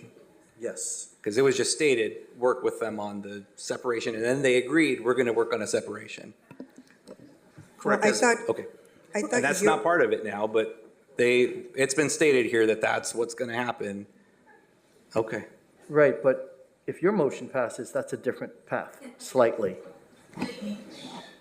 yeah, so, We need so. We need to, So we just need to vote on your motion, which states that 5-year contract with the side letter within 6 months. Then I came up with another motion, so we need to vote on yours first, and if that passes, and that's what it is. okay, so I get it. All right, well, I'm Can you good. just withdraw it and it would just go to hers?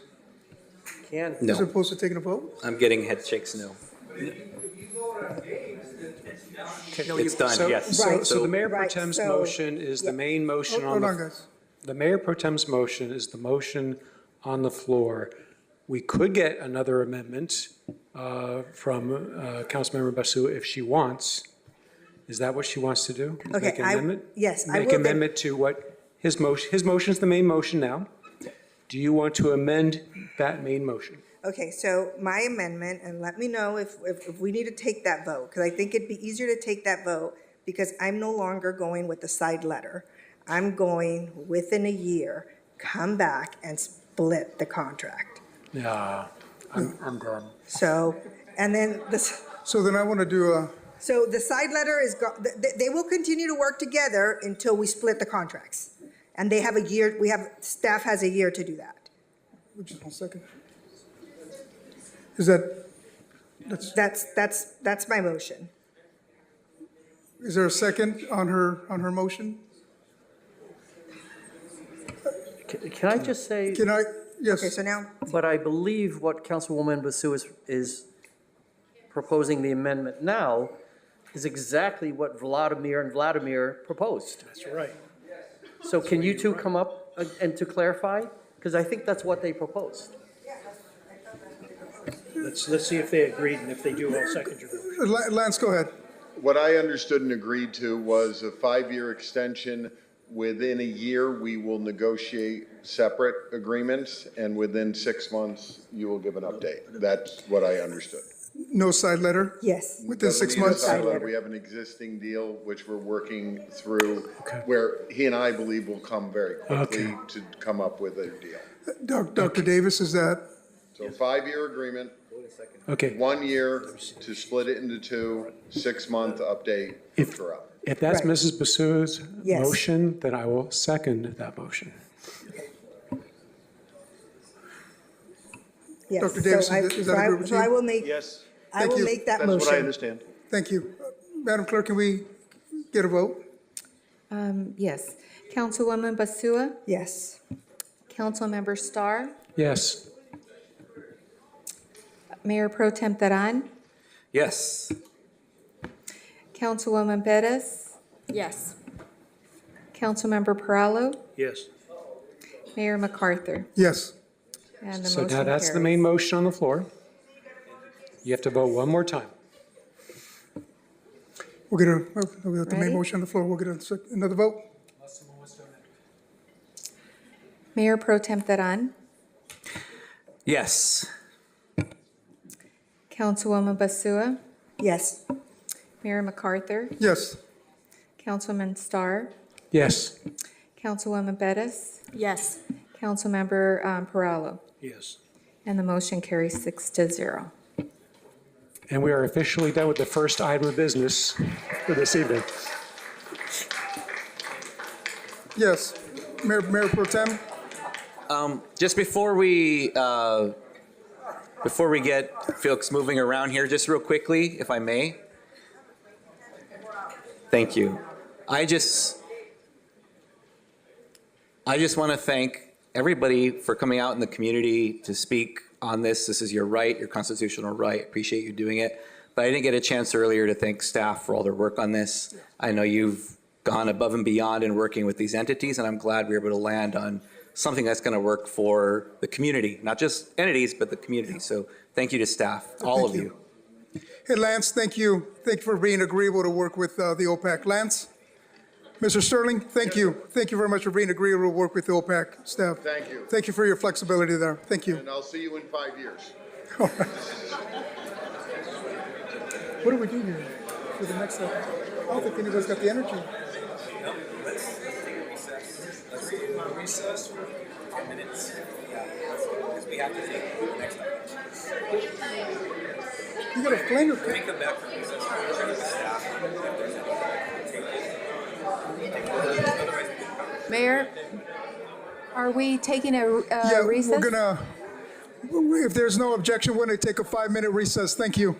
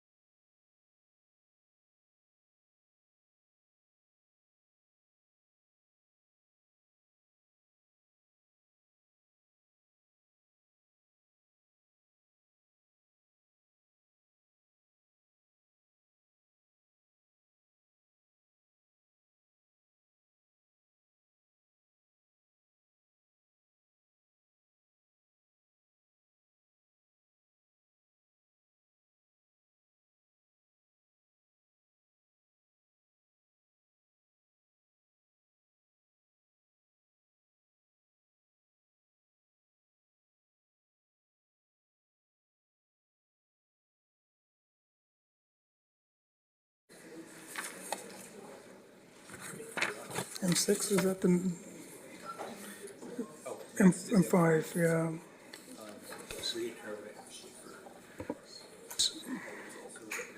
So, Yeah. so hold on.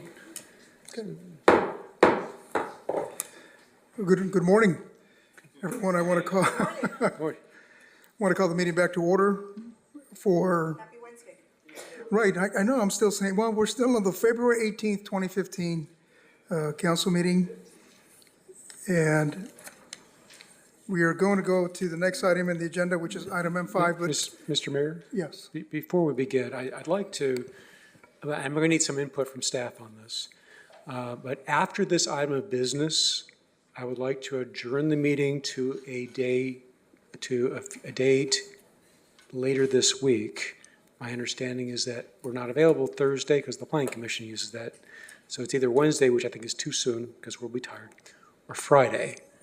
I'm wondering, is there any issue with staff with our continuing the meeting to Friday after this item of business is complete?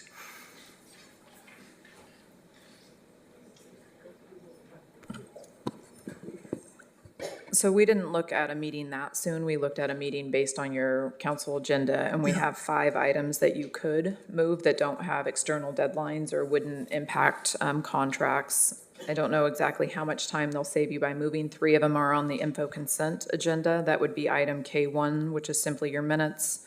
Item K5, which is related to on-call engineering agreements. K6, multiple agreements for on-call architectural design. Under reports, item M3, which is the mid-year budget review, and item M4, which is the MOU with the Oxnard Public Safety Managers Association. Those are the 4 that do not have external deadlines or implications prior to your next council meeting. To get into that level of detail of a Friday of council available, staff members available for that item, the outside consultants that may be necessary to move that, we didn't go into that level. Thank you. Well, those are pretty considerable items we can remove from this agenda. So why don't we just proceed? If no one has any objection, we'll just proceed to the next item. We'll just see where we're at. So next item on the agenda is item M5. Subject matter is the implementation of the specific provisions of the Court of Appeals decision regarding the city treasurer.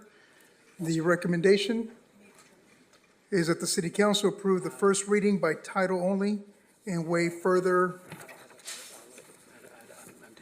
reading of an ordinance titled, an ordinance of the city council of the city of Oxnard amending specific provisions of the Oxnard City Code to transfer the duties relating to the collection of fees and taxes from the city treasurer to the police chief and modify the procedure for the payment of demands, warrants, and checks so that certain duties held by the city treasurer are transferred to the assistant city treasurer, or alternatively, although not recommended by city staff, direct staff to return the necessary proposed ordinance and resolution to reorganize and reinstate the duties of the city treasurer, so the person in that position will serve as the administrative head of staff now associated with a separate division of billing and licensing and as a department head. Any council members have any questions of staff on this item? I know Council Member Starr, you mentioned you had a series of questions, but any other council member have any questions? We'll recognize you, Councilmember Starr. So Mayor, my computer just died, like the battery just ran out and all my notes were on there. So I'm trying to see if I can gather something from an email to myself. And so if you can recognize somebody else first, and then I'll try and, I didn't bring the cord with me that would have worked with this. It's not the issue. The issue is I need power, and it's got the particular setup. So I'm sunk. So I'm going to do my best. There's some questions I definitely wanted to ask, and unfortunately I'm going to miss some of them, I'm sure, because I don't have them anymore. So Mayor. Yes, Mayor Pro Tem, go ahead. I can certainly start with the questions, but I will offer to Councilmember Starr, if your laptop uses a USB-C to charge, I have one here that you can utilize with this power bank. I don't think I've got what you've got. Okay. Sorry. I'll just start with asking if our staff, and I see the city attorney's office is listed here as a lead staff on this, if you wouldn't mind just sharing with the public here a summary of this item, what we have in front of us, why we're here, just in case anyone couldn't on their own time watch the pre-recorded presentation for this. I would be happy to give a brief overview. So the mayor has already gone over what the proposed ordinance would accomplish. Of course, transferring the city treasurer's collector's duty to the chief of police, and also to modify the procedure for the payment of demands, warrants, and checks. Those would be transferred to the assistant city treasurer. It's important to note that these recommended actions are specifically authorized by a judgment and writ of mandate that became effective just on January 29th. And that was in the lawsuit between the city and Mr. Molina. And these transfers are also authorized by state law. So we could actually stop our discussion right now because you have the authority to do that. But as elected officials, I know that you're going to say why. And I think why is the big question. And it's laid out in the staff report, but I think it's important for the public to also understand why staff is recommending that you go ahead and adopt that ordinance. So we're going to go back to November 2016 when Mr. Molina was elected treasurer. On December 12th, 2016, and this is attachment 1 to your staff report. And so as we go through this, I'm going to give the bait stamp number on the page, so if you want to follow along, you just have to look at the numbers. So this is page 926. It's a letter from then City Manager Greg Nyhoff to Mr. Molina, which lays out the duties he was agreeing to take on, which includes administrative duties. And he got substantially more money because he chose to take those duties on. And then I'll just read the line from the letter, once again, page 926. It says that the expectation of this department head position is to support the city manager's office as well as to be the on-site managing the operations and staff and to adhere to all city policies. And we go to the next page, page 927. Mr. Molina signed that and said, I hereby acknowledge and accept the administrative responsibilities of the city treasurer as outlined in this letter, and is dated December 12th, 2016. But unfortunately, Mr. Molina did not do that. He did not follow those policies. After multiple interactions with city management, because of his proper actions, Mr. Molina received a letter of reprimand on December 4th, 2018, and that is on page 928. That's a letter from City Manager Nguyen to Mr. Molina outlining how he had violated the city's code of conduct as well as email violations. So after this occurred, there were employee complaints against Mr. Molina for harassment and bullying. What followed was a 5-month investigation by an independent investigator, and that investigation started on September 2019 and ended with a 83-page report. So following along again, that's page 935 of your staff report. And that, the report had multiple adverse findings against Mr. Molina. So you've been getting a lot of emails from Mr. Molina. You also got a letter from his lawyer yesterday. And that letter would have you believe that what's outlined in this 83-page documents are minor, and at worst, it would have justified a counseling memo for Mr. Molina. I'll have to say that grossly understates the detailed findings of that report, which included interviews with 41 witnesses over 5 months. And you can see a summary of the findings on page 2 of the report, and that is for the base stamp numbering, that's page 937 and 938. These are not minor. These are things which are very troubling. So if you want more information regarding this report, Assistant City Attorney Jenny Kelly right here is available to discuss this more in detail. But moving forward, given the late hour, Based upon this report, the city manager temporarily removed Mr. Molina's administrative duties in March of 2020. And then in May of 2020, the city council formalized this decision through the adoption of an ordinance and resolutions. So that same month, Mr. Molina sued the city, and that litigation went on for 4 years. So in keeping score, the city won the trial court level, a 32-page decision in the city's favor with Judge Burrell. Mr. Molina appealed. He won at the appellate court. The Supreme Court denied review, and the case was remanded back to the trial court. Now, the appellate decision was from August 7th of last year, but it took, because back and forth with disputes about what the judgment should say, the final judgment and writ of mandate were not issued until January 29th. So that particular document is in the staff report on page 1066. So that is the judgment.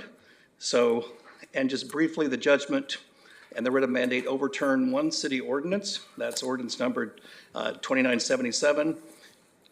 Two city resolutions. Resolution numbers 15324 and 15335, and one city code section. That's Oxnard City Code Section 2-44C. That judgment and writ also ordered that the city restore specific statutory duties to Mr. Molina pursuant to Government Code Section 41001 through 41005. However, as we said at the beginning, that same judgment, writ of mandate, and appellate opinion also specifically authorized the transfer of specific duties from the city treasurer to the chief of police and the city treasurer. And so let's just briefly turn to that. If you look on page 1068 of the judgment, under C and E, it talks about, so for C, it talks about the statutory duty of paying money on warrants signed by legally designated persons, but then it says the city may in its discretion establish its own procedure for the payment of warrants to the extent allowed by law, and it cites Government Code Section 53910. And then under E, about the collector duties for collecting city taxes and license fees, it said the city may in its discretion transfer those duties as authorized by law. In the appellate decision, it gives that citation as Government Code Section 41607, that is transferring those duties to the chief of police. So in closing, I want to highlight one statement that was made by former Assistant City Treasurer Eden Alamiri that was signed under penalty of perjury on October 26, 2022, and that was included in the city's pleadings filed in this litigation. Ms. Alamiri was the highest ranking employee in billing and licensing, and she reported directly to Mr. Molina for more than 3 years. So here's from Ms. Alamiri's declaration. I'm just going to read it. Quote, once he, Molina, became the city treasurer, petitioner commented on my hair, dress, shoes, and overall appearance every work day. His comments were always very specific and not very flattering. I recall that on one occasion, he even commented disparagingly on the type of fabric on the bottom of my dress. Even though I didn't find this behavior appropriate, I tried to ignore his comments and continue to carry out my duties as necessary. End of quote. This is not something that should be taken lightly. While Ms. Alamiri chose not to file a lawsuit against the city. Is that in our packet, by the way, what you just read? That is not, but we are happy to get a copy. When was it executed? It was executed.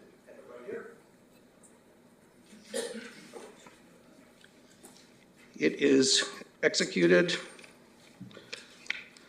on October 26, 2022. This was attached in the city's opposition to the petition for writ of mandate. That was not included in the packet. This was additional information that in our preparation for tonight, we went through a number of papers, but this was because there was some emails from Mr. Molina saying, gee, people have withdrawn some of the statements in the investigator's report, which is not correct. This was something signed under penalty of perjury, where she made this statement. And then, so Ms. Alamiri chose not to file a lawsuit against the city, but no person, and especially a city employee, should not be forced to endure such behavior from a supervisor in a workplace. So based on this declaration, which as I already said was under penalty of perjury, Mr. Molina's inappropriate behavior occurred over a 3-year period, more than 3 years, from when he assumed his role as treasurer until when his administrative duties were removed on March 20th. And the investigator's report goes on and on and on about Mr. Molina's actions, which are simply not acceptable behavior for a manager with the city of Oxnard. Mr. Molina should not have the right to manage a staff of 19 people at City Hall, as we laid out clearly in the staff report and in the investigator's report and in that declaration. It's clearly something that he should not have the ability to do. So staff is available to answer questions. We have a number of people here who are available to answer your questions. I'll have some questions, but if you want to go first, Sure. be my guest. Mayor Pro Tem, do you have any questions for staff? Not at this time. I appreciate the summary on that. I'll send it back to the mayor and we can go through my colleagues for additional questions. Sounds good. Before we call on Councilmember Starr, anybody on this side have any questions? Councilmember Perello or Councilwoman Perez? No? Any additional questions for you, Councilwoman Basua? Okay. Mr. Yarn. All right, I've got some questions. Some of them are going to be from memory, from notes. My computer died, and this is just one more thing to die this week. Sorry. I'd like to know, first of all, if we were to adopt staff's recommendation, what duties would Phil Molina continue to possess? Absolutely. In fact, that was laid out in the staff report. So, and well, first, while I'm turning to that document, he would have the preparation of the monthly report. That was something in the litigation you filed against the city regarding the fact that it has to be filed monthly. So he has that duty. That's something that Judge Burrell, in this opinion, based on the appellate court's decision, said Mr. Molina has that duty. He also would retain I apologize. He would also retain the ability for the bank, the banking accounts. So that documentation. And then at the same time, and I am turning now. Sorry, just 1 second, please. So on the, okay, so here we go. This is page 924. This is the staff report. So where we lay out about the restoration of the statutory duties, and I'll go through A, B, C, D, and E. So that lays out the statutory duties that are left. So under Government Code Section 41001, which is receive and safely keep all money the treasurer receives. So technically the city treasurer would still have the statutory duty, but assuming the council adopts this ordinance tonight, he would not be collecting that money, so the money would not go to him, but he still technically retains that duties. But let me ask you a question. If that were to be the case, doesn't the chief of police then need to turn the money over to the treasurer at that point? Isn't he just kind of a go-between at that point? Well, in this case, this was a law that was, as laid out in the staff report, was first adopted in 1883. The law that this current version was adopted in the 1940s, but basically the city treasurer is the collector, and I note that the chief of police would be in charge of that process, but there would of course be professional staff that we would do the day-to-day work, just like with Mr. Molina when he became the city treasurer in November 2016. He had a professional staff led by the number two, Eden Alamiri, that actually handled the collector duties. Mr. Molina was not at the window collecting dollar bills and change and other things. There was a professional staff to do that work. So, and also going down the list, so for B, as far as deposit and secure public funds, et cetera, but, you know, once again, and also handle trust funds in his possession, once again, he has that duty, but because the collector duties would be transferred, he would not be getting those funds. And then at the same time, paying out money on warrants signed by legally designated persons, That is a duty that is there, but that is a ministerial duty of his obligations to pay that out. But as laid out there, if the council adopts this ordinance, and along with the city council's prior adoption of resolution number 15784, then the city would have established an alternative procedure for the payment of those warrants. And then as to the issues regarding the monthly report, we already discussed that. That is something that is available now. Now we have every month. Our CFO prepares that report. It's transmitted to Mr. Molina and to the city clerk. There has been some disputes between Mr. Molina and the city staff about the formatting, but the city staff is preparing it in the manner that was indicated in your lawsuit, or Moving Oxnard Forward's lawsuit against the city on that point. So we are comfortable that that is something which is legally acceptable. I guess my issue is that the way the law is written, it's the Treasury that does it. So I'm not really quite clear how you can have someone else do it and somehow the treasurer says, I disagree, but you're going to submit it anyway. As I read 41004, it reads, regularly at least once each month, the city treasurer shall submit to the city clerk a written report and accounting of all receipts, disbursements, and fund balances. The city treasurer shall file a copy with the legislative body.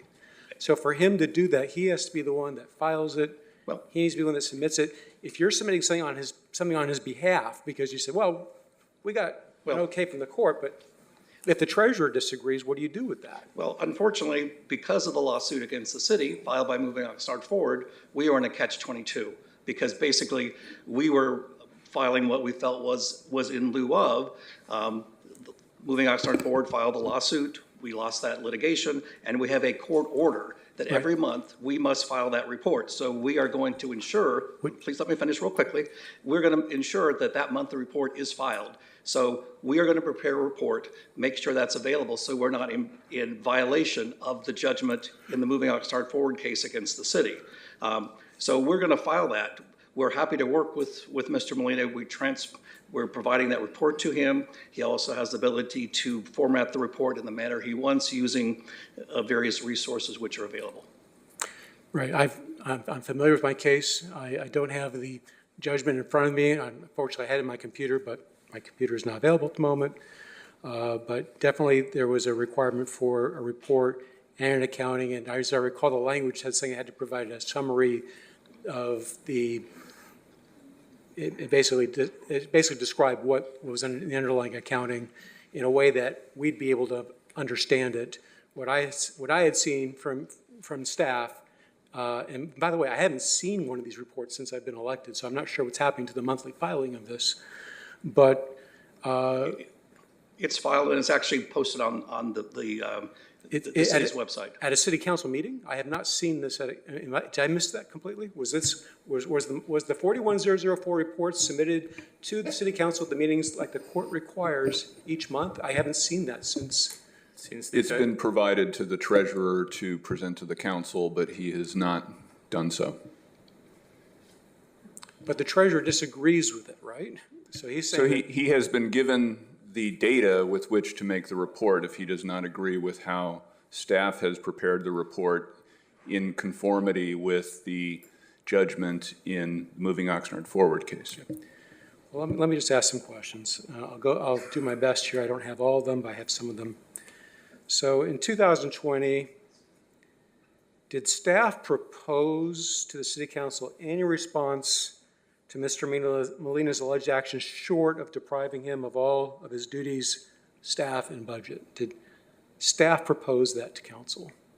And I apologize. So you're saying in 2020? Yep. So 2020, we took the actions, as you know, ordinance number 2977, resolution 15324, 15325, to transfer those statutory and administrative duties away from Mr. Molina. So that was how we took that action. Sure. Okay, so did staff consider any response to Mr. Molina's alleged actions short of depriving him of all of his duties, staff, and budget?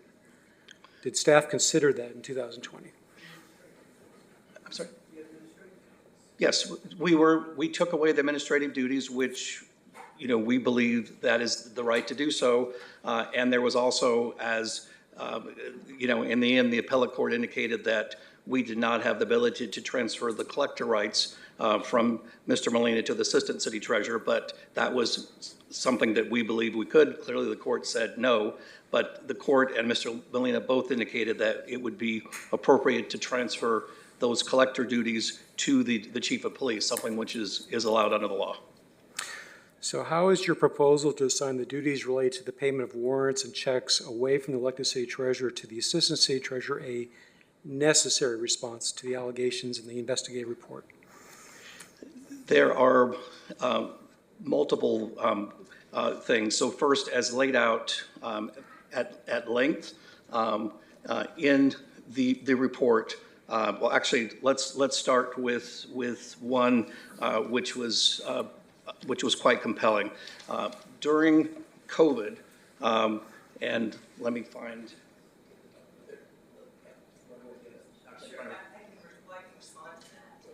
Do you have the April 7th email from him? I can discuss the email. So what happened, council members, and good morning, it's nice to see you all, was that after the city manager took away Mr. Molina's administrative duties as a result of the findings of the report of investigation, within days of the city manager taking that action, Mr. Molina wrote an email to city staff, including the city manager, saying that basically, if you don't give me back the ability to audit various check warrants and payments, that I'm going to refuse to put my signature on any warrants or bills that are going to be paid, including staff paychecks.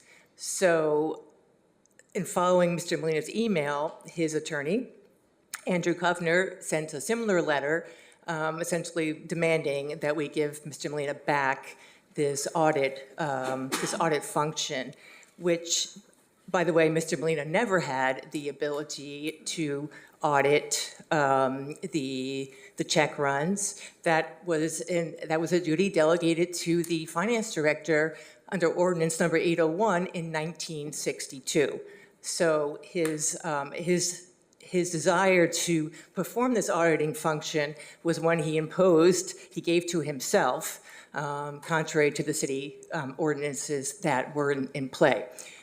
But as a result of him threatening essentially to not pay, that the city could not use his signature to pay bills, at that point, the city took steps to ensure that we would have the assistant city treasurer in conjunction with either the finance director or the assistant finance director, that their signatures would be enough and for signing any outgoing checks or warrants. So.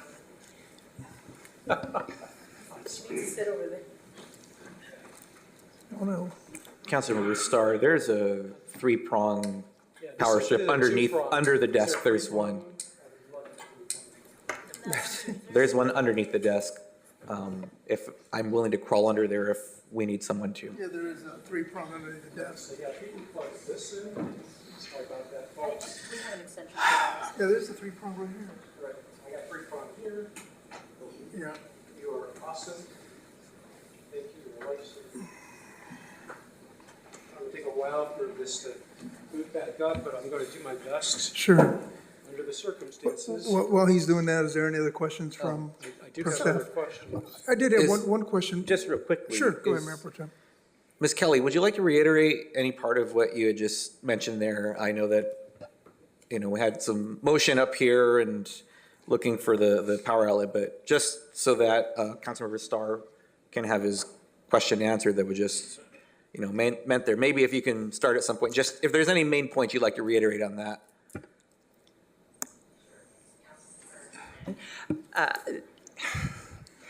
The issue was Mr. Molina's refusal and his threat to not have his signature applied to outgoing checks and warrants if he was not given the right to audit the various checks that were going to be paid, that were going to run through the AP process in the finance department. And he never had that authority. That authority was given to the finance director in 1962. It was an authority he gave himself. And in doing so, he often stopped the AP check runs by demanding backup documentation, and this caused a delay in payments of various bills. But aside from that, when he and his attorney wrote a letter demanding that he be returned this particular auditing function, unless, he said if it wasn't returned to him, he would not allow his signature to be used on any outgoing checks or bills or payments. So that precipitated the need to do something immediately to ensure that the city could continue paying its bills. And that is why the one of the initial ordinances was to basically change the signatories from the treasurer and the finance director to the assistant city treasurer and the finance director or the assistant finance director. Thank you for your willingness to reiterate those points. You're welcome. But is there any problem with him still reviewing all these disbursements? I mean, what keeps him, what I understood was that there were times where city staff tried to spend money that wasn't authorized by the budget that was adopted by this council. And he was simply trying to make sure that the city upheld the decisions that this council made. So isn't that something that was going on? What time period are we talking about? And maybe we can get the CFO to talk about the processes it takes to actually get a check made. Because I think there may be a narrative out there that I sit behind my desk and write checks. I don't. I have no access to them, but maybe we can clarify that. And didn't we have issues where, for example, there were contracts that were expired and Mr. Molina said, hey, we can't pay for this. We don't have the legal authority to do this. We need the contract. And then my understanding is that that was corrected after that.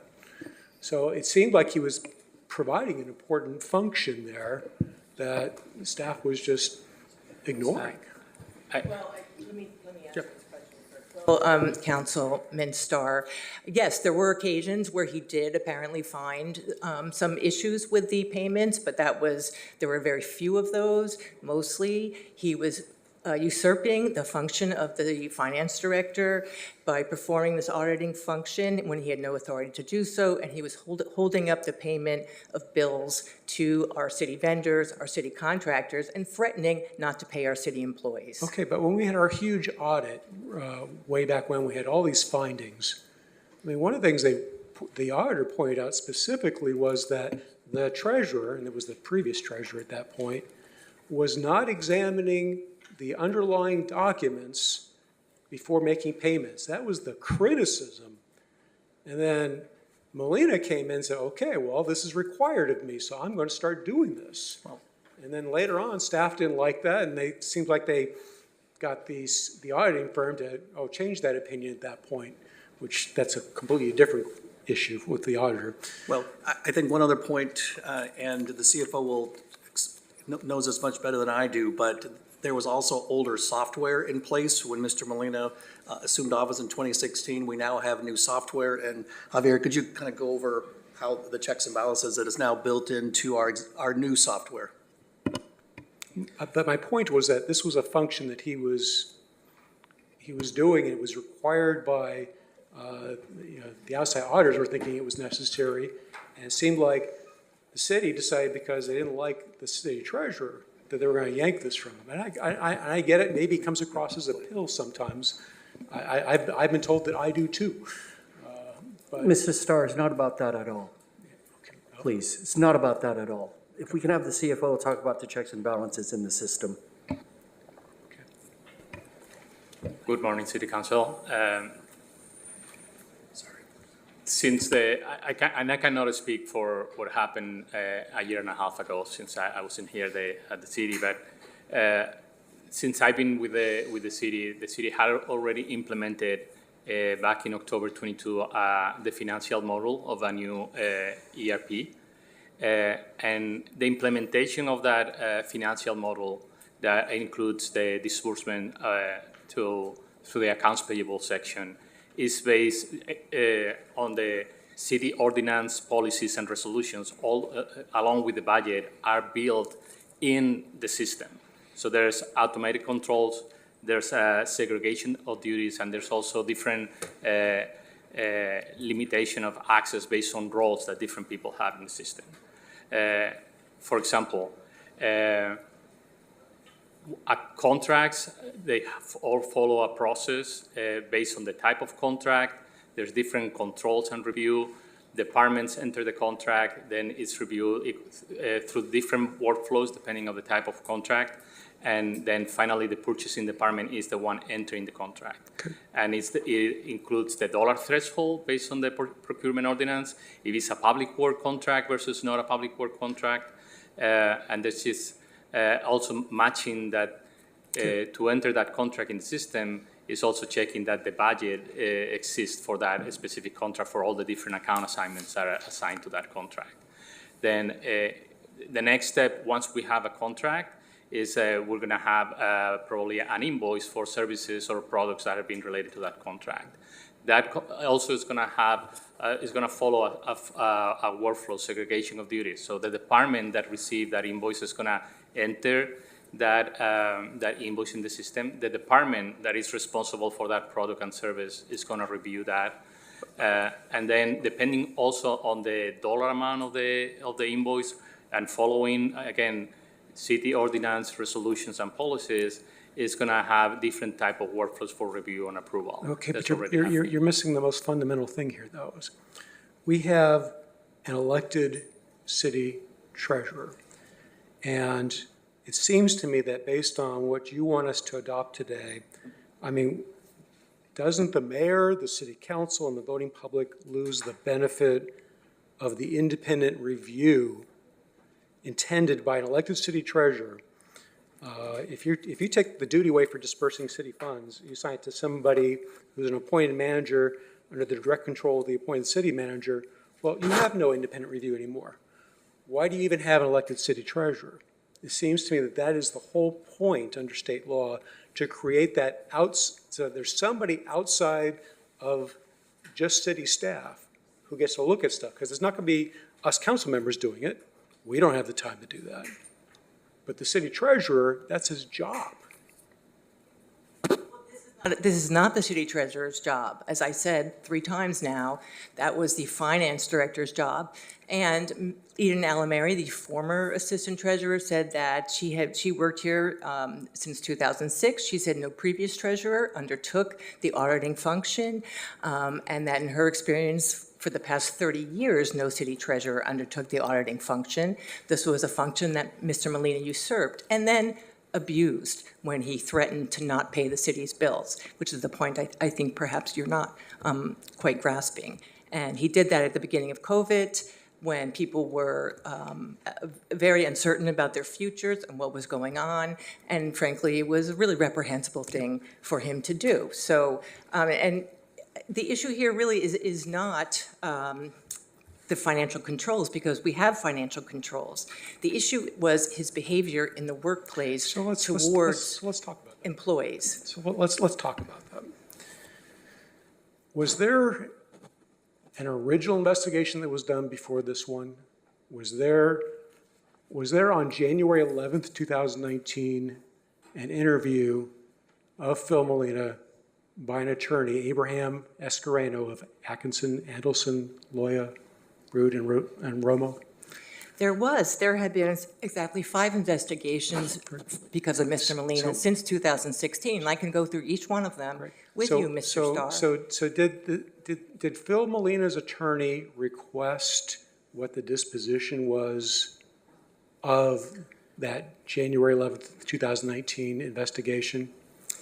That investigation was a result of 3 employees from a particular division complaining that he was harassing them, that he was telling them what to do when he was not their supervisor, and that he was making inappropriate contact with them, standing too close to them. So was this a report that was provided to his attorney or to Mr. No, that Molina? report is not at issue because we called in an independent investigator who interviewed everybody and concluded that Mr. Molina's behavior, though troublesome, did not violate any city personnel policies. Okay.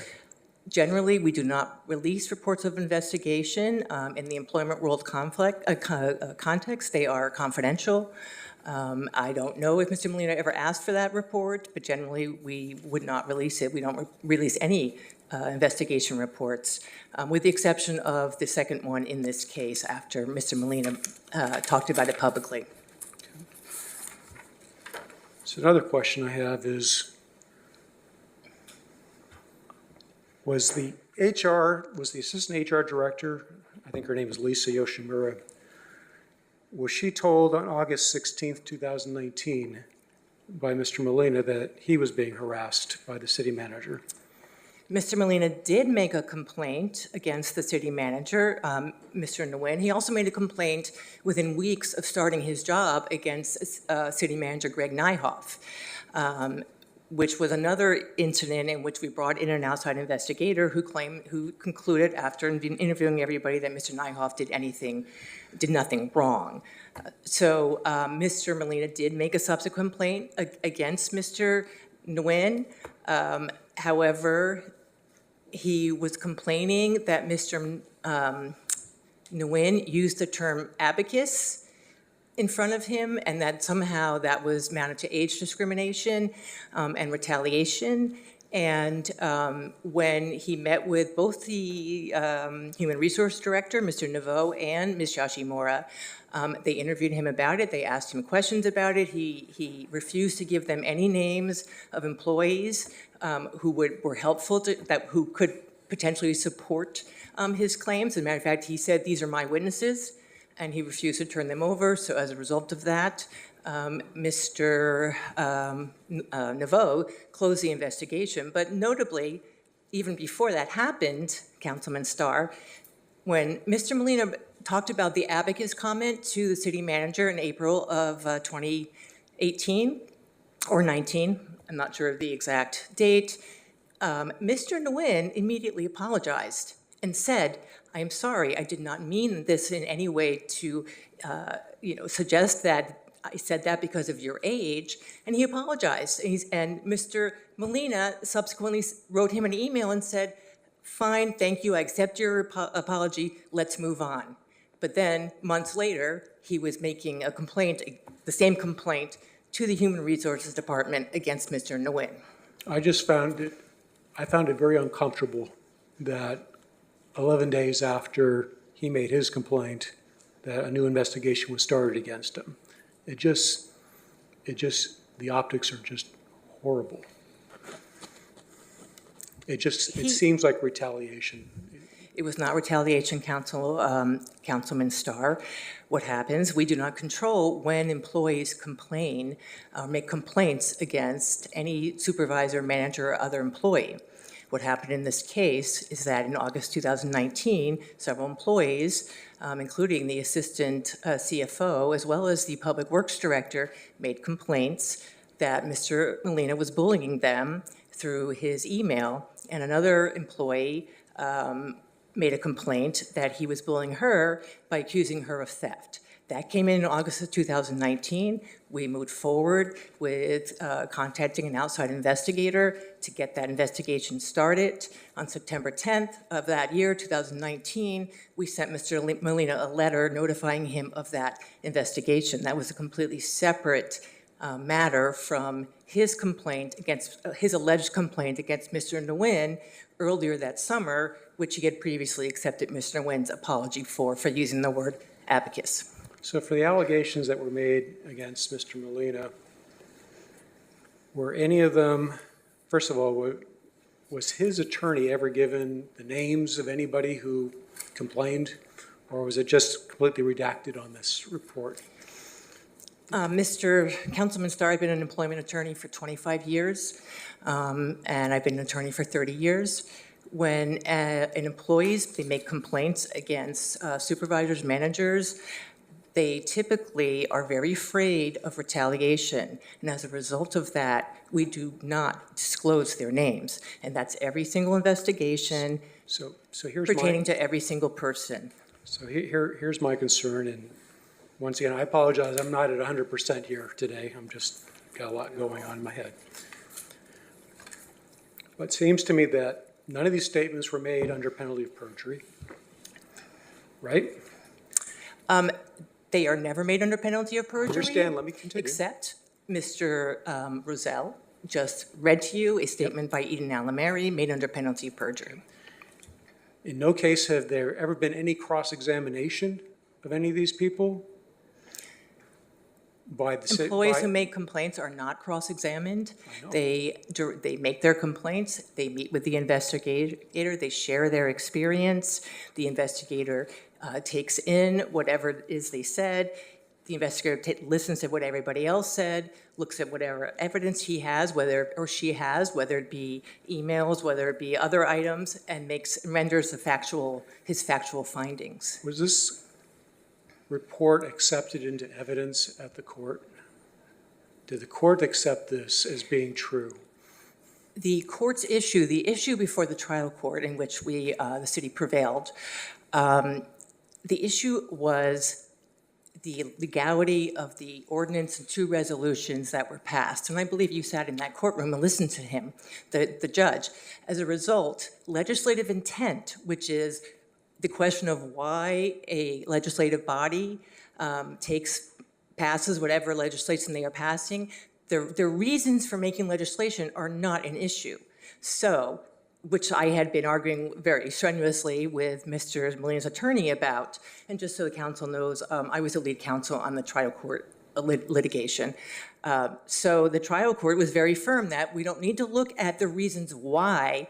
We need to look at the legislation solely to look at its legality. So even though we offered the report, the trial court did not consider it and did not allow it, which frankly was consistent with the law on that particular issue. So they never accepted it. You just basically said that you're making these changes to the ordinance, but we still have an elected city treasurer. And at the end of the day, the appellate court says that you pretty much unelected him by doing what we've done. And that just, that really, really troubles me.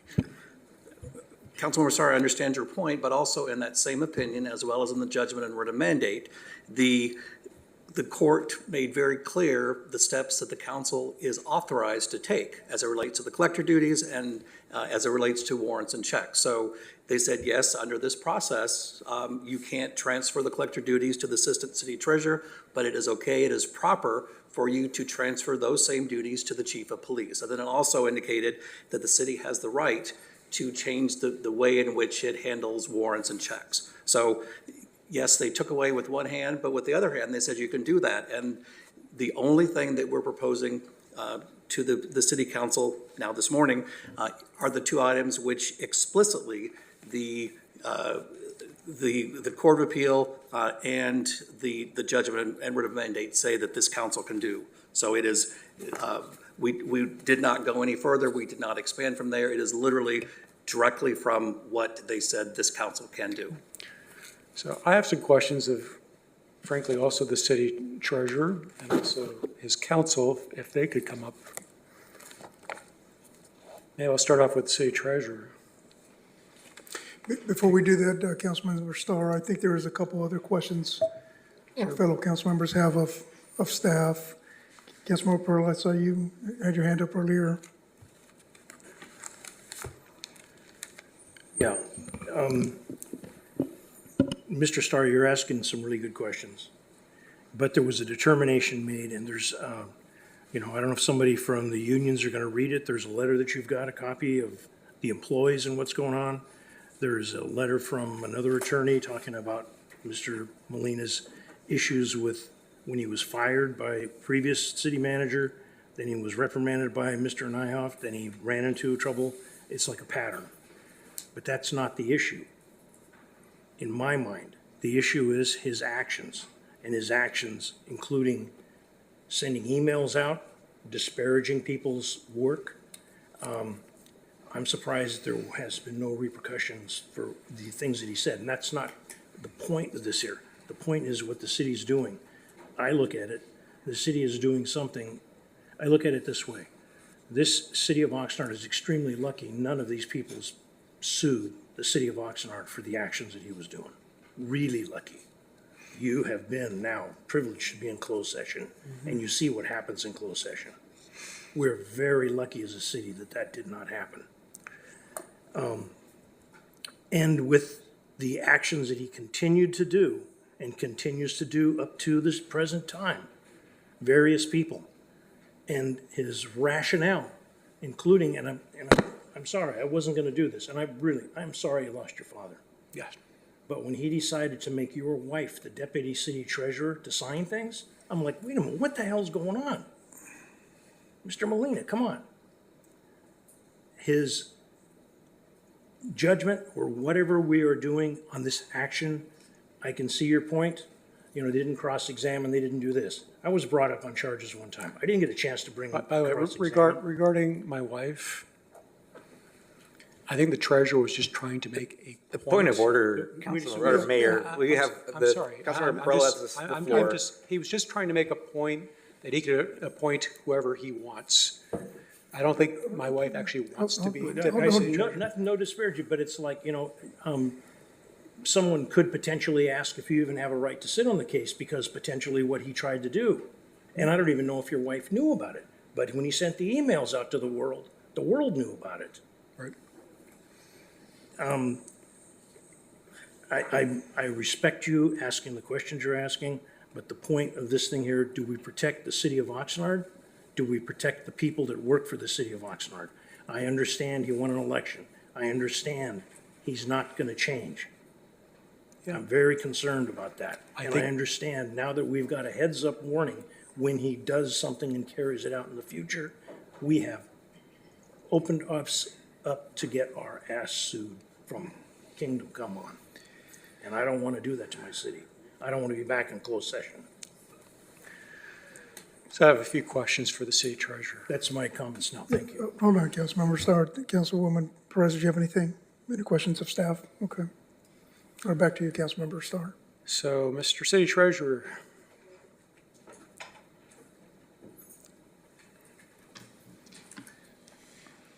since the judgment was entered on January 29th, has the city done anything to restore your duties? No, sir, they have not. Since the judgment was entered on January 29th, have you been able to perform your duties? No, sir, I have not. What is it that you need so that you can fully perform your duties as the elected city treasurer? Can I make a presentation that will get to the answer, or do you want me to just answer directly? I don't mind a presentation. All right. I'd like to make a couple of statements that the city attorney apparently has forgotten. First of all, and I guess for the record, I need to say I'm Philip Molina, the elected city treasurer. I've been elected 3 times to this position, twice, excuse me, twice after the city issued its so-called investigative report. I am a licensed certified public accountant, licensed and a member of the California CPA Society, the Illinois CPA Society, and the American Institute of Certified Public Accountants. I worked for finance in the various cities in California for over 29 years. In 2020, at the urging of the city manager and city attorney, the then city council passed ordinances removing all of the elected city treasurer's statutory and administrative duties. To protect the integrity of the city, the treasurer position, and to fulfill my responsibilities to the Oxnard citizens who elected me, I was forced to file a lawsuit to strike down these ordinances. In ruling in my favor, in spite of what you've heard, here is what the Court of Appeals said about the plan concocted by the city manager and the city attorney. Quote, "The government code calls for an elected treasurer. Molina was duly elected The ordinance as a whole have the intent and effect of removing Molina from his office. For this reason, we reverse. All of the challenged ordinances are void and Molina's duties as treasurer are restored. That's the end quote.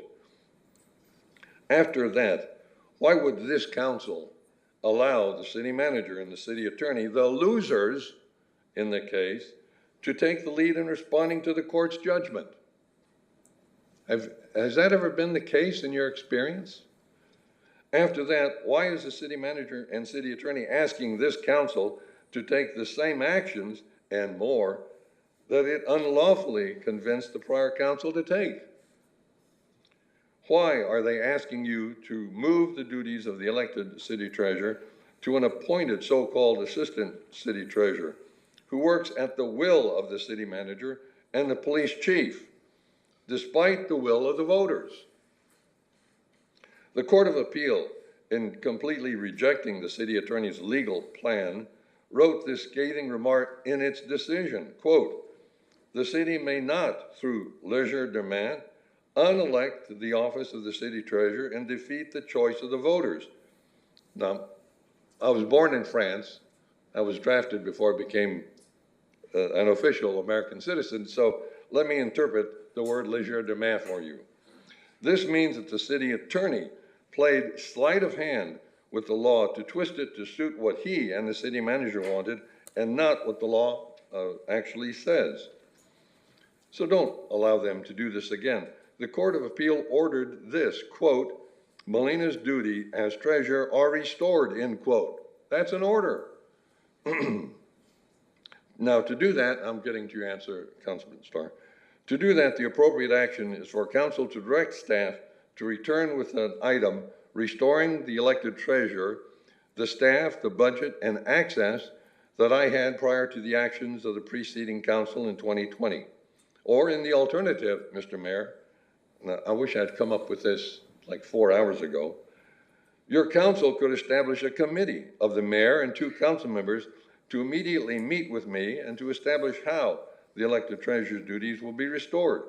And at a minimum, I would need the following items. 1, I would need access to the invoices. And by the way, something the city attorney and the city manager forgot, there weren't tons of invoices that I was stopping.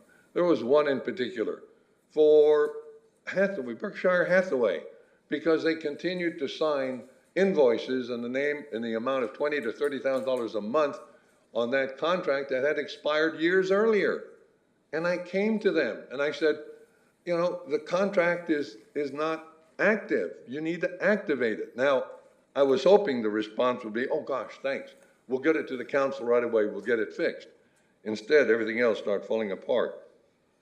So I would need to have access to invoices for payment of all information. And again, I don't wear this lightly. I like the city of Oxnard. I love the people here. I just want to make sure that staff is doing what you've said you want them to do. So I would need access to timesheets. Some of you have received timesheets from people who have requested Public Records Act requests, showing that the employees are not signing the timesheets. The supervisors are not signing the timesheets when there's overtime. Come on. You know, that's standard. If you're getting paid, you sign off, you initial it, you put your code in identifying it's you. And if you work overtime and you're getting paid overtime, then your supervisor says, yeah, I approve the overtime. I need access to finance division managers for the ability to produce the information and documentation necessary to prepare the monthly financial reports, not in opposition to finance, but in working with the finance. And in my 29 years, I've enjoyed working with the city treasurer. I've enjoyed working as the city treasurer. We don't fight each other. We're in agreement. We're working towards the same solution. I need access to the cash safety counting room and the staff to ensure that the operations are being done properly. I'm sorry, the cash, what'd you say? Yeah, well, there's a back room where all the money is ultimately put in a safe, and then once a day they'll pull the money out, they'll count it, they'll bag it, and clip it with electronic clips, a security clip to provide to the armored truck that comes over and pick it up. Obviously, we need to have an independent review to make sure that they're counting it properly, and believe it or not, there is a proper procedure to count money. You don't just count, oh, let's do 10s, 15, let's do 20s. So we want to go through a process, and there's a reason for that. I need access to the authority over the finance staff and the treasurer's staff to prepare the daily cash report.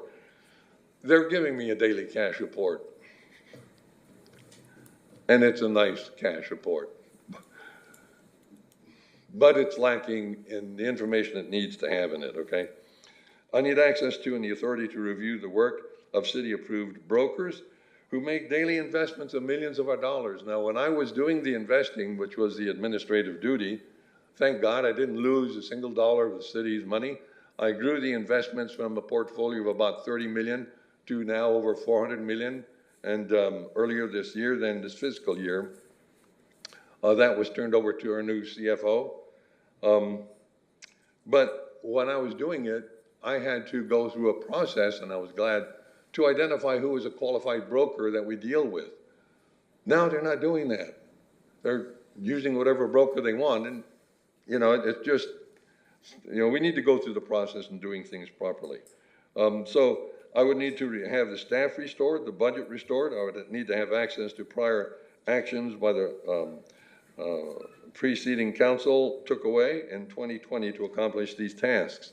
Now, and I apologize, but I'm a little upset over the stuff that's being issued. And then I think Mr. Starr mentioned a good point. You know, I could say, Michaela, you're 10 foot tall and weigh 2,000 pounds. End of story, I'm out of here. And you would say, well, no, that's not true. Well, I don't want to hear from you. I don't want to give you a chance to refute that statement. That's just a statement I'm making. When I was asking to have some people and considering having some of these people deposed, one of the employees came to me begging me not to depose her sister because her sister did not want to have to be under oath and answer questions. But all these people need to be brought under oath to find out what did you say and what did you mean. Because I'll tell you what those employees told me during the so-called investigation was it was not an investigation, it was an interrogation. Mr. Luna continually tried to say, weren't you harassed? Weren't you touched? Weren't you?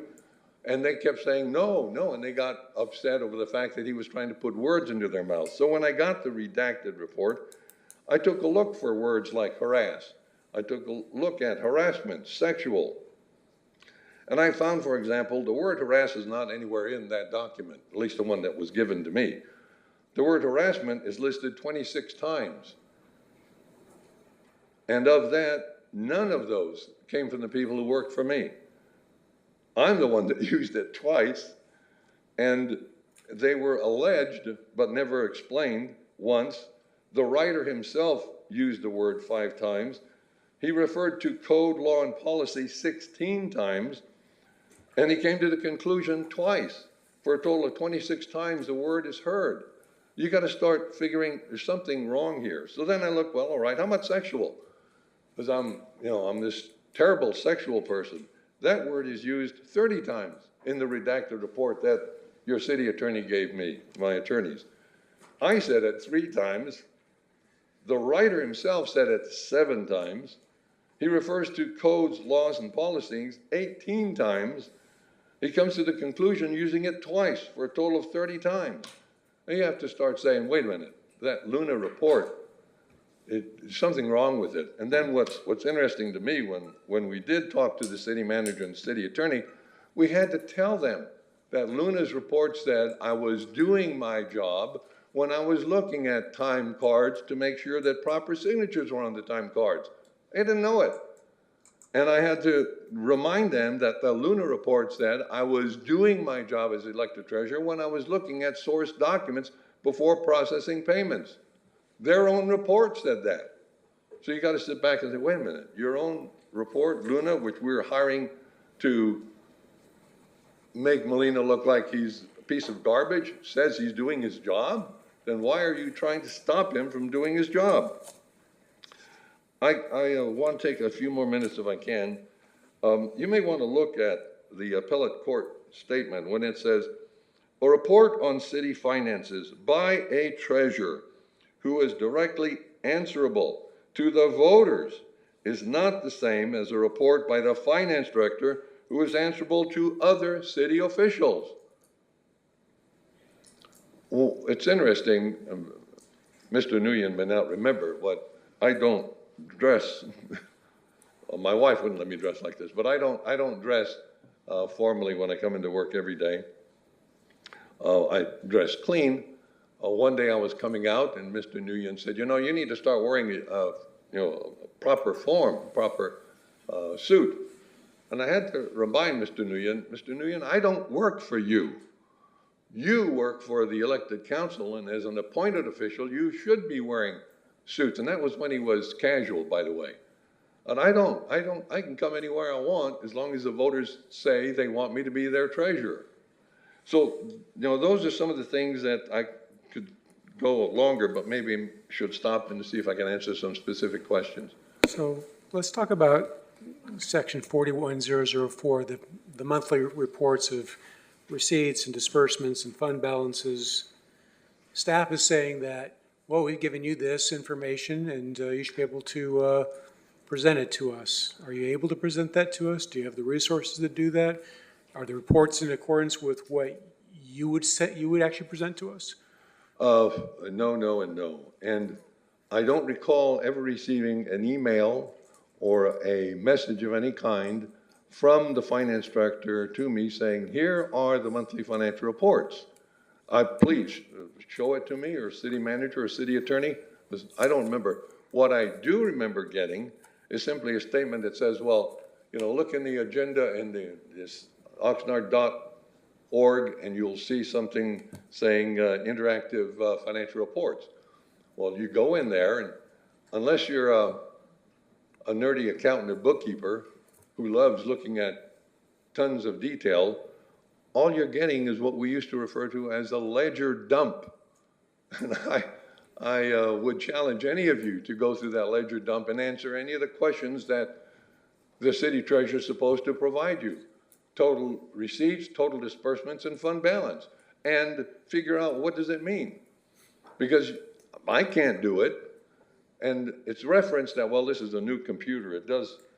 The old computer, we were able to program it so that every month, for the years that I worked for the city of Oxnard before I had to sue them and win $875,000 for illegal firing, which almost landed the city attorney, Gary Gilligan, jail because he knowingly submitted falsified documents as evidence in the federal court, and that's according to Judge Christina Schneider. The information that I was providing on a monthly basis was showing the major revenue types by fund, the expenditures by department, showing the budget for the year and how much had been spent and the percentage, so that we could give that to you every month and you could say, hey, why is the finance director spending 50% of their budget and it's only 1/4 of the year gone? So bottom line, though, is that the report that you've seen some reports under 41004 that were prepared by the finance director, those would not meet your approval. No, they would not. And you would want to present us with something that's maybe more informative? Yes, sir. And what do you need in order to do that? Well, what I needed when we did it initially is I would need to work in cooperation with finance staff and the IT, the software people. I would want to set up a taxonomy of the chart of accounts so we can have the funds identified by general fund, enterprise funds, and so on, the departments, and then the objects, and then the revenues, and then I would want them formatted so we look like a financial statement. We have the revenues up top, the major fund types. Underneath, we have the departments by expenditures, and then we have the fund balance at the end, beginning and ending fund balance. And every month, we pop that out. So again, the city manager, the council can say, hey, finance, you're right on. It's 50% of the year gone. 50% of the budget spent, you're on. Or you've spent too much or you haven't spent enough.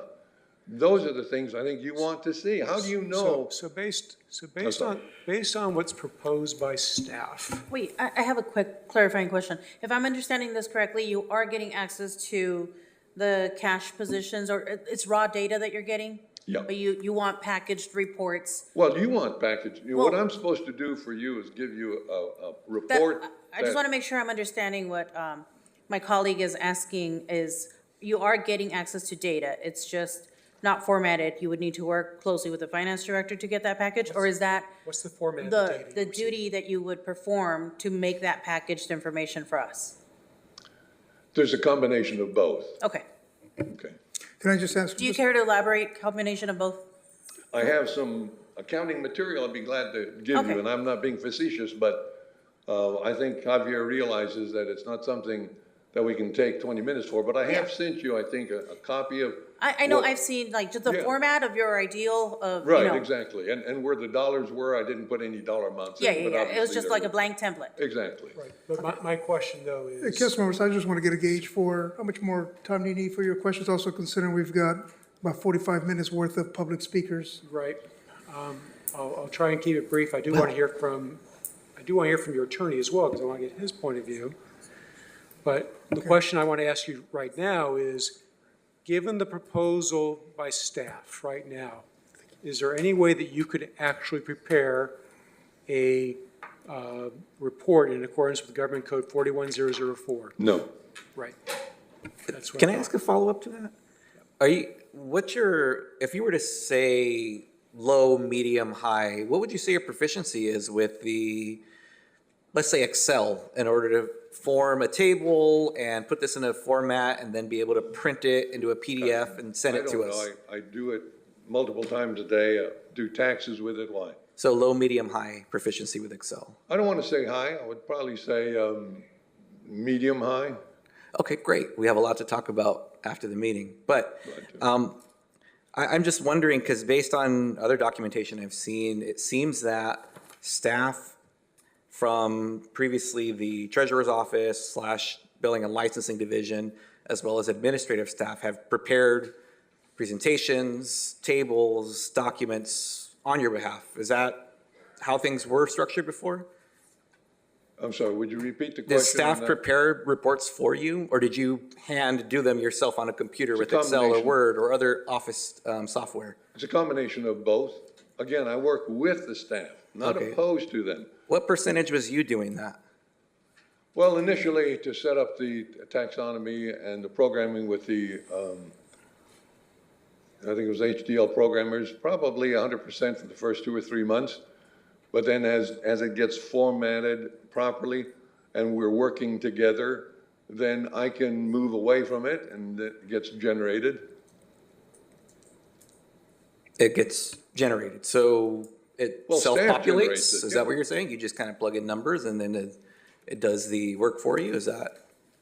I'm just trying to gauge here, what is your level of actual input into this versus staff's support to you in this work? I depend upon staff. I cannot get anything done without staff. Don't assume that I'm sitting there as a IBM machine that sucks up everything and spits it out.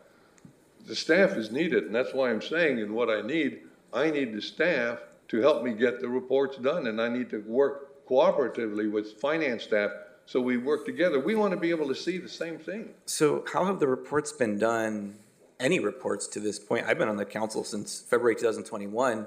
You do quarterly updates for us to council. Now we have these monthly items that are going to be coming to us. Like, how has that been happening? It hasn't that I know of. The quarterly reports we get, how do those happen? Who makes the PowerPoint? Who brings all the data together? Well, Are we talking about the quarterly investment reports, or are you talking about something else? Yeah, is that? Yeah, I was just asking about these reports you have to generate. I mean, So the monthly. you've done it without staff. I'm just curious, what's your level of like actual, not to be flip, but what is it that you do here? Well, right now, not very much. Okay. And that's the point. So regarding reports, though, I just wanted to get. So just so we're clear, the monthly reports weren't being done. That's what I sued the city over, was so that they could start doing the monthly reports, because they weren't doing it. When we talk about reports, though, when we talk about things that are sent to us, I'm sending you cash reports, and there's a reason the daily cash reports. I'm accepting the format, but I'm sending it to you because I want you to be aware that you're also responsible for the fact that I'm not being allowed, consistent with government code, to look at the source documents to make sure that payroll has been properly signed by employees, that invoices to Berkshire Hathaway have in fact good contracts that you've approved, And you're not letting me do that. Well, And- I'll speak to it later, but I don't get emails from you anymore for whatever reason, but I have that in my notes, so Well- I'm not getting a daily cash report, but, A daily cash report? well, you said you're emailing all of us, and I'm not receiving those. But Oh. I'll speak to that later, that's in my notes, so that's a side note, but But I'll remember- turn it back, my apologies. I know we have Councilwoman Basua, the mayor has stated we have a number of speakers, being respectful of our speakers who were here at 1:40 in the morning as well, and I see No, and our finance I've director. been here as well, and my attorney is here, and I understand. But once again, the treasurer is independent and can provide a check on other city officials, including the city council, which initially said the city attorney, but the city attorney said, no, let's make it city council, and a CE or a CI to an SE. So that's right. So including the city council and the director of finance. Come on, this is what you guys want. I mean, that's that third, the third party, the third group in our government structure. You have the legislative, you do have an executive branch, but you also want the branch that looks at it and says, hey, everything's going the way you want it. Okay? That's why they set it up the way they did. And by the way, the collection process, the way it was explained at the California League of Cities meeting years ago, and they still, we nerdy bookkeeping types, okay? Well, eye shades or whatever. You're late on your property tax bill, okay? I'm gonna go out there with my reporter. You pay me that $10,000 right now, and you say, or what? So we ask the police chief, who has tools that we don't have. He goes out there and he says, you need to pay this $10,000 bill, and you need to pay it now. I'm gonna pay the bill. And the law also says, and I'll get you the code unless I already sent it to you, it specifically says that the money and all monies that the police chief and the police department collect must be immediately turned over to the city treasurer, not in 2 hours, not in 10 days, immediately. Because they're the people we use and work cooperatively with to bring the money into the city. Now that's the older days. Nowadays, we have all electronic versions of doing it, and so we don't depend upon that, muscle-bound police officer to go out and do the collections. But that's what the purpose of that law was for, if that helps you. And I apologize. If there's any other questions I can answer? Thank you, Mr. Morley. I just want to recognize Javier. He had a comment. Thank you, Mayor. I just want to clarify a couple of inaccuracies on the Treasurer's statement regarding the monthly reports. After the court ruling in October, the Finance Department stopped providing that monthly report to Council and start submitting copy of the same report, including a copy of the staff report that the staff prepared to Mr. Molina, so he could provide that information to City Council. But he has chosen not to do so because of his idea of how that information should be presented. In line of his comments, the Finance Department, when we send that information to him, we're also providing him with the link to the transparency portal that the city has available to all the residents, where the information is presented in multiple formats by month, where you can see the trends. You can compare year-to-date actuals compared to the budget. You can look independent the department. So there's all that information is available out there. I have shared that information with the city treasurer, so he can piggyback from that tool to prepare the reports as with the format that he's asking. So I just want to clarify that. So we've been sending the information to him, and we're copying the city clerk when we send him the information. So there's a record that the information has been provided and is available to be submitted to City Council. And if I may correct the city finance director, those are not financial reports. Those are pretty pictures. They don't provide people with the financial format that they can use month after month. And it's not consistent with Government Accounting Standards Board for financial reporting. It's not consistent with any of the government accounting or any of the general accounting formats for financial reporting. So it's kind of like, I could build a 3-winged airplane, but, that's not consistent with how airplanes are built. So I would disagree. Councilman Perrello? Yes, a question for our Chief Financial Officer. Javier, the city treasurer made a statement He alluded to the fact, and this is a quote, whatever broker they want, implying that there were just some jackass brokers. These are certified brokers of any investment that you've gone. I need that for my information, every councilman up here, any member that heard that accusation. I did Can you not share? say jackass. I didn't say you Councilman said Perillo. jackass. I did not. I didn't say you said, Mr. Molina. I I'm hope you sorry? clean your ears. So, Mr. Mr. Molina. Javier, can you Thank you. clarify the brokers that you use? Yeah, thank you for the question, Councilman Perello. The brokers that the city is currently using to make investments are the same brokers that Mr. Molina was using when he was in charge of the investments. So we're not using any different brokers, are the same that he's been using. There's based on the list of authorized brokers that are currently in the investment policy. Thank you very much. Well, there was one broker that you used that was not on the list, and I'll get it for you. That was the clearing house for the broker, that was not the broker. Well, that's- Councilwoman Basua, did you have a question? I know you stepped out. No, I just would like to hear the speaker speak, if we can I have move one along. other Yeah, go ahead. technical question, and maybe it's redundant, but based on the recommendation by the staff and the attorneys, I'm asking the attorney specifically, are we still within the bounds of what the law is requiring of us and abiding by the court ruling, the appellate court? Yes, when we drafted this ordinance, we were very careful to only make changes as the judgment in the case and the writ of mandate said we could make. So that's the only thing that is being done. It is the direct permission of the trial court that prepared and signed off on the judgment. So it's word for word. You can change these two areas. What's before you would change those two areas, nothing less, nothing more. Okay, thank you. Just layman's terms, thank you. Yes. And may I add, there are a lot of things you can do. You could make the treasurer the city manager. But do you really want to do that? So you need to sit back and say, all right, we can do that, but we lose the independence that we've been talking about. And why would we want to do that? You know, my lawyer is here, and he'd be glad to, and I'd like to ask you to let him make a short presentation. I'd like to hear from him. Sure, before we do that, city attorneys, deferring the tax collection to a police chief just sounds like such an antiquated system that may be in the books from years ago. We've just never updated it. Is there any other city that we know of that actually defers that responsibility to a police chief? At this, once again, I am not aware of any other city that does that, but Mr. Molina conceded in his papers. The appellate court said that is someone that it could be transferred to.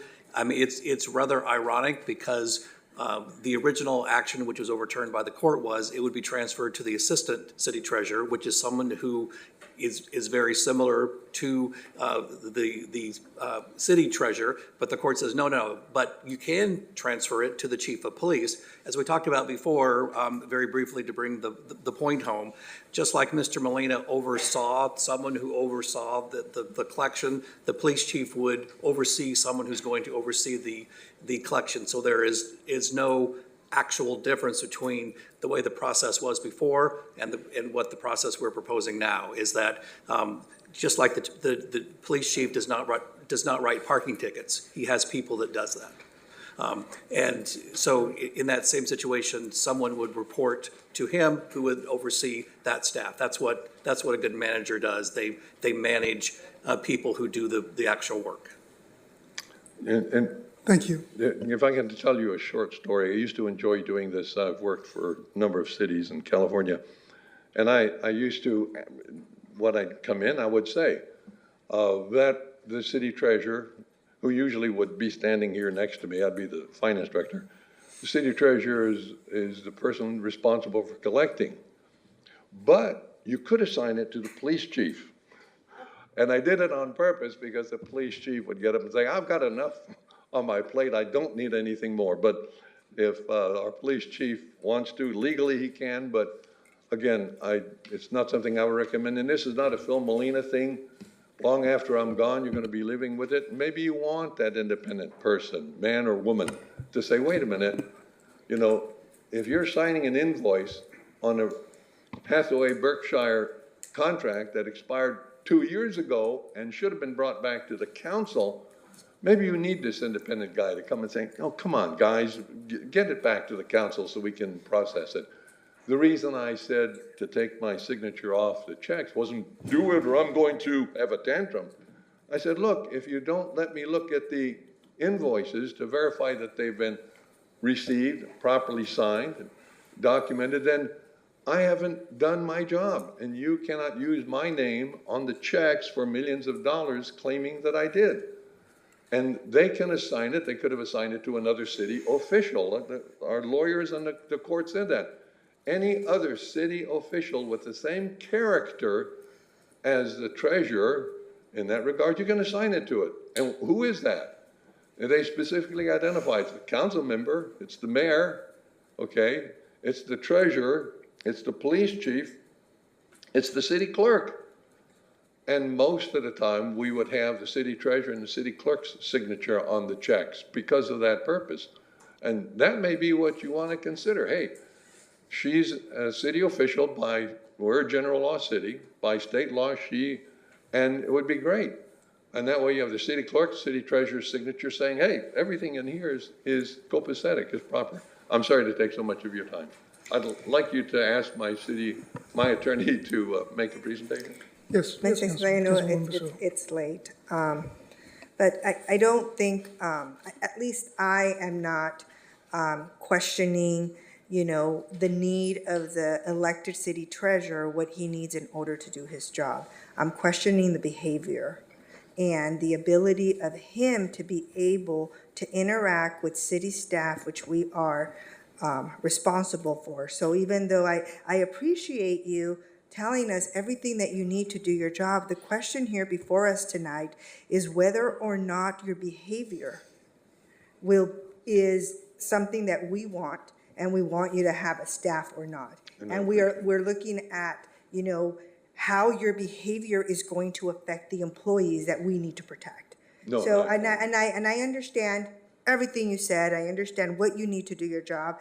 But the question before us tonight is whether or not this council believes that your behavior is appropriate of that of a department head.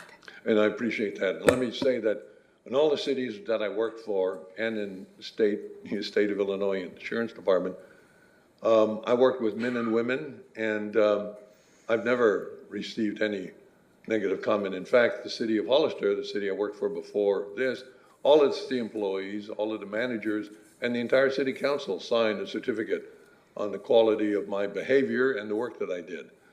I'm sorry, I was not aware of Eden Elmary's so-called statement. I'd like to get it, and I'd like to have my lawyer. It's in the pleadings that were filed in the underlying litigation, Mr. Molina. Okay. You have access to it. I appreciate it. I'm not a lawyer, but I will. And that's kind of the reason why I'd like to have a situation where we can bring people here and cross-examine them under oath. Let's see if they're willing to stand up to make those same accusations under oath. That seems to me to be my right. You are accepting evidence. You are condemning me without my opportunity to say, wait a minute, what's happening here? Why was that statement made? Was it actually made? And we get other people under oath and say, hey, is this what you really said? The last thing that is and I shouldn't, but the last thing is, in their report, in the Luna report, none of the people who worked for me in that report said, we went through it, said I harassed them, touched them, or did anything improper. The so-called 2 people in that report that claimed that I did are in the 300 building. I used to work in the 214 building. All right, so why would you move this harasser out of the building where no one ever claimed any improper and move him into the building where you claim 2 women made these accusations? Does that make sense to anybody? You move him out of the safe place and move him into the place where he's supposedly harassing people? And that's why, for my integrity, I need to be able to have the authority to put all of these people under oath, have my attorney cross-examine them, and say, what are the facts here? I appreciate it. I apologize.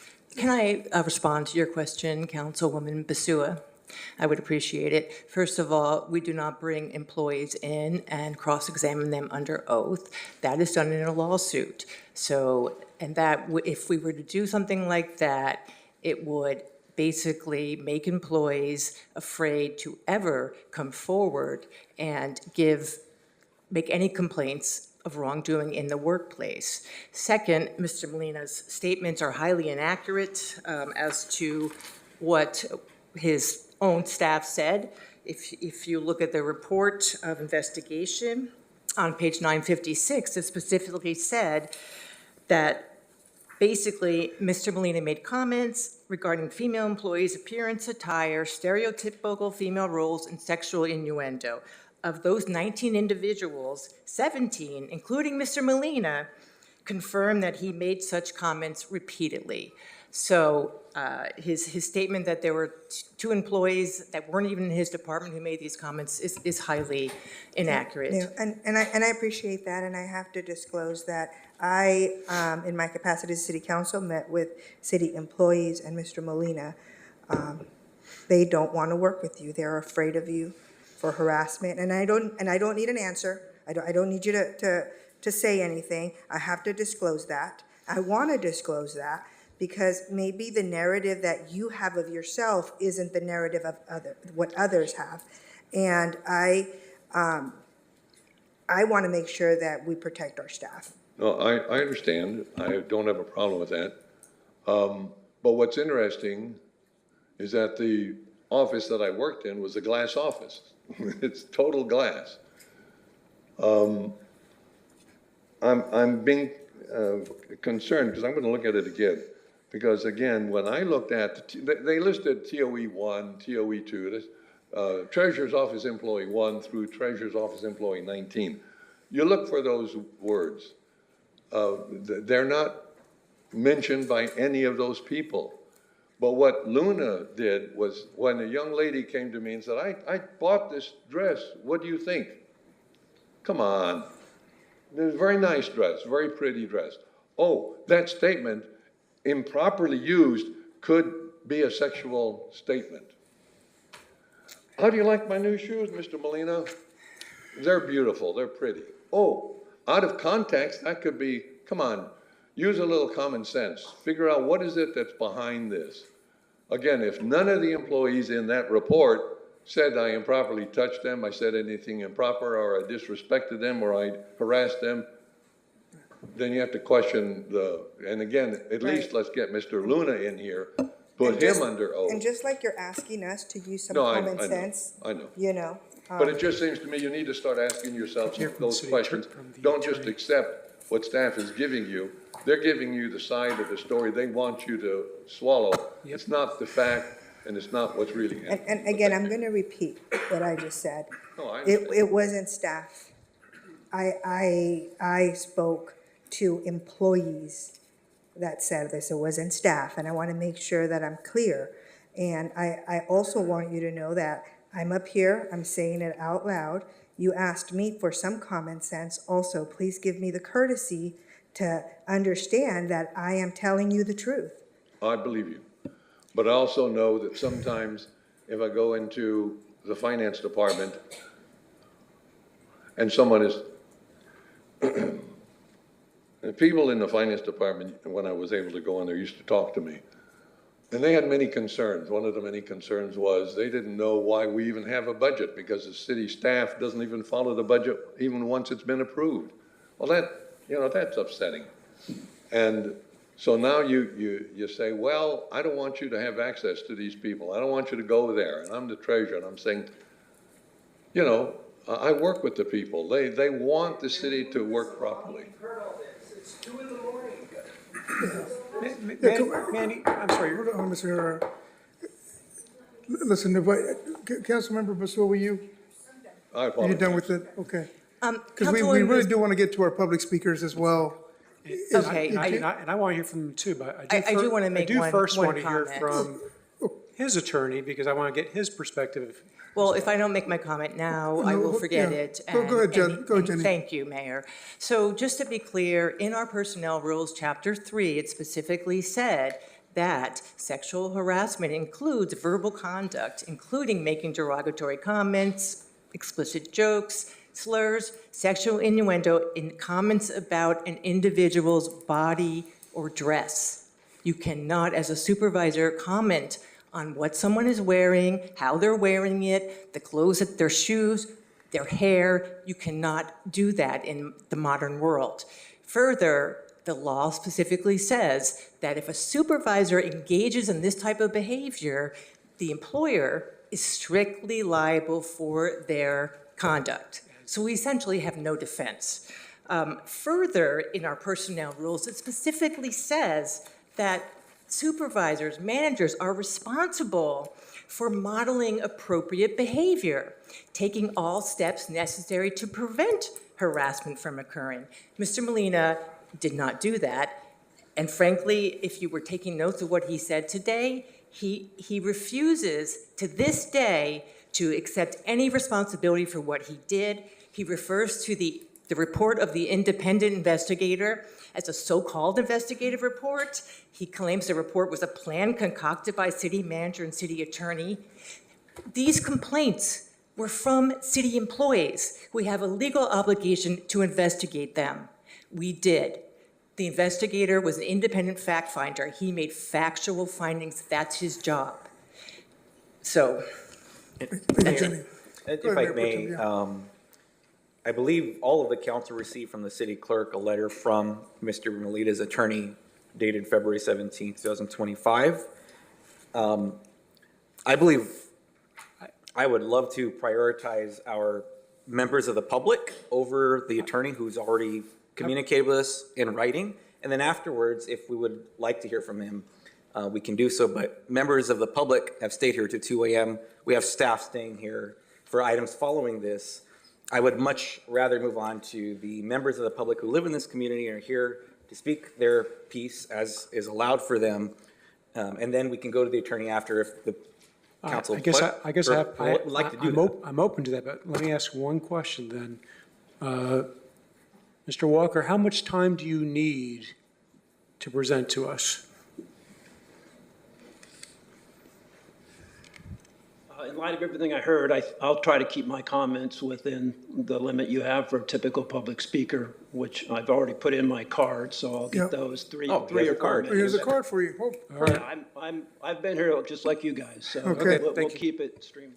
All right. Sounds good. Then before we go into further discussion, we'll take the public comments, and we'll start with Michael Walker.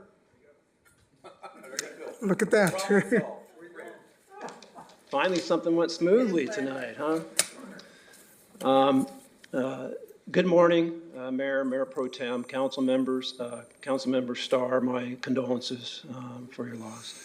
My name is Michael Walker. I'm the legal counsel for Philip Molina in his capacity as the elected city treasurer for the city of Oxnard. The one comment I will make before I get to this is I didn't come here, I guess it would now be last night, expecting to relitigate the lawsuit. I'm not so surprised, however, that that's what the city attorney and the city staff is doing. I would just point out that we've already litigated that case. I've been in court on that case. The city lost, Mr. Molina won, so I'm not going to spend time relitigating it. I will emphasize as well that everything that's being discussed tonight is at least 6 years old in terms of conduct. So what you're being asked to respond to today are allegations that are 6 years old or more. And also with respect to one answer from city attorney that Mr. Starr asked, he asked, why is it necessary, based on this investigative report, for your council to take away or to remove the city treasurer from the warrant process? And the answer you received had nothing to do with the investigative report. It was focused on something he did after that. And so you have to keep those things in mind. It's understandable, as I'll talk about in a minute, that there could have been some sort of counseling of Mr. Molina based on the allegations back in 2018 and 2019.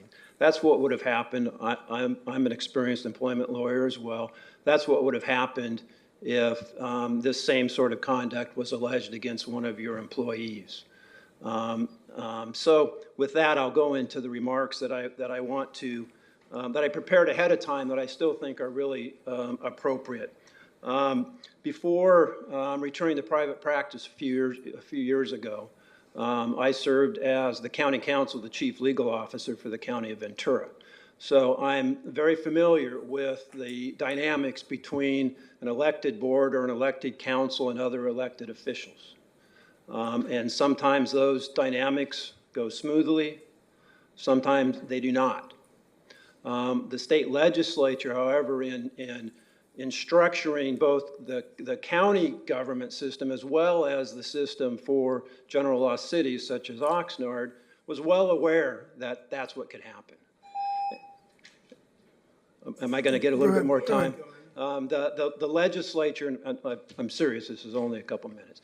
The legislature recognized that that could happen, and the legislature decided the way that that should be addressed is by the voters. The voters are the ones who address clashes between elected city officials.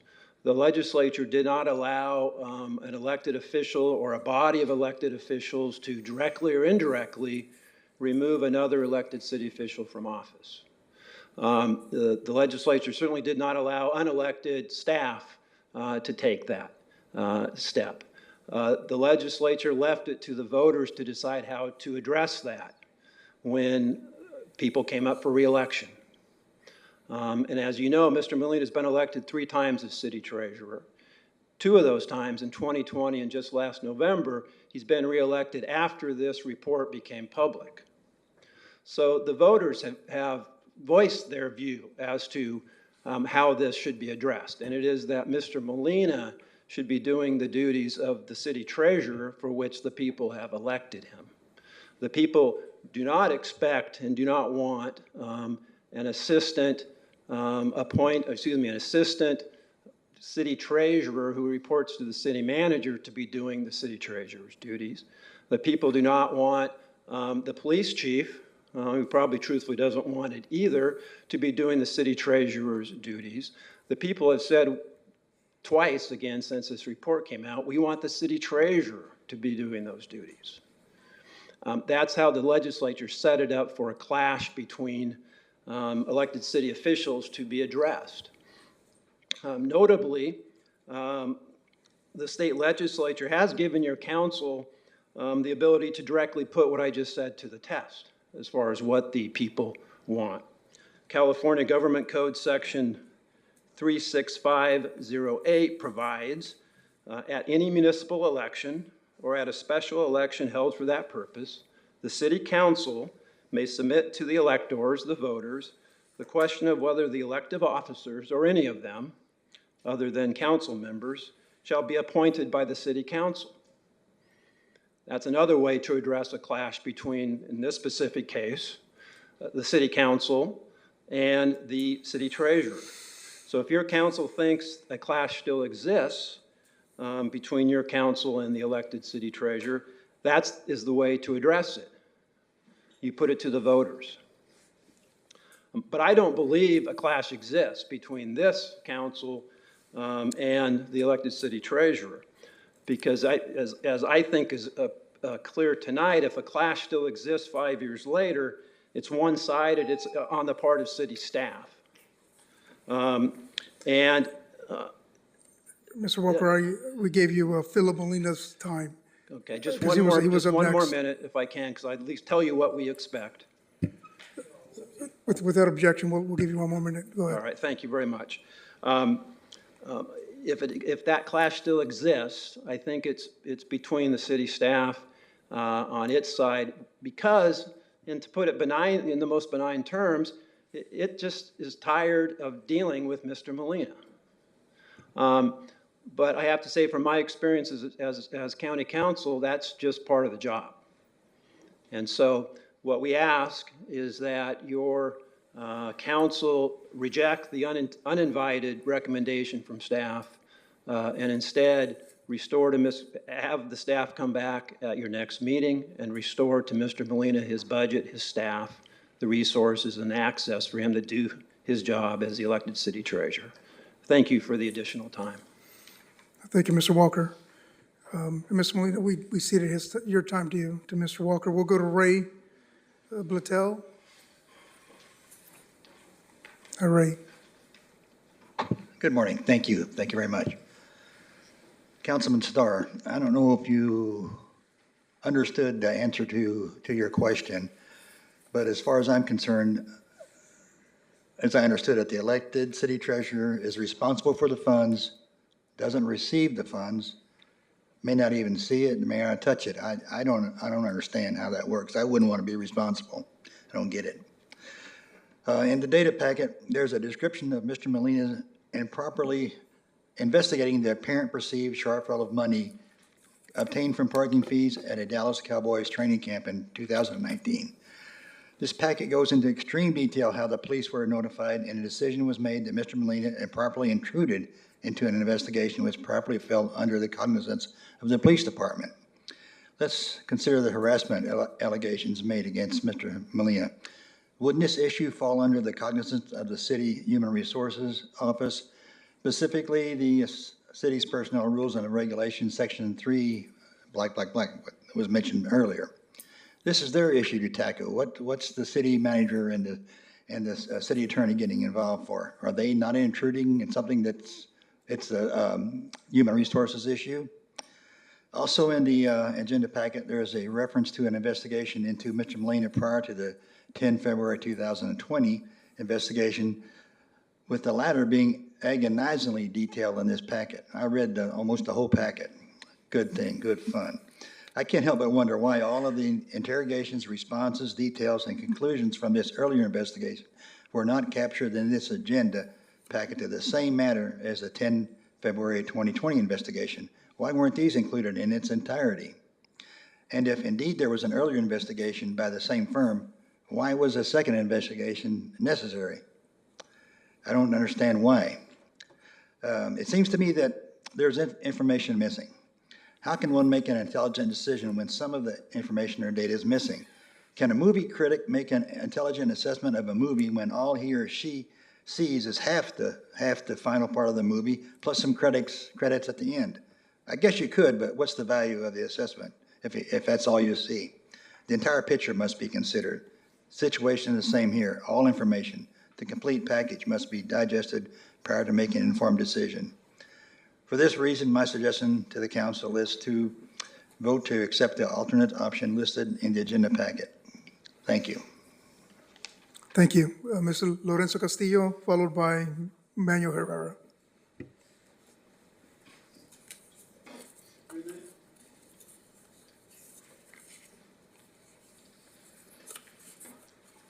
Good morning. I don't think I've been late since I used to drink 20 years ago.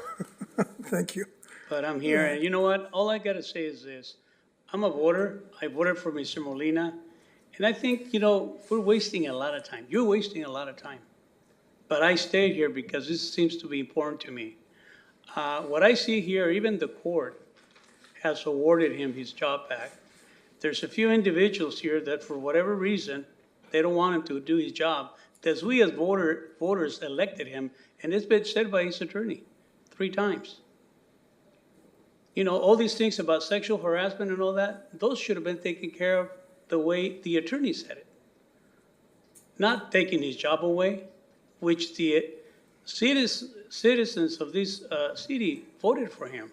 Now, they're asking you to take the right not of him, but also of the voters. They're telling 7 individuals here, all these voters are stupid. They don't know what they're doing. Here, we're gonna decide for them what we should do. I think that's totally wrong, and it's a waste of time, and I'm telling you this. It is a waste of time, and the same questions being asked and asked and asked again. Same thing with the previous item on the agenda. This is truly ridiculous. And I'm sorry to say that, and I respect every single one of you. But I think there's a lot of time being wasted. I mean, look all the money. I mean, are we gonna have to face another lawsuit and spend more money? You know, we're trying to save money, but then at the same time, you know, we have the power to spend as much money as we can. Why are we doing this? I mean, this is totally inappropriate. He was elected by the residents of this city. He should have the right to do his job, not 2 people or 3 people taking away his job by the elected people of this city. And I'm sorry, I said it before, I've been here many, many, many years. And I hardly ever came to talk, but I guess as I'm getting older, I'm getting more concerned with my grandkids. You know, and I think this is something that really needs to be looked at. You know, it really needs to be looked at because I think there's other people that should not be here, not the elected official. Thank you. Thank you, Mr. Castillo. Mr. Herrera, and then Manuel Herrera is going to be followed by Doug Portello. Well, actually, speaking of the 30 seconds, you gave this gentleman extra time, so if I need extra time, I trust that you will do the same for me. We gave him 1 So, minute, yeah. First of all, I think it's appalling that Aaron Starr is allowed as a city council member to act as the attorney for Phil Molina. It's pretty obvious that the people voted him to represent the people, not to sit here and act as an attorney for Philip Molina. That's pretty pathetic. And it's obvious that the two got together and coordinated all this. I mean, it's obvious. It's very obvious. So speaking of pathetic, I think it's rather pathetic that we continue to deal with the issues pertaining to Treasurer Phil Molina. He is the perfect example of why the position of city treasurer needs to be an appointed position and not elected position. Even after an independent investigator confirmed that 1, Molina violated the city's sexual harassment and anti-bullying policies by making inappropriate and impermissible comments regarding female employees' appearance, attire, and role within the workplace. 2, he sent misleading emails to the public to bully city employees and enhance his image at the expense of employees and accused employees of misconduct with no basis in fact. 4, interfered with the investigation by sending emails to staff about ongoing investigation and inappropriately discussing it with staff members. Even after all this, he couldn't be fired. Why? Because you can't fire an elected official. Otherwise, he would have been fired. Yet, Molina decided to sue the city, not because he wanted to clear his name, but because he wanted his duties reinstated. In other words, even though it was his employees who issued the complaints against him, he still wants to oversee them. Talk about arrogance. He has publicly stated that some of his accusers have recanted their statement. So in an effort to get to the truth, I looked into this. I did a records request for information pertaining to any employees recanting their stories. There was none. So either Molina is lying or he's lying. And if I'm wrong, then have him step up to the podium and correct me. This nonsense has to stop. So hopefully your actions tonight will be the start of finally putting Molina in his place. Let's not forget, it's the responsibility of the city to protect its employees, even if it means protecting them from our own city treasurer. I also want to remind everyone, including the last speaker, that all this drama is a direct result of Molina's action. He has no one to blame but himself. So I urge everyone to read the independent investigator's report, which deals in facts rather than to rely on Molina's version of the truth. So if I'm wrong, have him come up here and prove me wrong. Thanks, Mr. Herrera. Doug Portello, followed by Alicia Parcell. Good morning, Council. Aaron, my condolences for the loss of your father. The city may not, through legerdemain trickery, unelect the office of city treasurer and defeat the choice of the voters Page 3, the final disposition of the Second District Court of Appeals, which the state Supreme Court refused to overrule. The treasurer is independent and can provide a check on the other city officials, including the city council and director of finance, page 9. Section 41004 Government Code places the duty to provide a written report and accounting on the city treasurer, not the director of finances, page 9. The Government Code calls for an elected treasurer. Molina was duly elected. The ordinances as a whole have the intent and effect of removing Molina from his office. For this reason, we reverse.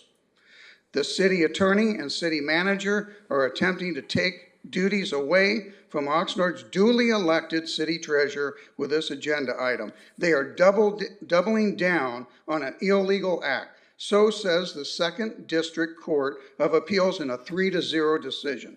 Judge Burrell, who first heard the case, was later overruled. In his final disposition, gave the city latitude in choosing to who some duties could be given, and not the city treasurer. But no changes to the duties of the city treasurer are warranted, and in the best interest of the residents and the voters.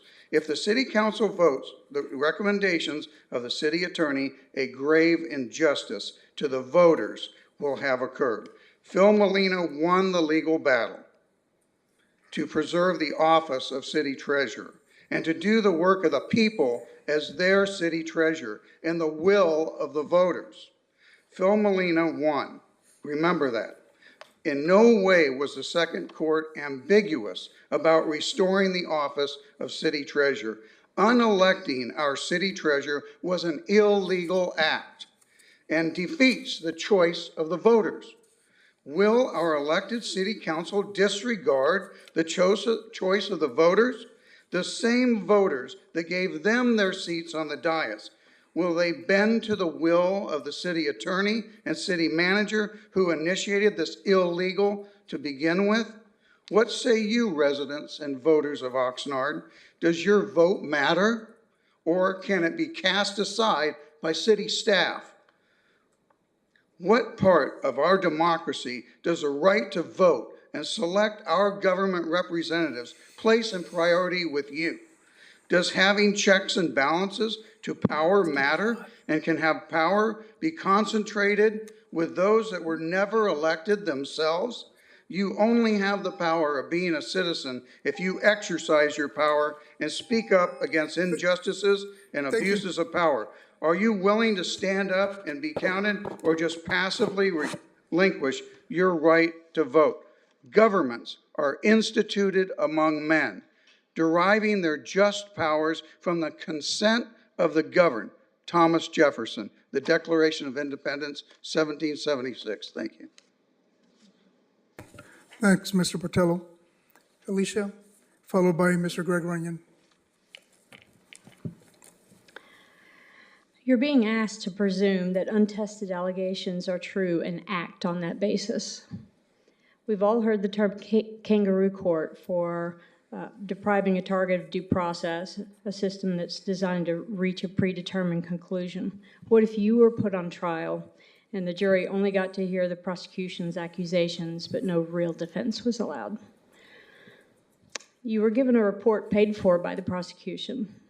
You, as the pseudo-jury, didn't hear the witnesses testify, and they weren't under oath. There were no certified transcripts of the interviews to assess whether the statements are accurately characterized or whether they were out of context. Phil was also accused of harassment for rightfully warning the city about the IUF and the failure to rotate the auditor firm. He was accused of impropriety for attempting to do what the auditor said was his job, of reviewing source documents before issuing payments. Little by little, Phil was being kept from doing his job before accusations arose. I suspect that only tonight were you told that on August 16th, 2019, Mr. Molina made a complaint to HR that Mr. Nguyen had been making disparaging references to his age in front of other people. The report in front of you began 11 days later. A reasonable person would question whether this investigation was retaliation. Innocuous comments can easily be twisted to sound like harassment. The report alleges he made stereotypical comments, such as suggesting to female employees that they go home and cook dinner for their husbands or children. Gasp, oh, the horror. Telling an employee that a task isn't urgent enough for them to stay late to finish and they should go home to their family instead is not a reason to keep a treasurer from doing his job. Being considerate is not harassment. Guess what? I cook for my husband too. And trust me, you would rather eat my cooking than his. That's why I do the job, and it's not sexist. The appellate court emphasized that an independent treasurer has the ability to provide a check on the other parts of government. If the council restructures his job so that's not possible, or he has other people dictating to him what reports he will present to the council, and he has no idea of the basis for those reports, you have once again unelected the independent treasurer. So let's stop the games. Let's restore the city treasurer's job to what it was before 2020. And let's give the residents the independent treasurer that they voted for. Thank you. Thank you. Mr. Greg Runyon, followed by Lauren Bueling. Good morning, everybody. Good morning. By the way, you can't cook. She made some soup one time here, and it was tremendous. I remember that, so it was really good.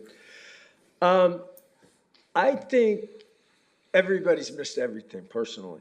I have talked with Mr. Molina a lot.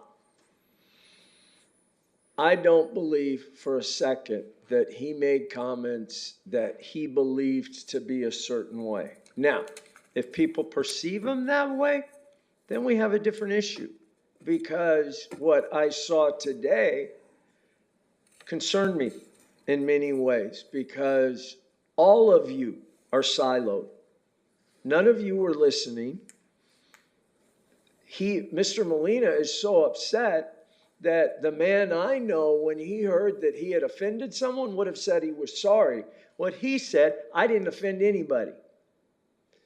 What I hear some of you saying is, even though he may be saying something in a way that you don't like, are we trying to figure this out, or are we just trying to figure out what's convenient? People are mad at Alex, so they're going to figure out a way to get him. People are mad at Aaron, so they're going to figure out a way to get him. People don't like Bert, so they're going to figure out a way to get him. Nobody's listening. And at the end of the day, y'all got to figure out what is best for the residents. It's not what's best for you. And it's not what's convenient for you. And I am scared to death that if something happens that somebody doesn't like, they're going to go sue somebody instead of figuring out how to get along. And if you want to know why we live in a litigious society, it's because that's what everybody, I don't like the result, I'll sue. I don't like you're doing that, I'll sue. We just watched, for God's sake, sorry, Lord, till 12:30 in the morning. Because you guys were busy doing your thing, 3 people sat there and solved it. And even then, it took you an hour. Figure out what needs to get done. Get it done for everybody's good, for yours. I said this when you first started. People are watching you. This wasn't a good night procedurally. Now that I settled, but I want to say this. It got solved. You got a contract. You got things going. But build on some of the momentum. And whatever decision you make tonight, please remember it involves people. It doesn't just involve Phil, and it doesn't just involve you. It involves the victims too. I'm going to stop because I hear the buzzer. Thanks, Greg. Lauren Bueling.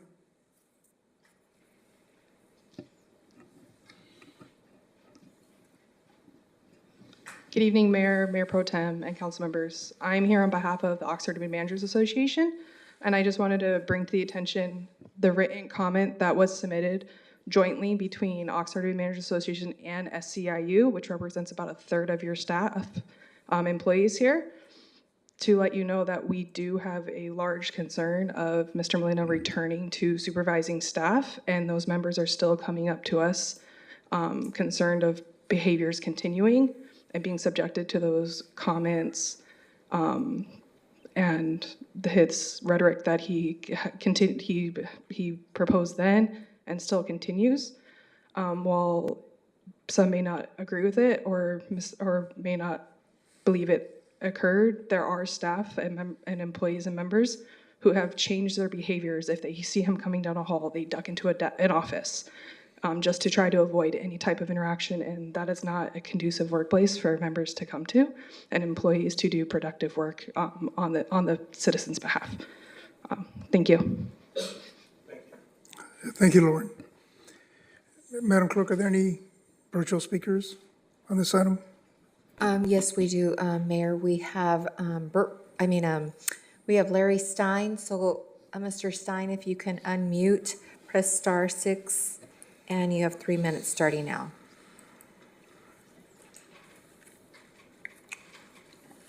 Mr. Stein?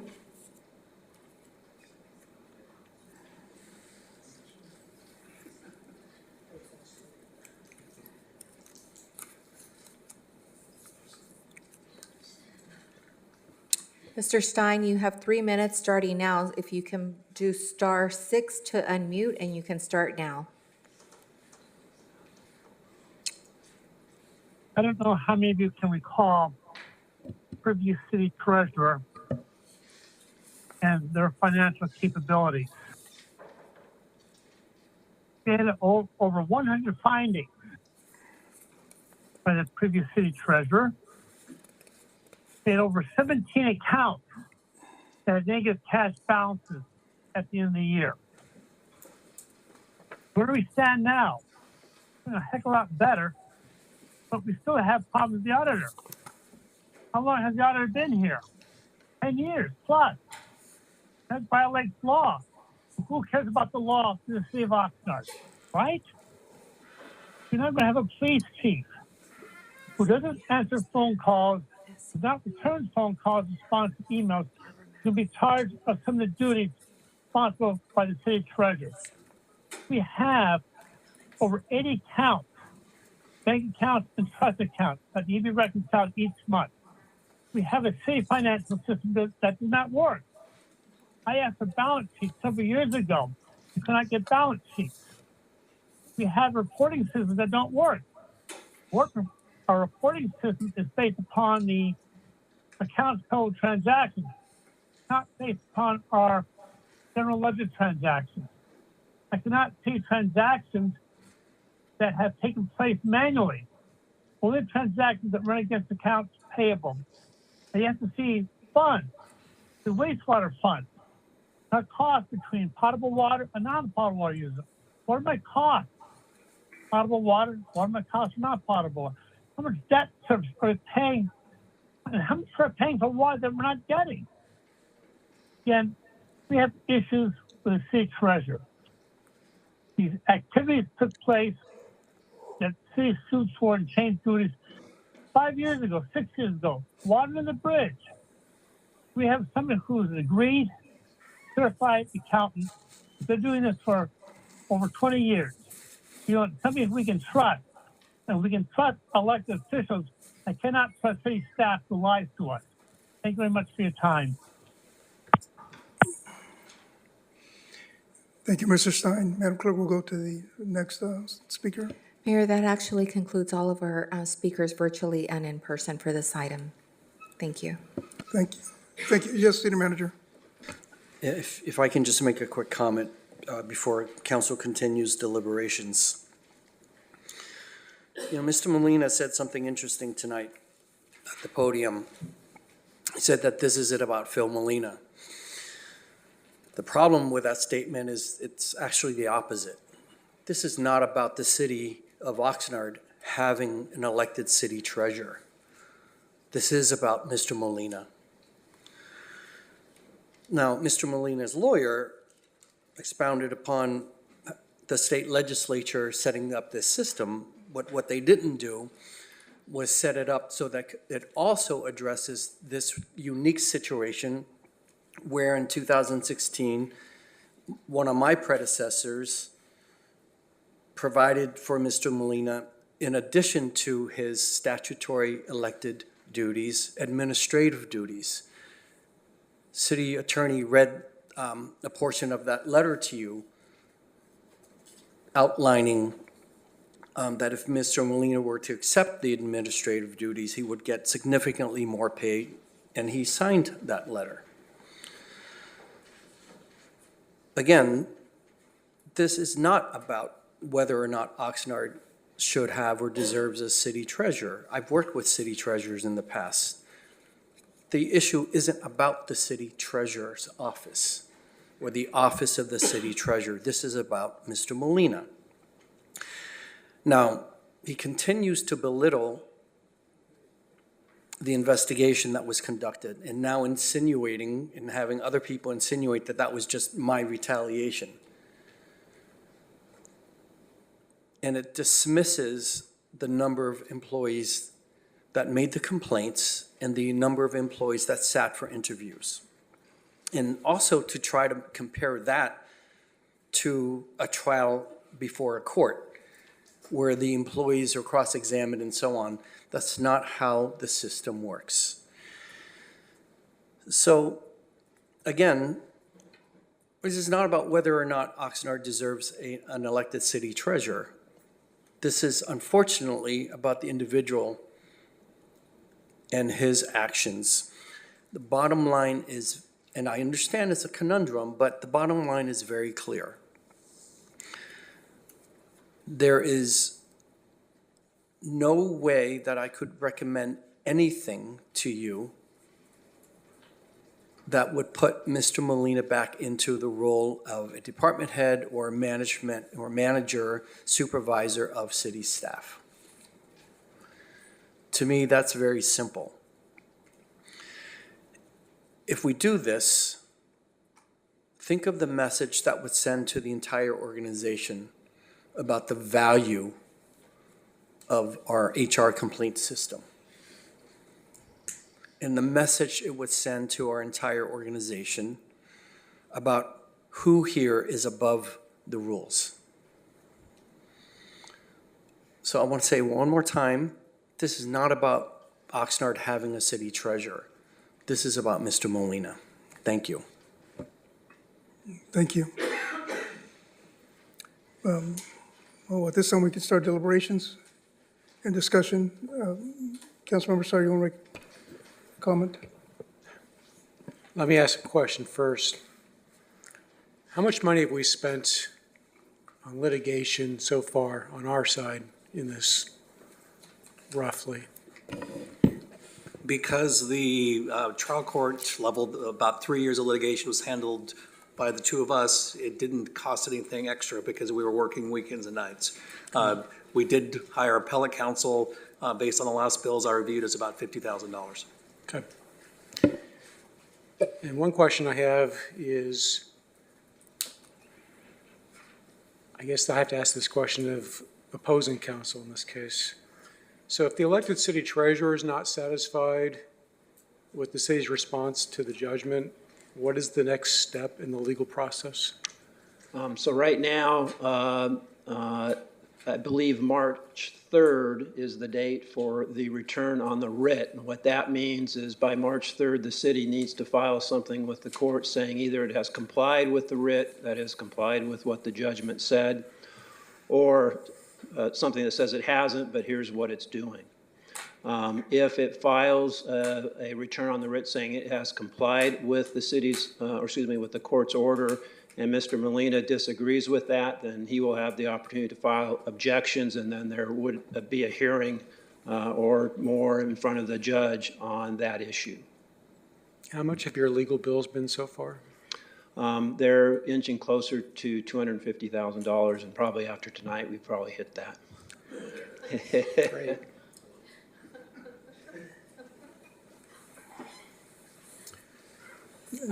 Mayor Pro Tem, go ahead. Thank you. I first want to thank the folks who spoke. I also want to thank the staff I see sitting over here who are patiently awaiting the rest of the regular business we have to do tonight. It's not lost on me, so thank you. Looking at this, there's been questions about the report. The report predates me, but I am very familiar with the report because I believe it was Mr. Molina who made it public, and I actually created a video about it and then had a follow-up interview with him in my extra time that I used to do when I made videos about the city of Oxnard as a private resident. Oddly enough, from the report, I created a video that summarized a lot of what the report findings were.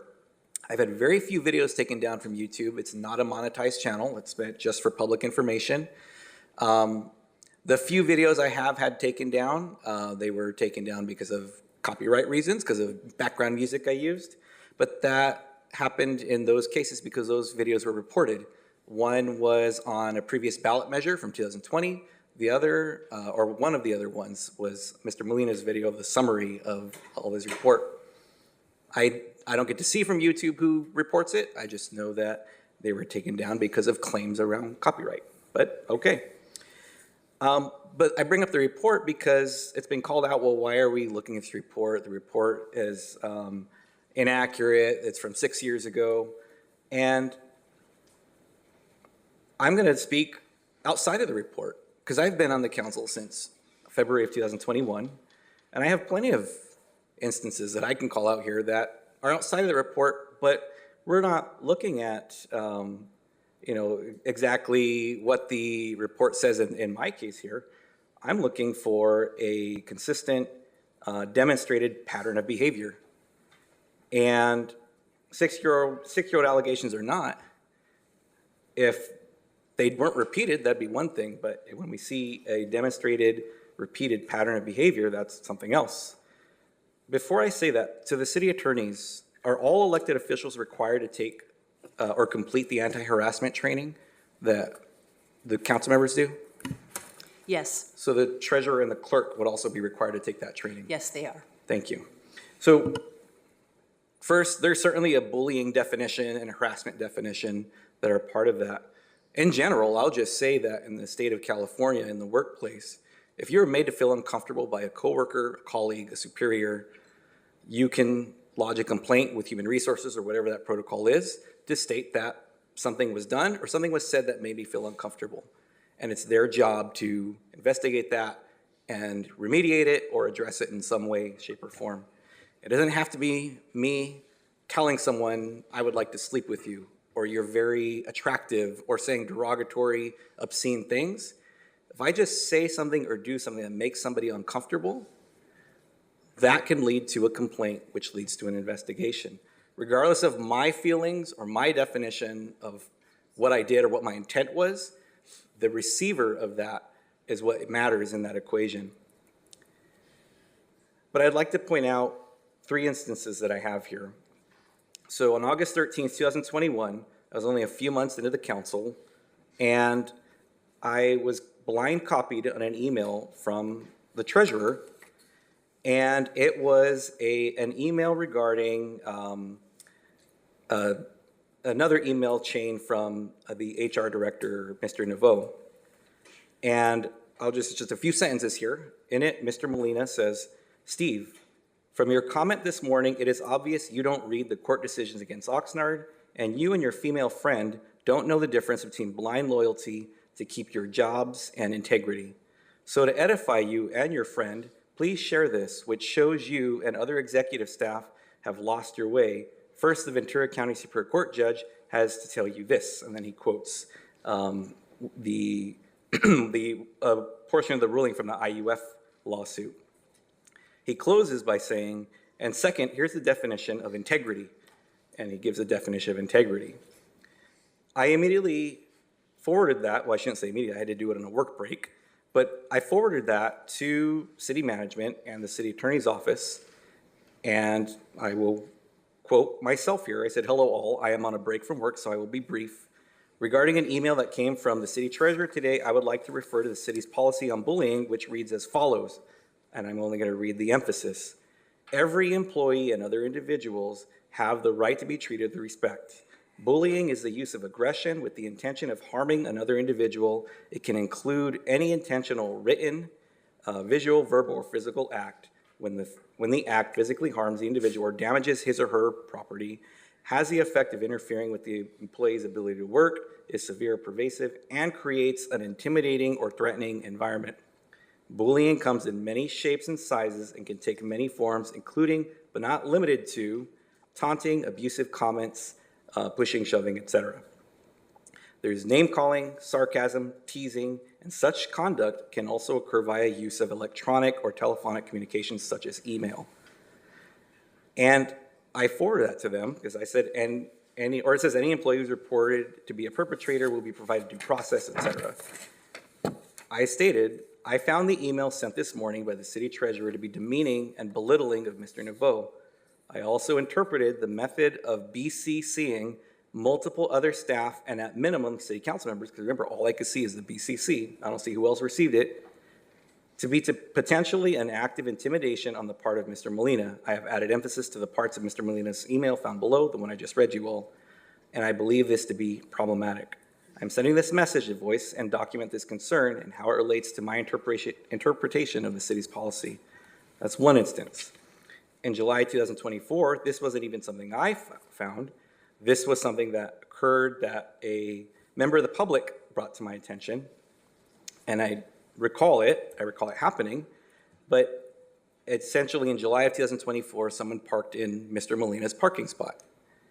And Mr. Molina, through an email chain, I suppose, brought this up, went as far as to ask the police to come and investigate. The police later responded and said the car was gone by the time that they had arrived. Mr. Molina had, through a chain of emails, said that he looked up the license plate number on the car and found that it was a Hertz rental car, and that he can ask with the, I believe it was the police chief's cooperation, that we can get the information from the rental company to see who the renter was to, I guess, retaliate, to ticket them, I don't know. But all over a parking space. Finally, staff person did say, ask him to move on. The car was gone, it's done.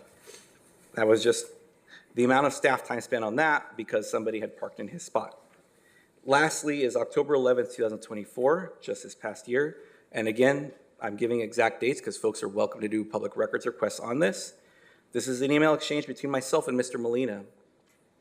That email exchange started on September 16th and ended that October 11th. But on September 16th, Mr. Molina said, members of the public told me that I need to send this to the mayor and council for their edification. And he goes on to explain the appropriation of government money, very standard information. My response to him was, can you share with me the communication method that members of the public used in order to make this request of you? His response was, well, to answer your question, without revealing names of people who have not given me approval to do so, some spoke to me verbally, others sent me emails saying I need to inform the mayor and council, others used words to describe the council that I don't want to repeat. And I'm just reading excerpts here. Know that there's more to this if you want to request the emails. My reply to him, thanks for confirming that one of the methods of communication from said members of the public was via email. I went on to request of him, can you please provide me these emails as they are part of the public record? His response was, those emails are to my private email address and had little to do with city projects or items on current agenda. They were in response to the email I sent you defining the purpose of an appropriation. What legal purpose or what city business is improved or even impacted by your desire to see the email sent to me, suggesting simply that I share an email with you? To paraphrase what I said, I let him know that it doesn't matter my reasoning for wanting to see a letter or an email communication on the public record. Is it part of the public record, yes or no? If the answer is yes, I would like to see it. Mr. Molina goes on to dig his heels in and essentially refuse to comply with the Public Records Act. And I said, if this is what you're willing to do, I will just go through the city attorney's office and do a formal public records request instead of coming directly to you. I also made it clear that his private email address has his signature as elected Oxnard City Treasurer. He does city business in the content of those emails from those private email addresses, and I count at least 6 emails, I'm sure there are more, that are controlled by him and done for city business. The point of it being that there's case law saying that if you're using private emails for the public's business, those are part of the public record. His refusal to follow the Public Records Act, and then his needing to hear from the city attorney's office and finally acquiesce to that, revealed on October 11th that the public records request I placed said, the city of Oxnard has reviewed his files and has determined there are no responsive documents to your request, and the request has been closed. Essentially, no such emails existed. If Mr. Molina wanted to say, I want to send this to the council for your edification, I think this is important, great, send it. But to factually misrepresent, to essentially lie and say members of the public said to send this to you, and when asked about that, dig your heels in and say, well, no, I don't want to give you those emails because no such emails existed. That's also an example of problematic behavior here. And I've given you examples of bullying and belittling based on the definition of what our city says, but also what California law says. I've given you an example of, I'm sorry for the word, but it's late and I can't think of another word, of pettiness for someone just parking in a parking spot that is a public parking lot. And then an example of mistruths or misrepresentations by Mr. Molina. And again, messages sent out to the public. These behaviors, it makes it difficult for me with a straight face and in good faith to say, yes, I believe he is fit to oversee and supervise staff, let alone the harassment issues and things we've already talked about. And lastly, he said earlier that he had not seen Ms. Alameri's declaration to the Superior Court, but I looked up on the Superior Court's website the register of that case, and on November the 3rd of 2022, he filed an objection to the declaration of Eden Alameri and all of the other declarations that were filed. And so maybe he didn't see them, maybe his lawyer didn't tell him he was doing that. I would hope he would be directing his attorney, if it was this one or a previous one, on what he was supposed to be doing, but it's in the court's records that somebody reviewed it and somebody objected to it. So I'm just throwing that out there too, to say that he hasn't seen that. So that stood out to me. Those are my comments, Mayor. I appreciate the extended time on this, especially after I thank staff for being here, and I spent more of their time of them listening to me. So thank you. Thank you, Mayor Pro Tem. We'll move over to the left. Councilwoman Perez, did you have something? No. Councilmember Perlo? Yes, I didn't save the emails, but I can verify not the specific emails that Councilmember Turan is talking about, but inundated. It's not as much as it used to be, but it used to be inundated with emails coming from various email accounts, and specifically to address the various email accounts. He has been in a jam because he's conducting business on email accounts that are not on the city's, jeopardizing the integrity of the city's email stuff. That's one. Number two, I want to thank the representative for the union that came and spoke. I know it's a late hour and you guys got to get up and go to work like everybody else, but I wish more of your members would be here, and I wish they would have read it, because I'm going to read it. This is what was given to the council members as a public document. People can find it. It's from the SEIU and the Oxnard Mid-Managers Association, February 7th, regarding Phil Molina return to city treasurer, as city treasurer. Honorable Mayor, Mayor Pro Tem, and council members. The Service Employees International Union, Local 721, SEIU, and the Oxnard Mid-Managers Association share our joint concern with the city of Oxnard regarding Philip Molina returning to his full duties as city treasurer. Specifically, we ask that Molina not be allowed to supervise city staff. On or about August 27, 2019, the city opened an investigation into allegations against Molina, the city treasurer, after several complaints made by various individuals and departments. The report's findings were troubling. It found that Molina made inappropriate comments concerning female employees' appearance, attire, stereotypical female roles, and sexual innuendo in a workplace which violated the city's sexual harassment policy contained in its personal rules and regulations. Moreover, the investigation found Molina interfered with the investigation. That's significant to me. Moreover, it found that Molina interfered with the investigation. You go after the employees that you think are complaining against you. I've worked in situations like that. That's called putting the fear of God in somebody. That's not in this letter. I added that. The report's findings were clear. Molina's conduct violated the city's personnel rules and regulations. As a result of the investigation, the city removed Molina from many of his duties and left him with minimal tasks. SEIU and the association are extremely concerned about the city permitting Molina to return to certain non-statutory duties required as the treasurer. We are jointly concerned about the substantiated allegations found in the investigative report regarding overall employee safety and work environment.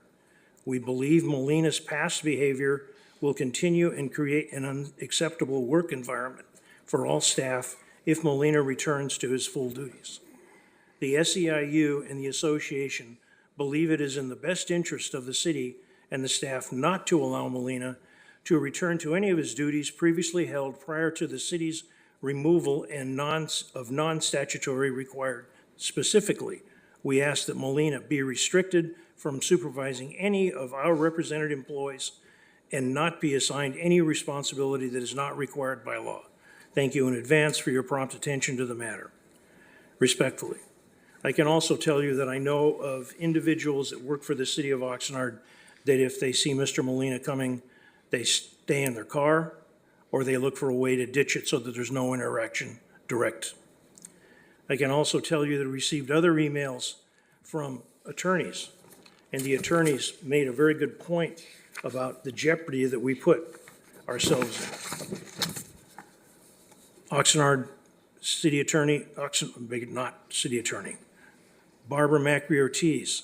She's talking about what happens, the past with Mr. Molina, the various times that he's had interactions with issues, but she's also talking about what happens now that we've been put on notice and we put him back in a situation, the jeopardy for our city, if these employees now decide to file a harassment, workers' comp.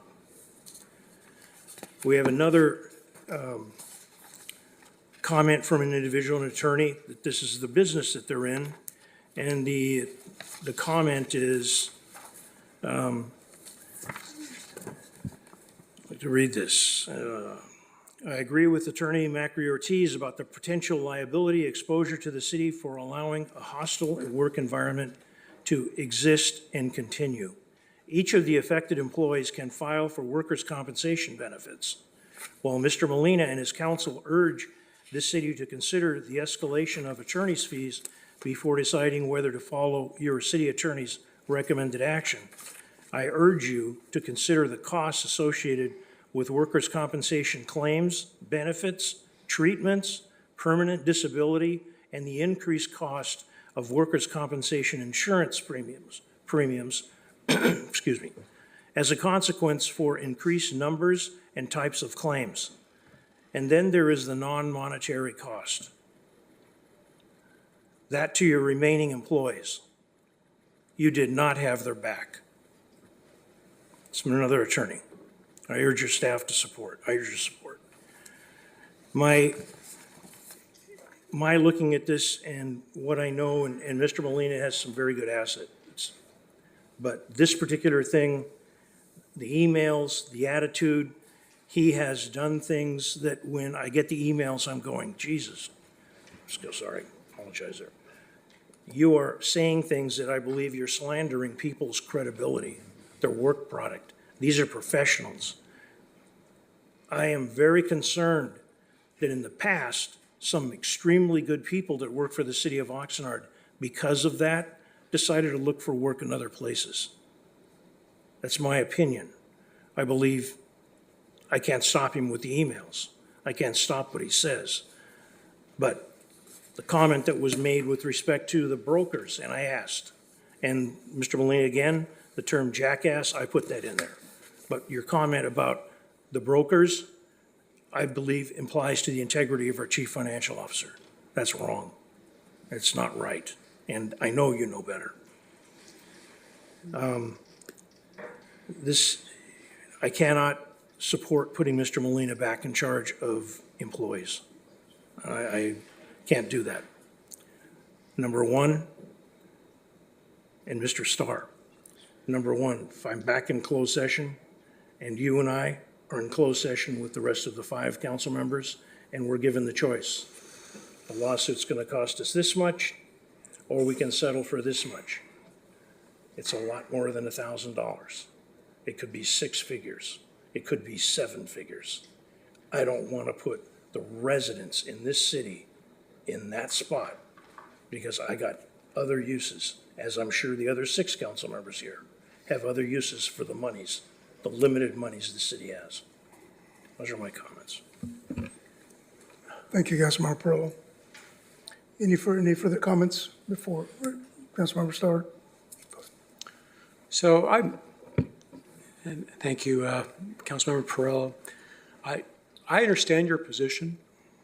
I understand staff's position. You know, they're taking the position that what they want to do is to protect the city. And I get that. And I'm sorry, but it is not. Microphone. It is not in my position, in my opinion, 2 employees that this council hires, they got a hard-on for Mr. Molina. They're trying to protect the city. Let me, oh, I lost my thought there. Hold on a second. So I understand staff's position. I'm sure that they want to do this because they think that this protects the city. I know you want to protect this city as well. You don't want to put the voters at risk. Here's the problem I have. Even if every single thing about this is true, if everything is true, Phil Molina is not a city employee. He is an elected official. And it's not us that's decided to take on this risk of harassment charges that, could make the city liable. Candidly, the voters have decided to take that risk when they put him in twice since this report came in. So there's just no way in heck, there's just no way that I would not give him back his duties because I think the voters made that choice for me. So, and I do want to remind you that, and then you know this from the courses that we've all taken these courses on sexual harassment, that we are personally liable for our own harassment that we do to others. It's not just the city. And candidly, if the unions here feel that he's such a threat, then candidly, I think they could pay for some attorneys to go after him and go for him personally for that. And that would be okay. But as long as he's an elected official, I don't think I have the ability to remove him from office, which is what I think this proposal by staff does. I think it circumvents the court. I think it puts us in contempt. I don't think that we could ever do this. At least I could never vote for something like that. So, I'm losing my train of thought, and I'm sorry. It's just a tough day.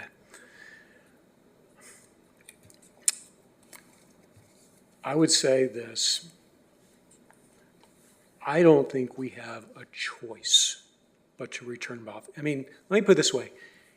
If harassment was for enough reason to take someone out of office, half the legislature would be out of office. You know what the reputations are up there in Sacramento. But we don't remove them from office because of that. They deal with it. There's lawsuits, and that's how it works, unfortunately. But it's the voters that made the choice to put Phil here. It was the voters that made the choice to, I guess, expose us, if you will, to a potential liability. And as long as the voters made that choice, I'm going to honor that. And what I'm going to do is I'm going to make a motion, and you don't have to second it, or you don't even have to vote for it, but I'm going to make the motion just so it's on the record at least, and I hope someone will second it. I'm going to move that staff return with an item restoring to the elected city treasurer the staff, budget, and access he had prior to the actions by the predecessor council in 2020. That is my motion. If I can just make a comment, one of the things I'm struggling with, I completely hear, like Jenny and city staff, the presentation is very compelling. But as I sit here, my God, we have a president sitting up there with sustained allegations of sexual misconduct, and yet he was elected president. And can he be unelected? And that's what I struggle with. Can we unelect someone who was elected to that role? And coming from the policing background, you have a decision from a judge, and so we comply with it immediately from my policing experience. So this is what I struggle with, but at the same time, I hear it, we have a responsibility to protect city employees, so that is the bind that we're in. That's just those are my comments here. Yeah, Mayor Pro Can I Tem. just ask a quick question for Councilmember Starr? In your motion, in restoring the duties, does that include restoring the supervision of 13 staff members, the physical relocation back to the service center on C Street? Is that included in your motion? I want to restore him to the position he was at before this whole started. And it's not, I don't necessarily like this motion. I just feel like we have to make this motion. Just so I'm clear, does that mean restoring his supervisory duties of his dozen or so staff? If that's what he believes he needs to do his job? Is that your motion? Yeah. Okay. Thank you for that clarification. That is my motion, because the reality is that, our city manager doesn't do all the work. He does it through other people. And city treasurer sort of in the same position. He can't do it all himself. He has to work with people to make it happen. I don't see any other way around that. Given the items that have been discussed. The work I do at work, do you think I'm entering accounts payable entries? I've got people that answer to me, and they're doing that. I know that human resources isn't what you do, but if there were a problematic supervisor, you would advocate for that person to continue to oversee staff? If this was an employee, I'd be all with you. I'd be with you all day. But because this is not an employee, because this is an elected official, the voters have made that decision for us. I don't think that we have the legitimate power here to effectively remove somebody from office. Is it okay if I ask a quick question of the city attorneys on that? Just, does the appellate court's decision, does that include, does the statute state that the treasurer needs to have staff and supervisory duties? Like, is that part of his statutory duties, is to do that? That's a very good question, Councilman Tehran. No, there is nothing in the statutory duties of the elected city treasurer that requires him to supervise staff. And I think there's a fundamental misunderstanding that's going on here. Mr. Molina had administrative duties which were assigned by the city manager. He signed a document in 2016 acknowledging that. His job was to support the city manager. Those duties are completely separate from the statutory duties. So it was only through these administrative duties that he supervised staff. So we can take away his administrative duties, his ability to supervise staff, and not infringe on his statutory duties. Does that change anything for you, Councilmember Starr? No, because the reality is the only way he can do his 41004 report is to work with people. There's just no way he's going to be able to do that report unless he's got access to the data, he's got to have access to people. It's just, it's one thing to say theoretically, yeah, you know what? Sure, you have freedom of the press, but you're not allowed to own one. Doesn't Well, sound that's to not me that it's he's not not. meaningful. It's not meaningful to say that you have the right to do something, and yet you don't give them the resources to do it. Yeah. And I'll stop it. Thank you. Let me just acknowledge really quick, Councilwoman Basua, go ahead, and then we'll move to. Thank you. It's early morning and we're tired. But I got, this back and forth did wake me up a bit. One of the things, Mayor, that you said was that you're struggling with the fact that we have a president that has been convicted, and do we take his rights away? We also have a president that, as soon as he took office, he retaliated against those that prosecuted him, fired them. He also pardoned everybody from well, not everybody, because I'm sure there was more. He allowed the people that took over the Capitol. And as a police officer, I mean, if I was a police officer, I'd be like, okay, the fact that they did stuff to law enforcement didn't count, it didn't matter. To me, it is doing the right thing is probably the less popular thing, but what is right? I was elected also, just like all of us were elected, and we make decisions up here that I respect your thought process, Mr. Starr, but I have a need to protect.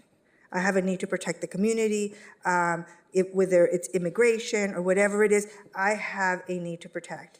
I feel a need, maybe it's my motherly instinct, I feel a need to protect the residents. I am not saying that Mr. Molina will no longer be the treasurer. You know, he was elected.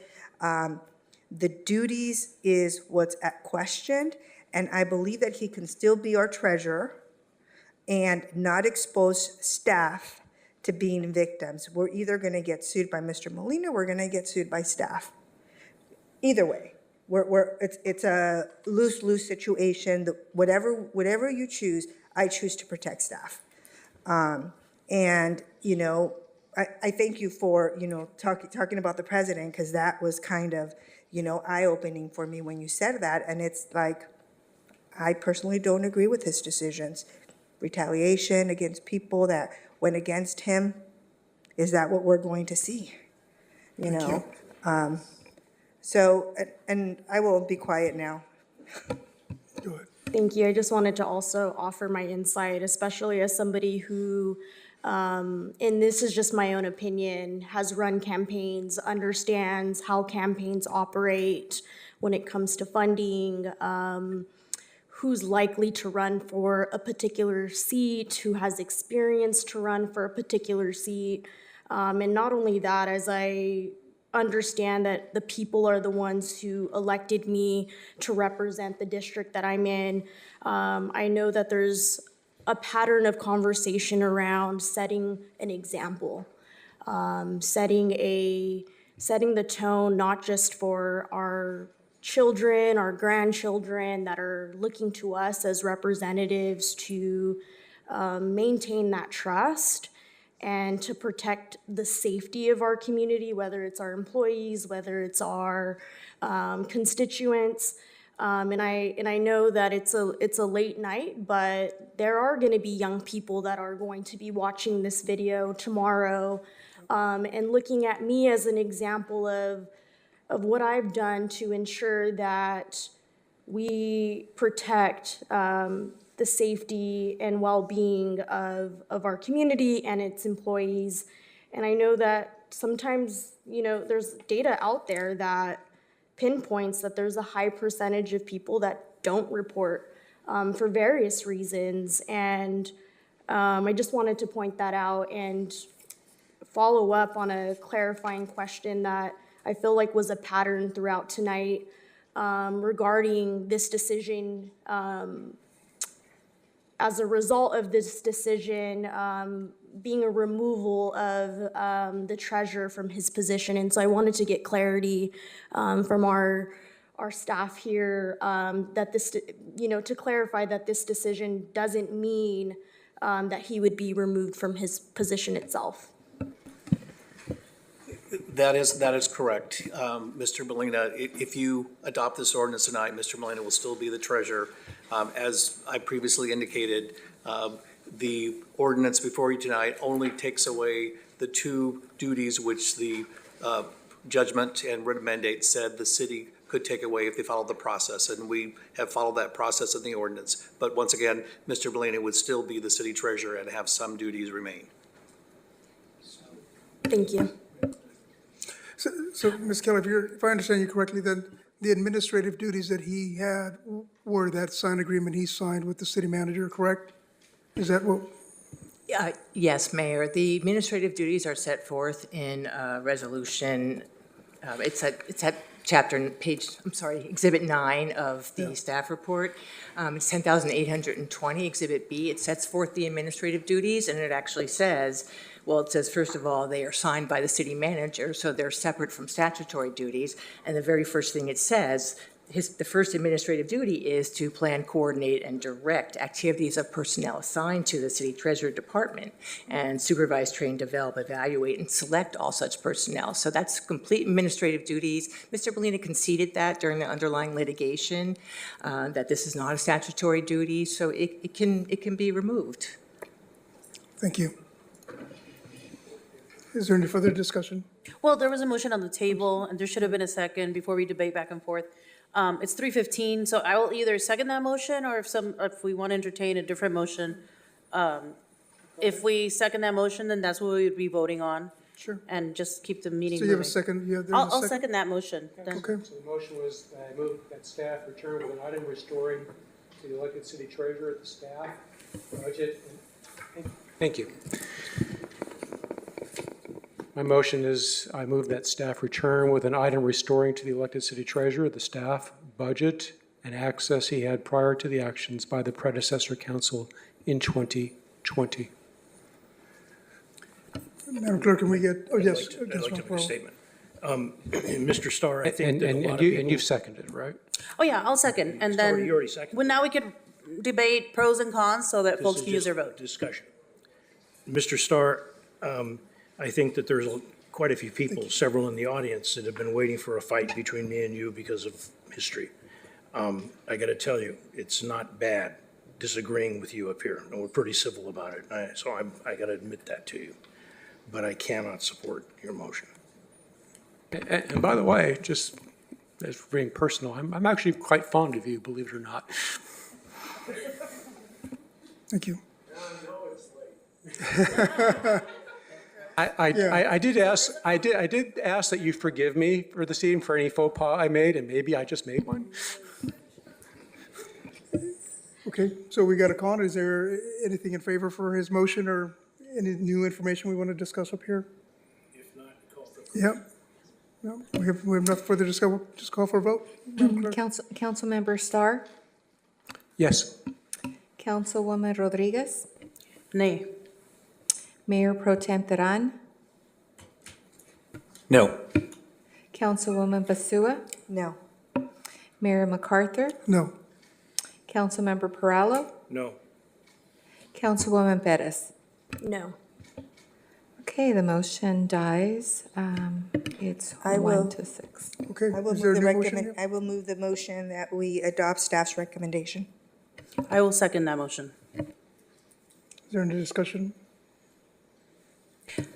So something in favor of the motion that I'd just like to point out, about 2.5 hours ago, I asked and received confirmation that this would still fit within the judgment that we received from the appellate courts and within the bounds of the court, and with the information that has been provided to us, especially from the various union representatives, different attorneys and such, I support the motion at hand. Thank you. Any cons? No. Any new information? Go ahead. Just wanted to share as part of this discussion that, no, it's not. This is, my reasoning on this, I just really, there were a number of speakers tonight who mentioned that we're disrespecting the voters.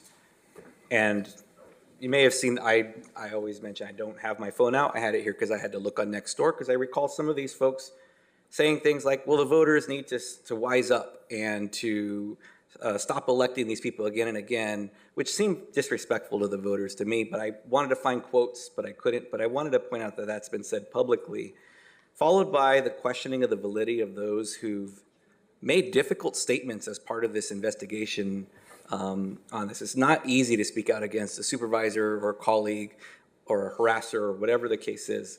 That is not easy to do, and I've been in this position as a professional.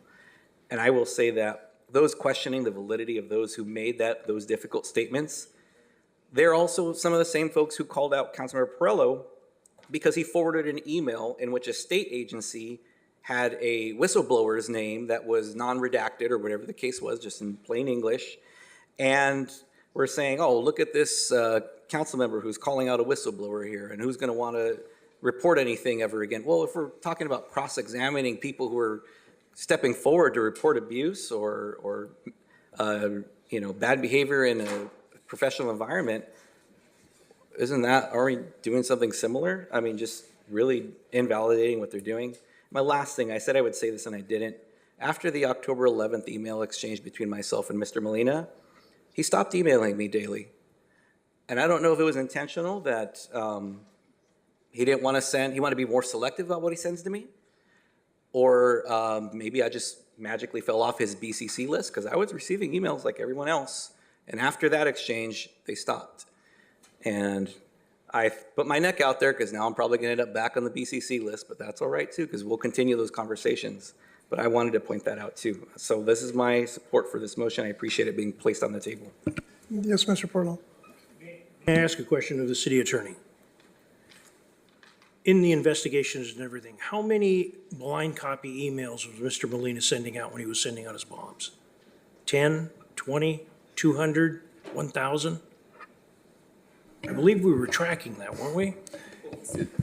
It depends on the time, because at one point, anybody with a city email account could do a reply all, or not reply all, but a send to all the city emails, and he would frequently do that to every email account in the city. So there's over 1,000 people yes, that work for the city. over 1,000 email accounts, because not every city employee has an email account.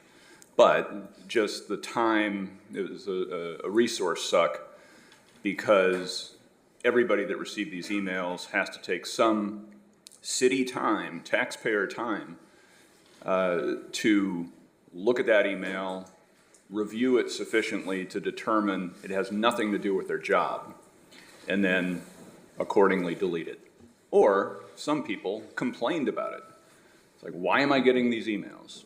That happened repeatedly. And even after the IT system changed the management of the city email accounts to prevent anybody from sending to all accounts, he has lists, massive lists. And employees that were stuck on those lists, even after asking to be taken off the list, would then complain, why am I getting these emails? Thank you very much. Any other cons, pros on this one? My comment to this is, would Mr. Molina still be able to adequately do his job?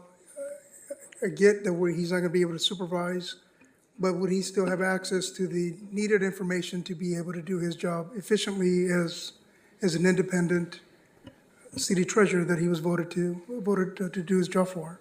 It is our position that he will. Okay. Yes, Councilmember Starr. Speaking against the motion, that I think the city treasurer has made it pretty clear that he won't be able to.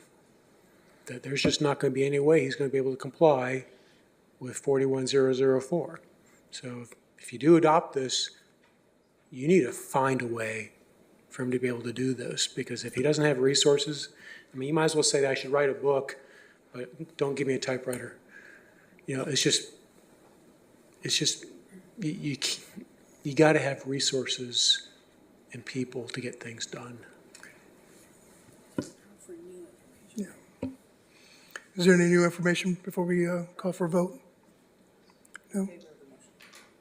Okay. Madam Clerk, can we get a vote? Councilwoman Basua. Yes. Councilwoman Rodriguez. Aye. Councilwoman Perez. Yes. Councilman Starr. No. Mayor Pro Tem Teran. Yes. Mayor MacArthur. Yes. Councilmember Perallo. Yes. The motion carries 6-1. Thank you. Mayor, Yes. it's pretty late. If it's appropriate, I'd like to move that we adjourn the meeting until Friday at 6 PM, where we will continue with the agenda. It's actually technically an adjournment, because we're adjourning to a specific time to come back. I just don't know how that works out with the council members' time here. Do we have any pressing issues that cannot wait until the next? Until Friday? We have a few items that we would like to take care of tonight. At this hour, it's not about a late night, it's about an early morning. Let's just review a few items that are timely, and then the council can make a choice. Okay. The list that I had, I actually did it in the reverse of the ones to pull, so let me go through the ones that do need to take action. K2, K2, K3, K3. and K4 all have implications to the bidding and award contracts for public works. Items K5 and K6 can go to a later date. Item 7, under the Human Resources Department, was one I was told does need to go this evening. The item K9 as well, this is one we've talked about, the funding agreements at past meetings and the implication to that and the spend down on the money. The public hearing is directly related to the first report, M1. You cannot take action on M1. And that agreement does expire, which would exit people out of hotel shelters to the street, so both of those items need to go together. That deadline, I believe, was the 25th. Brenda, do I have that right? The 28th, February 28th. We did item M2. M3 can wait till a later date, would not need to be a special Friday meeting. There's no specific date that has to go. 4 as well, the MOU, although we'd like to take it and the union group would like to take it, it does not have the pressing date. It can go to your next meeting, and we just did item 5. So I'm sorry, maybe it's just late. What absolutely has to be done today versus what can be done, let's say, Friday? I don't think it's Friday. I think it's because of council members may not be available Friday. That's So we're what I'm talking- asking. Can we just? All the other, everyone that I just mentioned is what we would recommend you take action on tonight and not adjourn your meeting until Friday. If there's specifics about Friday, then we have to ask each of you, can you be here Friday? You need each staff person, each of their consultants that may be here. We have to go review each contract to see when they expire for the bids there. So if you can make it through the actions that we've recommended for those items, that is your staff recommendation this evening. Okay, so just to repeat, K2, K3, K4, K7, K9, M1, and what else? Maybe we just, K2, so is it Go ahead. K2, K3, K4, K7, K9, M1? Or are there others? If you didn't get 7, 8 needs to go as well, I'm sorry. I'm sorry, The K8? housing item, I'm sorry, K8 as well is needed? yes. And what else? K9, K9, L1, L1, M1, M1. All of them tonight?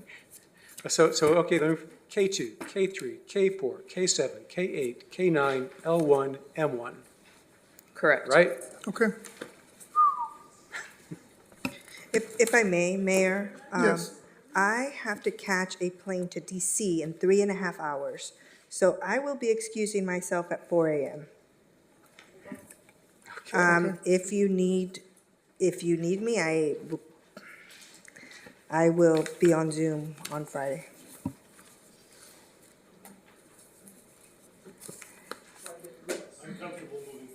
Yeah. If there's no objection, I think we can just go through it. We'll start I with, can see some people need some sleep, but I think we're all wide awake. So, okay, we'll go to the consent agenda. We'll address item K2 first, Public Works Department, subject public project agreement with James Brothers Construction for citywide playground replacement project. Mayor? Yeah. If these are consent agenda items, maybe the first question we should ask is, does anybody have any questions on any of them? Because if we have no questions Yeah. on any of them, maybe we can just adopt them all. Yeah. Does anybody have any questions on, it's K2?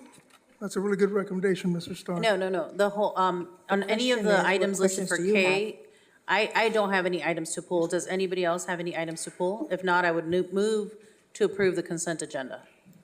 Well, I don't think she's talking about the whole consent agenda, right? We Just- can do that. It's Okay. possible. That has not been our practice, but that should be, that would be an Well, efficient way to run the And- meeting. Well, I'm going to recuse Mayor, just- myself for number 8, K8. Just as a reminder, on number 8, you recuse, Yeah. as you earlier stated, because of a real property proximity interest. Was that a motion, Councilwoman? Well, it was, if there's no objections. I'm not sure if anybody wants to pull any of the items mentioned, 2, 3, 4. If it was any other day, I would, but I'm not going to ask questions today. We appreciate that. Well, is that a You're welcome. second? Is that a second, my friend? I will second it, Okay. keeping in mind that the mayor is recusing himself from K8. Thank you. And before we take a vote, we need to see if there's any public comment. Mayor and council members, we do not have any speakers virtually or in person for the information and consent agenda. Thank you. Madam Clerk, at this time, Just to be clear, when it comes time for a vote, I'm going to be voting no on K7. I just don't think we can give out a benefit to employees, or rather to council members, without it going to a hearing. okay. Madam Clerk, can we get a vote? Yes. Councilmember Starr mentioned he's going to be voting no on K7. I'm recusing myself on K8. Councilwoman Rodriguez, Aye. Mayor Pro Tem Teran, Yes. Councilwoman Perez, Yes. Councilman Starr, Yes on all of them except for K7, which is a no. thank you. Councilwoman Basua, Aye. Mayor MacArthur, Yes, recused from K8. Councilmember Perallo. yes. And the motion carries, 1, 2, 3. So the motion carries 6-1, where Councilmember Starr is abstaining on K7. Oh, I'm sorry, voting no. And then Mayor MacArthur is recusing himself on K8. Thank you. With that, we'll move to L1, the public hearing item from the Housing Department. And we have Ms. Brenda Lopez here.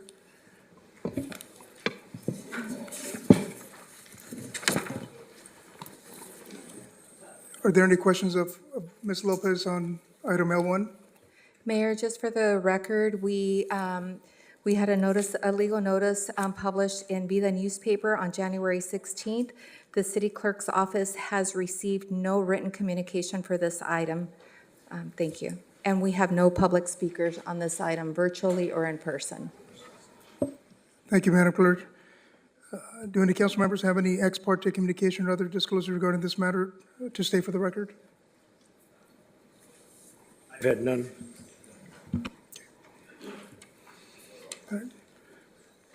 Members of the public were invited to sign up to speak on this item on the city's website, and a person who did not sign up may do so now by submitting a speaker card or following the instructions posted on the agenda for this meeting and at the city's website, oxnard.org, city meetings.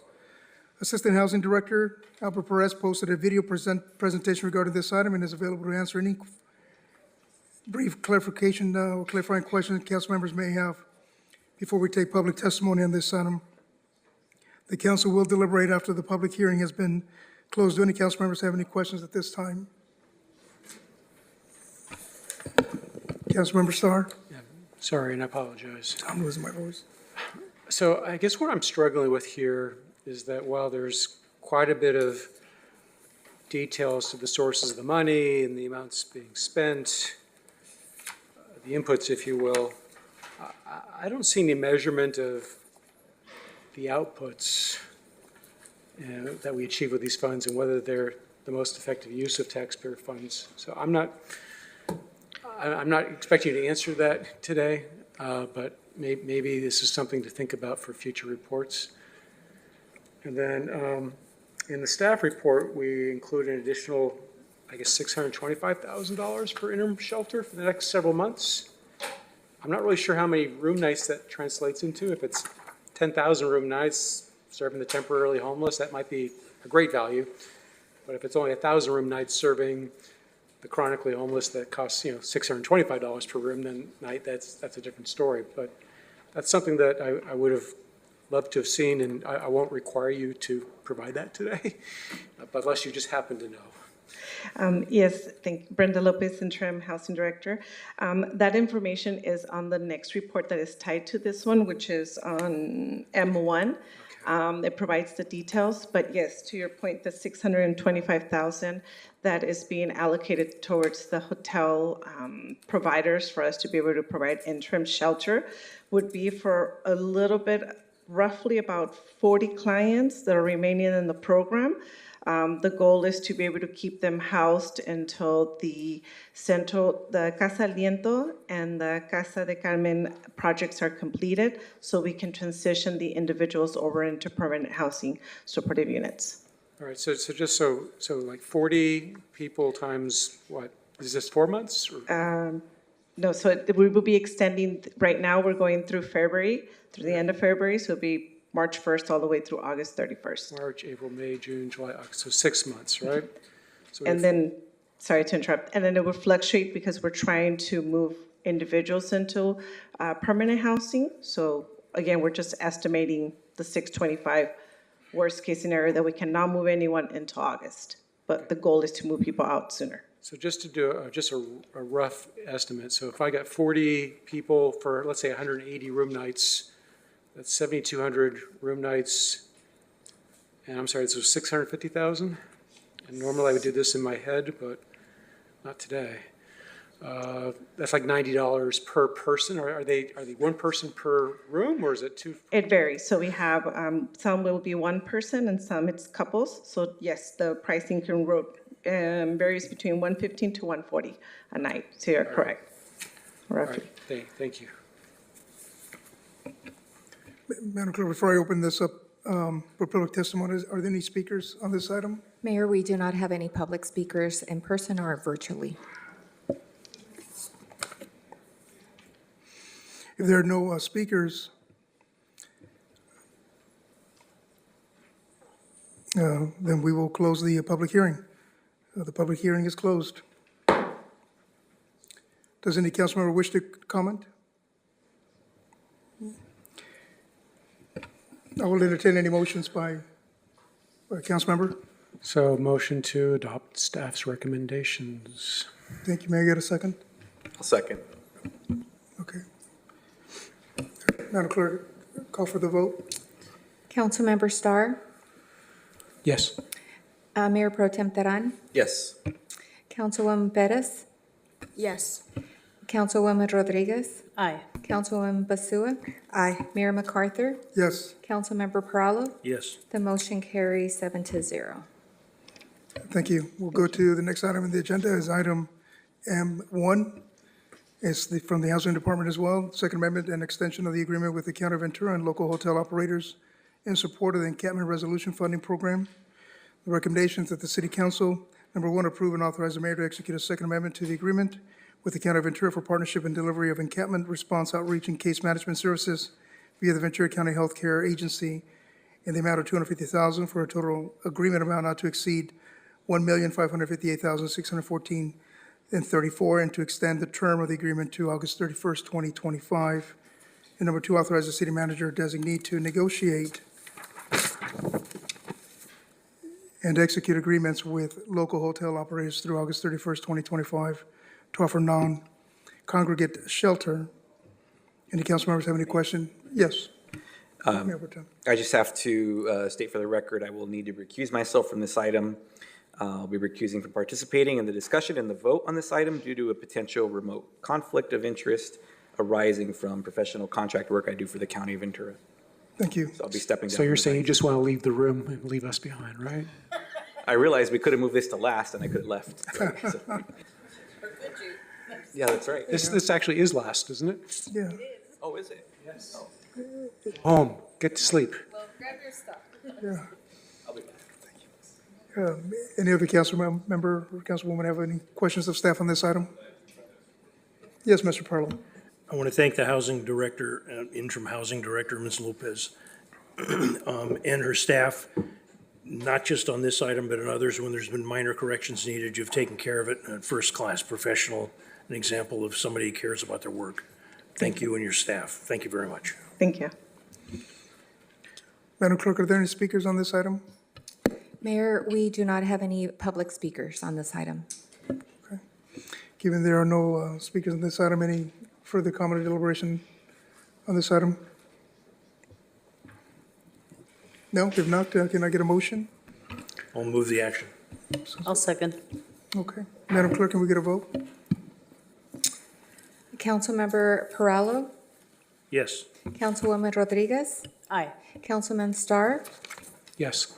Councilwoman Basua, Aye. Mayor MacArthur, Yes. Councilwoman Bettis, Yes. and the motion carries 6-0. Thank you. Thank you. Thank you, Brenda, for being I guess here this Be late. appropriate to adjourn at this time? Yeah, Mr. Mayor? right, absolutely. Without any objection, we are adjourned. Good Thank night. you.